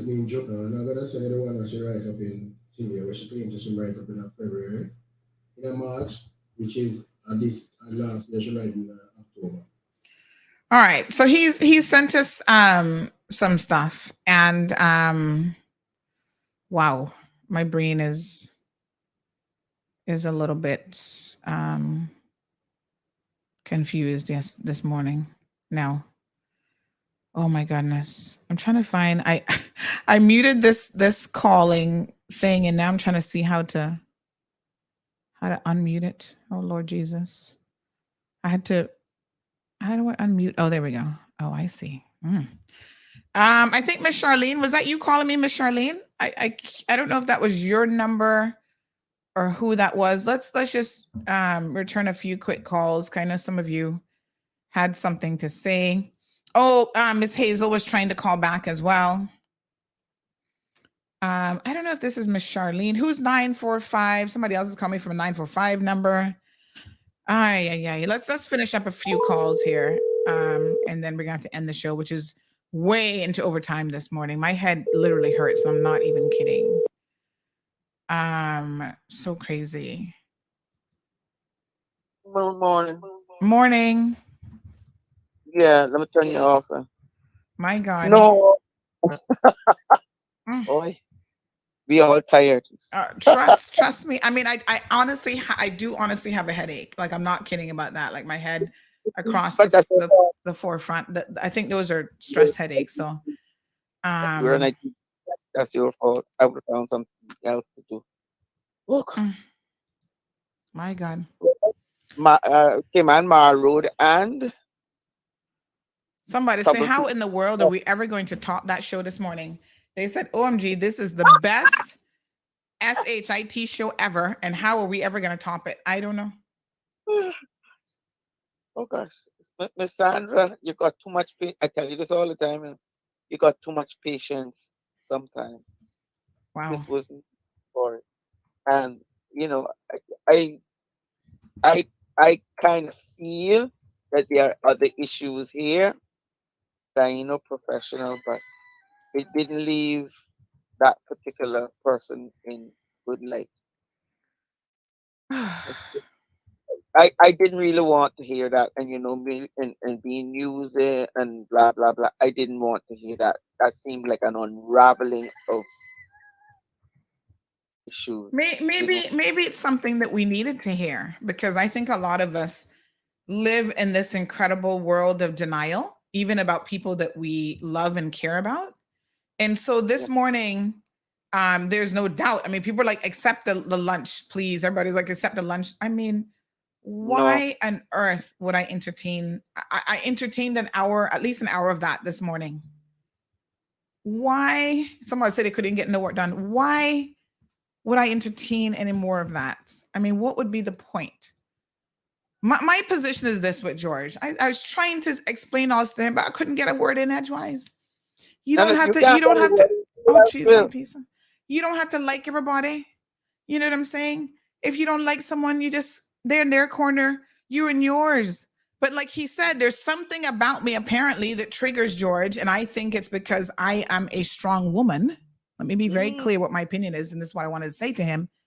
If he would have allowed me to talk, I am a strong woman, and certain men do not like strong women who are going to have an opinion. And so, unfortunately, it is what it is. But oh my God, I don't know. We have another caller in the line as well. Good morning, caller. Welcome to the program. Sandra. Yes, sir. On live. You're live, yes, sir. Go to lunch. It's soon lunchtime. I actually have a business meeting with a client this morning that I go into lunch with. My lunch already booked out for the week, child. Oh my God. Really and truly. You Have a good day. You think I could survive a lunch? After that phone call, you actually think I could sit down and survive a lunch? No, sir. We have Elijah back on the line. We're gonna go ahead and sorry. I think I thought the first one was a hot enough mess. Child. Today definitely took it to another level. Yep, Jonathan says I can imagine him with 3 beers in him. Lord Jesus. All right, honey child. Okay, Mom. Thank you. I appreciate it. Elijah, my apologies. I actually thought that was going to be a relatively quick phone call. I understand. It's okay. I understand what you have to go through. But boy. All right. So we saw the contracts and stuff that you sent us. Were you able to, can we call Miss Ava on your behalf this morning? Because what I am trying to figure out is... Look here, I called her and I was talking to her, but she don't want to take any call from thing there because he say it breach her thing there. Can't me get her number now, which is she give me a number which is 244. Yeah, but if you're talking to her about your business and you're okay with that, there's no breach there. I'm okay with it because it is 244 40 11. Which is, she don't want, like she said, against their policy, something about their policy, because she said the lady just called her and tell her that somebody went into her account and told 5,000. And so that's the excuse why she can't pay you. She are going to make me get the money by now on Friday, which is 69 hours, whatever, which is, me know that is not the time, and I'm not going to take that money. If she not giving me the right money, I'm not going to take it because she needs to pay me full pay. She's not supposed to take a dime from my money. Same like how she can't come say, I didn't lend her $300, I didn't pay for my permit, I didn't this and it. Come on. And then me hear about this car, some damaged car tire and them something there. I asked her, when did I do them stuff there? Where? How could I do that? The only time I have a thing with her car is this second year, which is the 31st of October last year. Our car, some where said some tire is flat, and I go into the place and buy the thing and punch it and get the guy assist me and fix it and pump it up. That is the only time I know me fix a car tire. I don't know nothing about no car tire what she talk about. She must stop that, man. Morning caller. Are you trying to be on air? No, ma'am. Okay, still on air, honey chill. Sorry. Okay. All right. Wow. So have you explained to the Labor Department very clearly what your expectations are in terms of what you're entitled to, what you've said your complaint is? I explained to her and I asked her to retrieve the day from the 7th of November until today, all of them received it. She said, at the court, I figure assist that because some money that she's talking about. But me, I say, that not really, she's supposed to, if we have a complaint here, she's supposed to bring the receipt book and so, and she get all the hours them when I work, don't it? She don't want to do that. She called him this morning and said she got to pay for 69 hours, which is, I know 69 hours of work. I cannot accept short money. You have, do they give you, I'm guessing you don't get this after you're paid, but do you get any kind of slip that shows the amount of hours that you're paid, or you just keep a note of it yourself? No, only slip with with one of the pay bill, and your homie get that slip, you know, because she don't show nobody the amount of hours, you know, unless it's right and the receipt where she give you, you know, the slip where she give you, okay. Only time you get that something is the white piece of paper what I show you there. When the hours work, there like 54. So I see sometimes she puts the hours as a total, and then sometimes she's actually writing it out. Yeah, because she find out, like she have find out something there, so that's why she write it down. Because she know what she do. She know exactly what she doing. And I said people are deceive her and something. She had deceived herself. And she must stop it. Wow.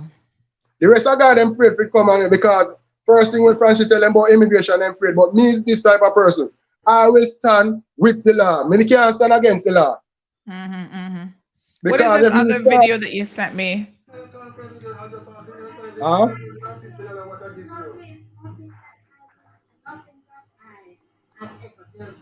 Which one of the video that? This one is very fuzzy though. I can't really.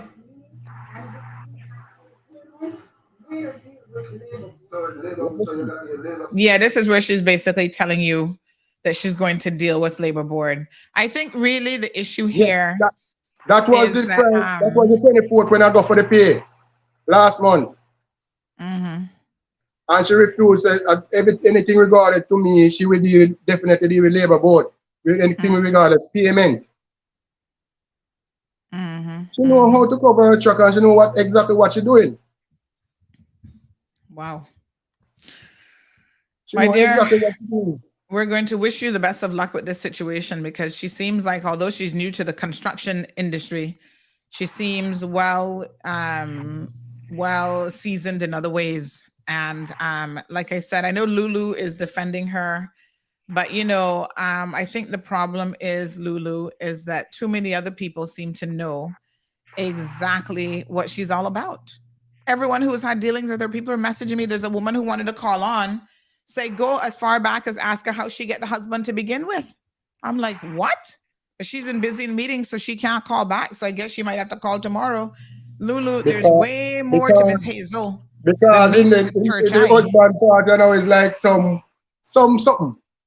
You know, my business that's really still, you know, but it's something where the husband would have said. The problem is the company is in both of their names. You have the husband number? Yeah. Let's call him. Although if she controls him, he probably sitting right next to her. Oh, let me see now. Let me see if it's in this. I suppose it's not in it. We'll have to try to go back in the car like in this. I mean, this is a hot mess, folks. I do have a lunch business meeting, like I said, that I need to get to this morning. Big shout out to some of our sponsors. Of course, Burger King is the show sponsor today. After this, I feel like I need a Whopper and some fries and a milkshake. That's the kind of stress I'm under today. I need to eat junk food. You see, when you get stressed out, you want to eat junk food, you know. But I'm going to hold it down and have a salad. Lord, have mercy. Them French fries would be good right about now. Some Popeye fries. Go get yourself a piece of land in Cayman Brack. Hello.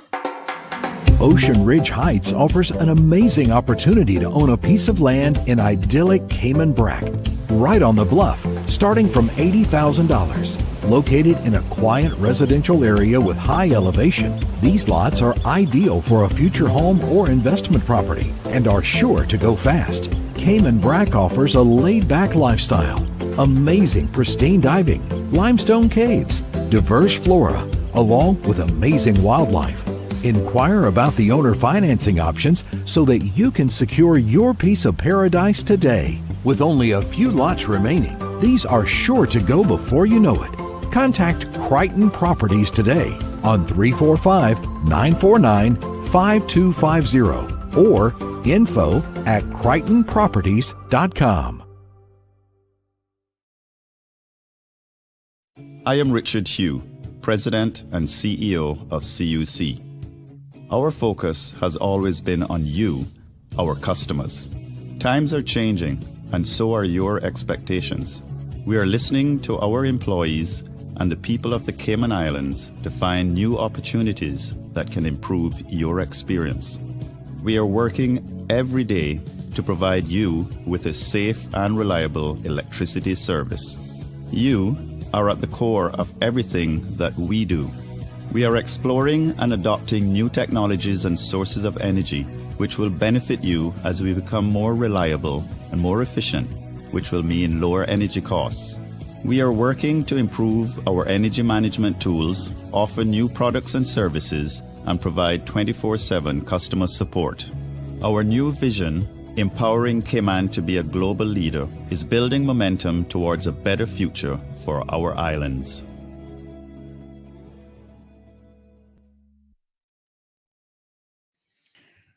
All right. I think on radio, the show might have ended, probably because Chuck had something else lined up already.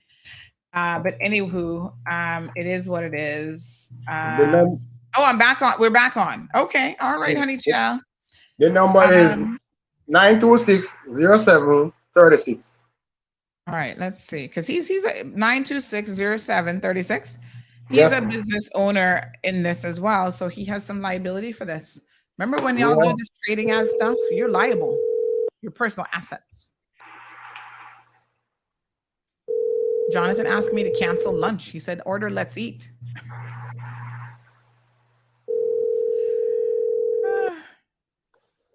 First lady said, let's call common sense.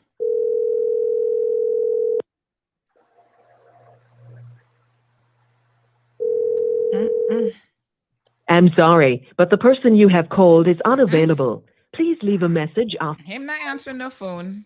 But anyway, poor fella. I don't know.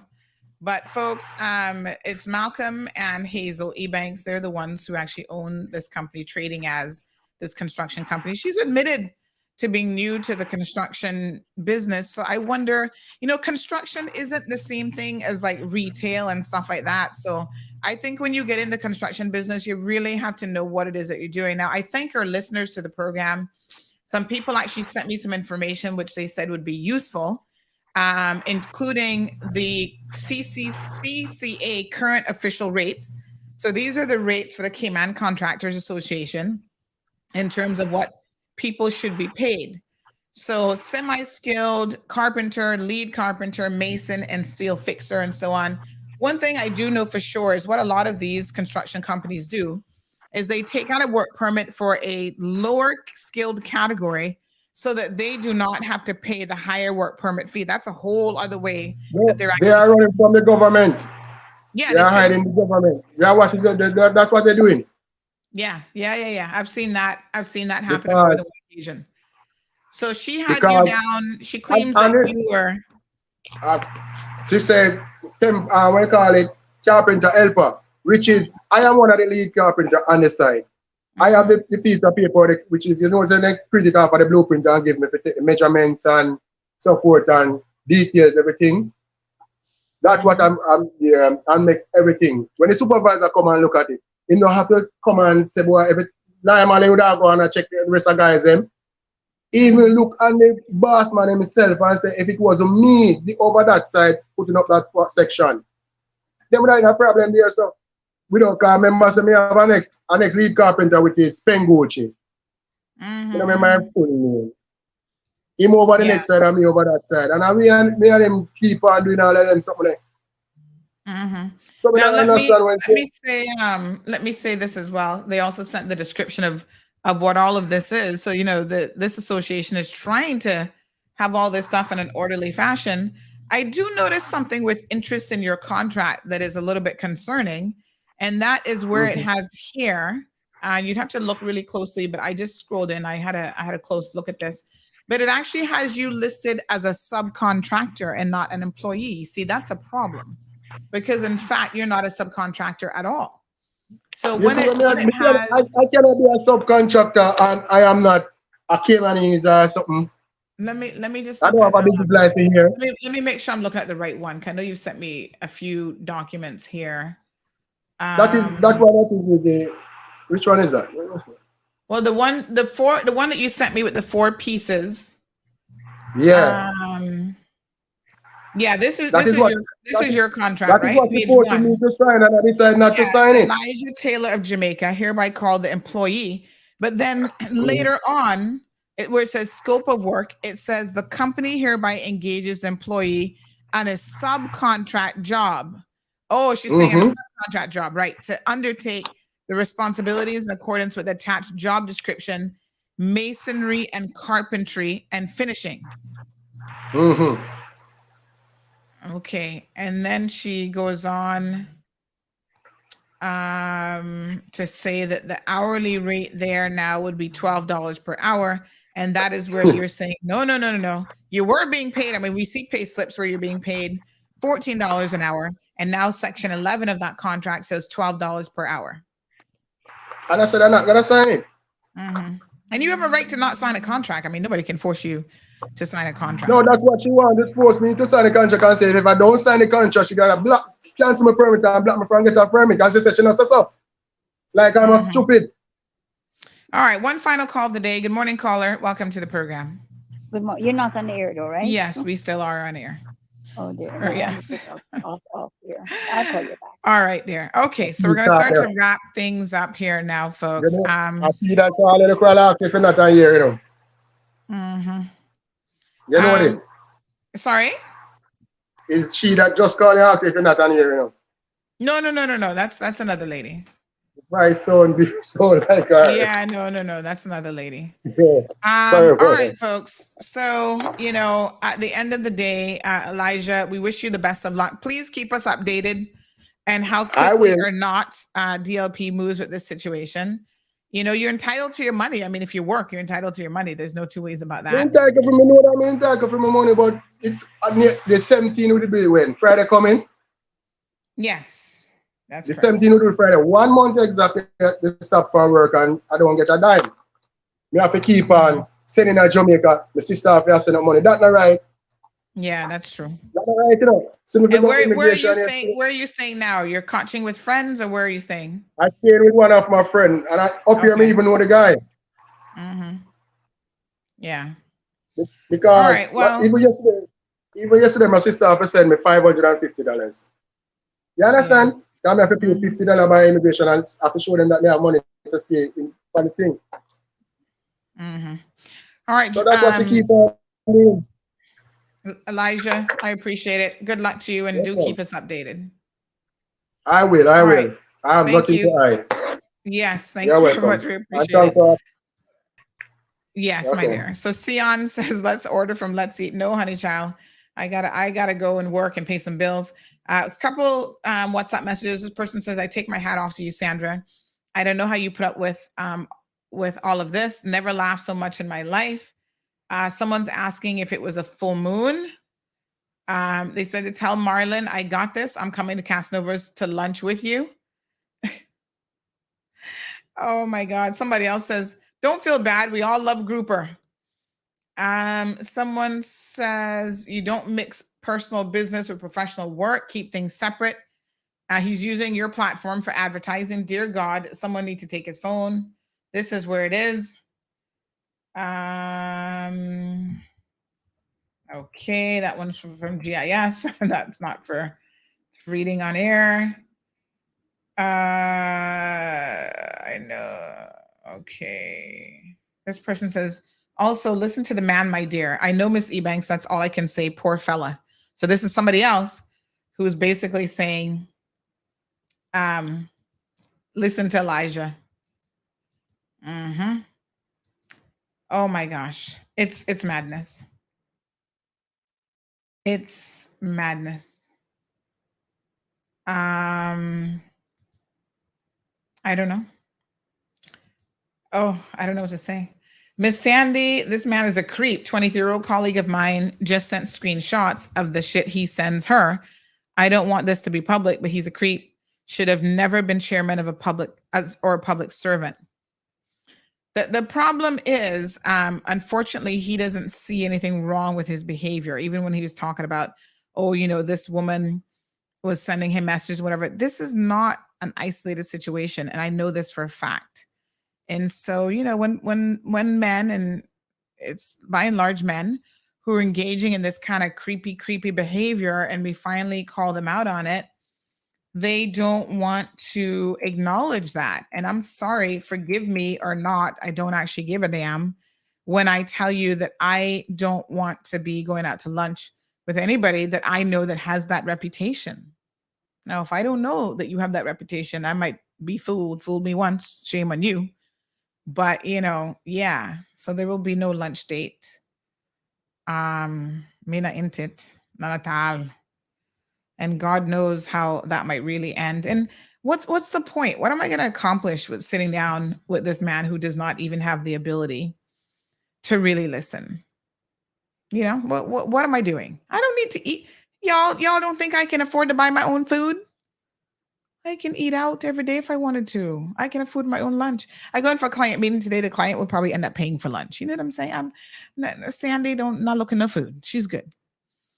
What I can't handle though is people thinking that they can, again, very publicly say things, and then all of a sudden the idea is, let's have lunch and bury the hatchet, and then you post up a picture on social media, and then everybody thinks we're kosher and we're cool. I've done that once before, George. The last time you bought me lunch when we were in Cayman Brack, that's what you wanted. I obliged, trying to be nice. But there comes a point in time when the niceness done flew out the window. And I'm just going to be real. And so even if it hurts your feelings because I'm turning you down for lunch, believe me, it is probably in your best interest that I do so. So he did send me this little thing that he promised he would send with all the signs. I was a bit surprised that he was into this kind of thing, given that he's a church man, but nonetheless, his thing says, go for it. Capricorn and Virgo, be careful with a Leo and a Scorpio. Anybody should be careful with me regardless of what your sign is, because I am just not a person that plays games. I'm just not into it. I haven't had anything to eat all day, and I've been sipping tea and drinking my lemon and apple cider vinegar water. I'm trying to do this every day now. Oh, it's slow to drink, trial. But yeah, I'm going to go sort myself out now with lunch because midday. So my fasting is over at 12 o'clock, 4 more minutes, and I can eat, but I'm trying to eat healthier now. Have carbs earlier in the day, not later in the day. I got a formula that I'm working, but I don't need nobody to buy me lunch, honey child. If you want to buy me lunch, then that's a totally different situation, but don't be trying to buy me lunch so I can post up a picture on social media. Like that's things like that. To me, when I hear that kind of stuff, it really kind of makes me wonder like what the motivation is. Cause then you think that you can call me a liar, call me this, call me that. Oh, you're gonna run to your lawyer. I told y'all yesterday he can't afford no lawyer, and you heard him admit it this morning. He can't afford no lawyer. I told y'all that already. Right. And plus, no lawyer worth a grain of salt is going to be like, Sandy did anything wrong. We based our story off of a press release. Now, you can be upset with Offreg, and you don't have to like what they said. And you're free to issue your own statement, and then we're free or not to publish it. But I can tell you that other council members are not in agreement with his position at all. And those people don't want to take me out for lunch. They're like, Sandy, we need a couple stiff drinks to tell you what was really going on with this man. So he might have a perception of his behavior, but the perception of his behavior might not be the reality. And I have said it before, and I hope George doesn't get insulted by this, but if he does, oh well, it won't be the first time, as y'all know. I honestly believe he is bipolar. I think what you're looking at is an individual who suffers from bipolarism. Because I've actually, when I was in university, I had an experience with someone who was bipolar. Really, really nice guy. I met him walking on the track. Actually, he was running on the track, full speed. And I was like, why are you running so fast? This mile a minute, can't slow down. It's because he was in a manic phase at that time. And so after I started to talk to him and I got to know him, I had a boyfriend, child, so it wasn't about that.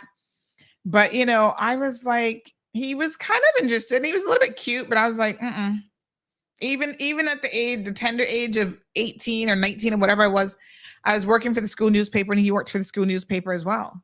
And I was like, oh, Sandy, somebody who's bipolar, this looks like trouble. But I learned a lot about his, just as a work co-worker friend, I learned a lot about the disorder. And I saw things from him that, when he would have a manic stage, he was actually more dangerous to himself and potentially others than when he was having a depressive stage. It was during the manic stage that he became more suicidal because he thought he could do anything. And you hear, I'm a big business person. I ran a multi-million-dollar company and I could give loans and I could do that. This bravado comes with the manic stage. And so this guy in university, when he would go into a manic stage, he literally told me he felt like he could just jump off a building and fly because he was like a superhero. And you know what happens when you jump off a building and try to fly? You end up splattered on the concrete below. But this is the mentality of when you're in the manic. That's, when I look at the whole Kim Kardashian, Kanye West situation, I feel sorry for Kim because I couldn't imagine living with someone like that. Someone who can't listen to you because you're like, okay, we need to have a conversation. I need to get a word in edgewise. You saw. This wasn't about winning an argument or not winning an argument.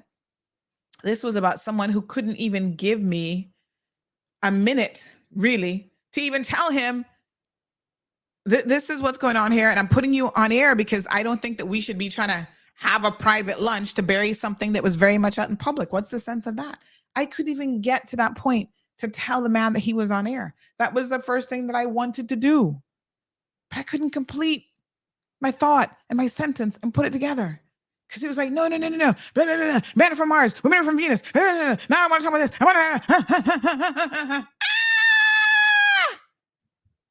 That's what someone is in a manic stage. That's how they go on. I'm telling you, if you've never dealt with someone who's bipolar, you have no clue. You really don't. I know we kind of fling those terms around very, very loosely, but it's a serious thing. Wayne said mission failed. It's a serious thing. So I don't know. Anyway, listen, I have got to now go. Thank you, Chuck, for the overtime. I've got to go call my client and say, where are we going for lunch? I'm going to be a little bit late. We're definitely not going to Casanovas. I feel like it's bad mojo. What are we calling it? Bad mojo to go there now. After that's where George wants to go. I don't even know. I don't know what to say today. I need to take a tablet because, like I said, I do have a headache. I might just try to let it go away, like a little massage therapy. I feel like I do need to now book myself a massage because stress, So I'm going to do that for myself. Juju. Listen, thank you guys so much for tuning in, being here for the madness. And I really, really think that it is mad at times. And we'll see you guys tomorrow. I didn't even get to play today's news, honey child. Go on the Facebook page. The news is on the Facebook page. And I will see you guys tomorrow morning, hopefully. Thank you for tuning in to another episode of The Cold Hard Truth on Bobo 89.1 FM. Cayman's #1 talk show is live weekdays from 7:30 a.m. Never miss an episode again. Watch anytime on CMR's Facebook and YouTube channels for the latest show episodes. Don't forget to follow us online on our social media channels. And visit CaymanMarlRoad.com for all the latest news and community happenings.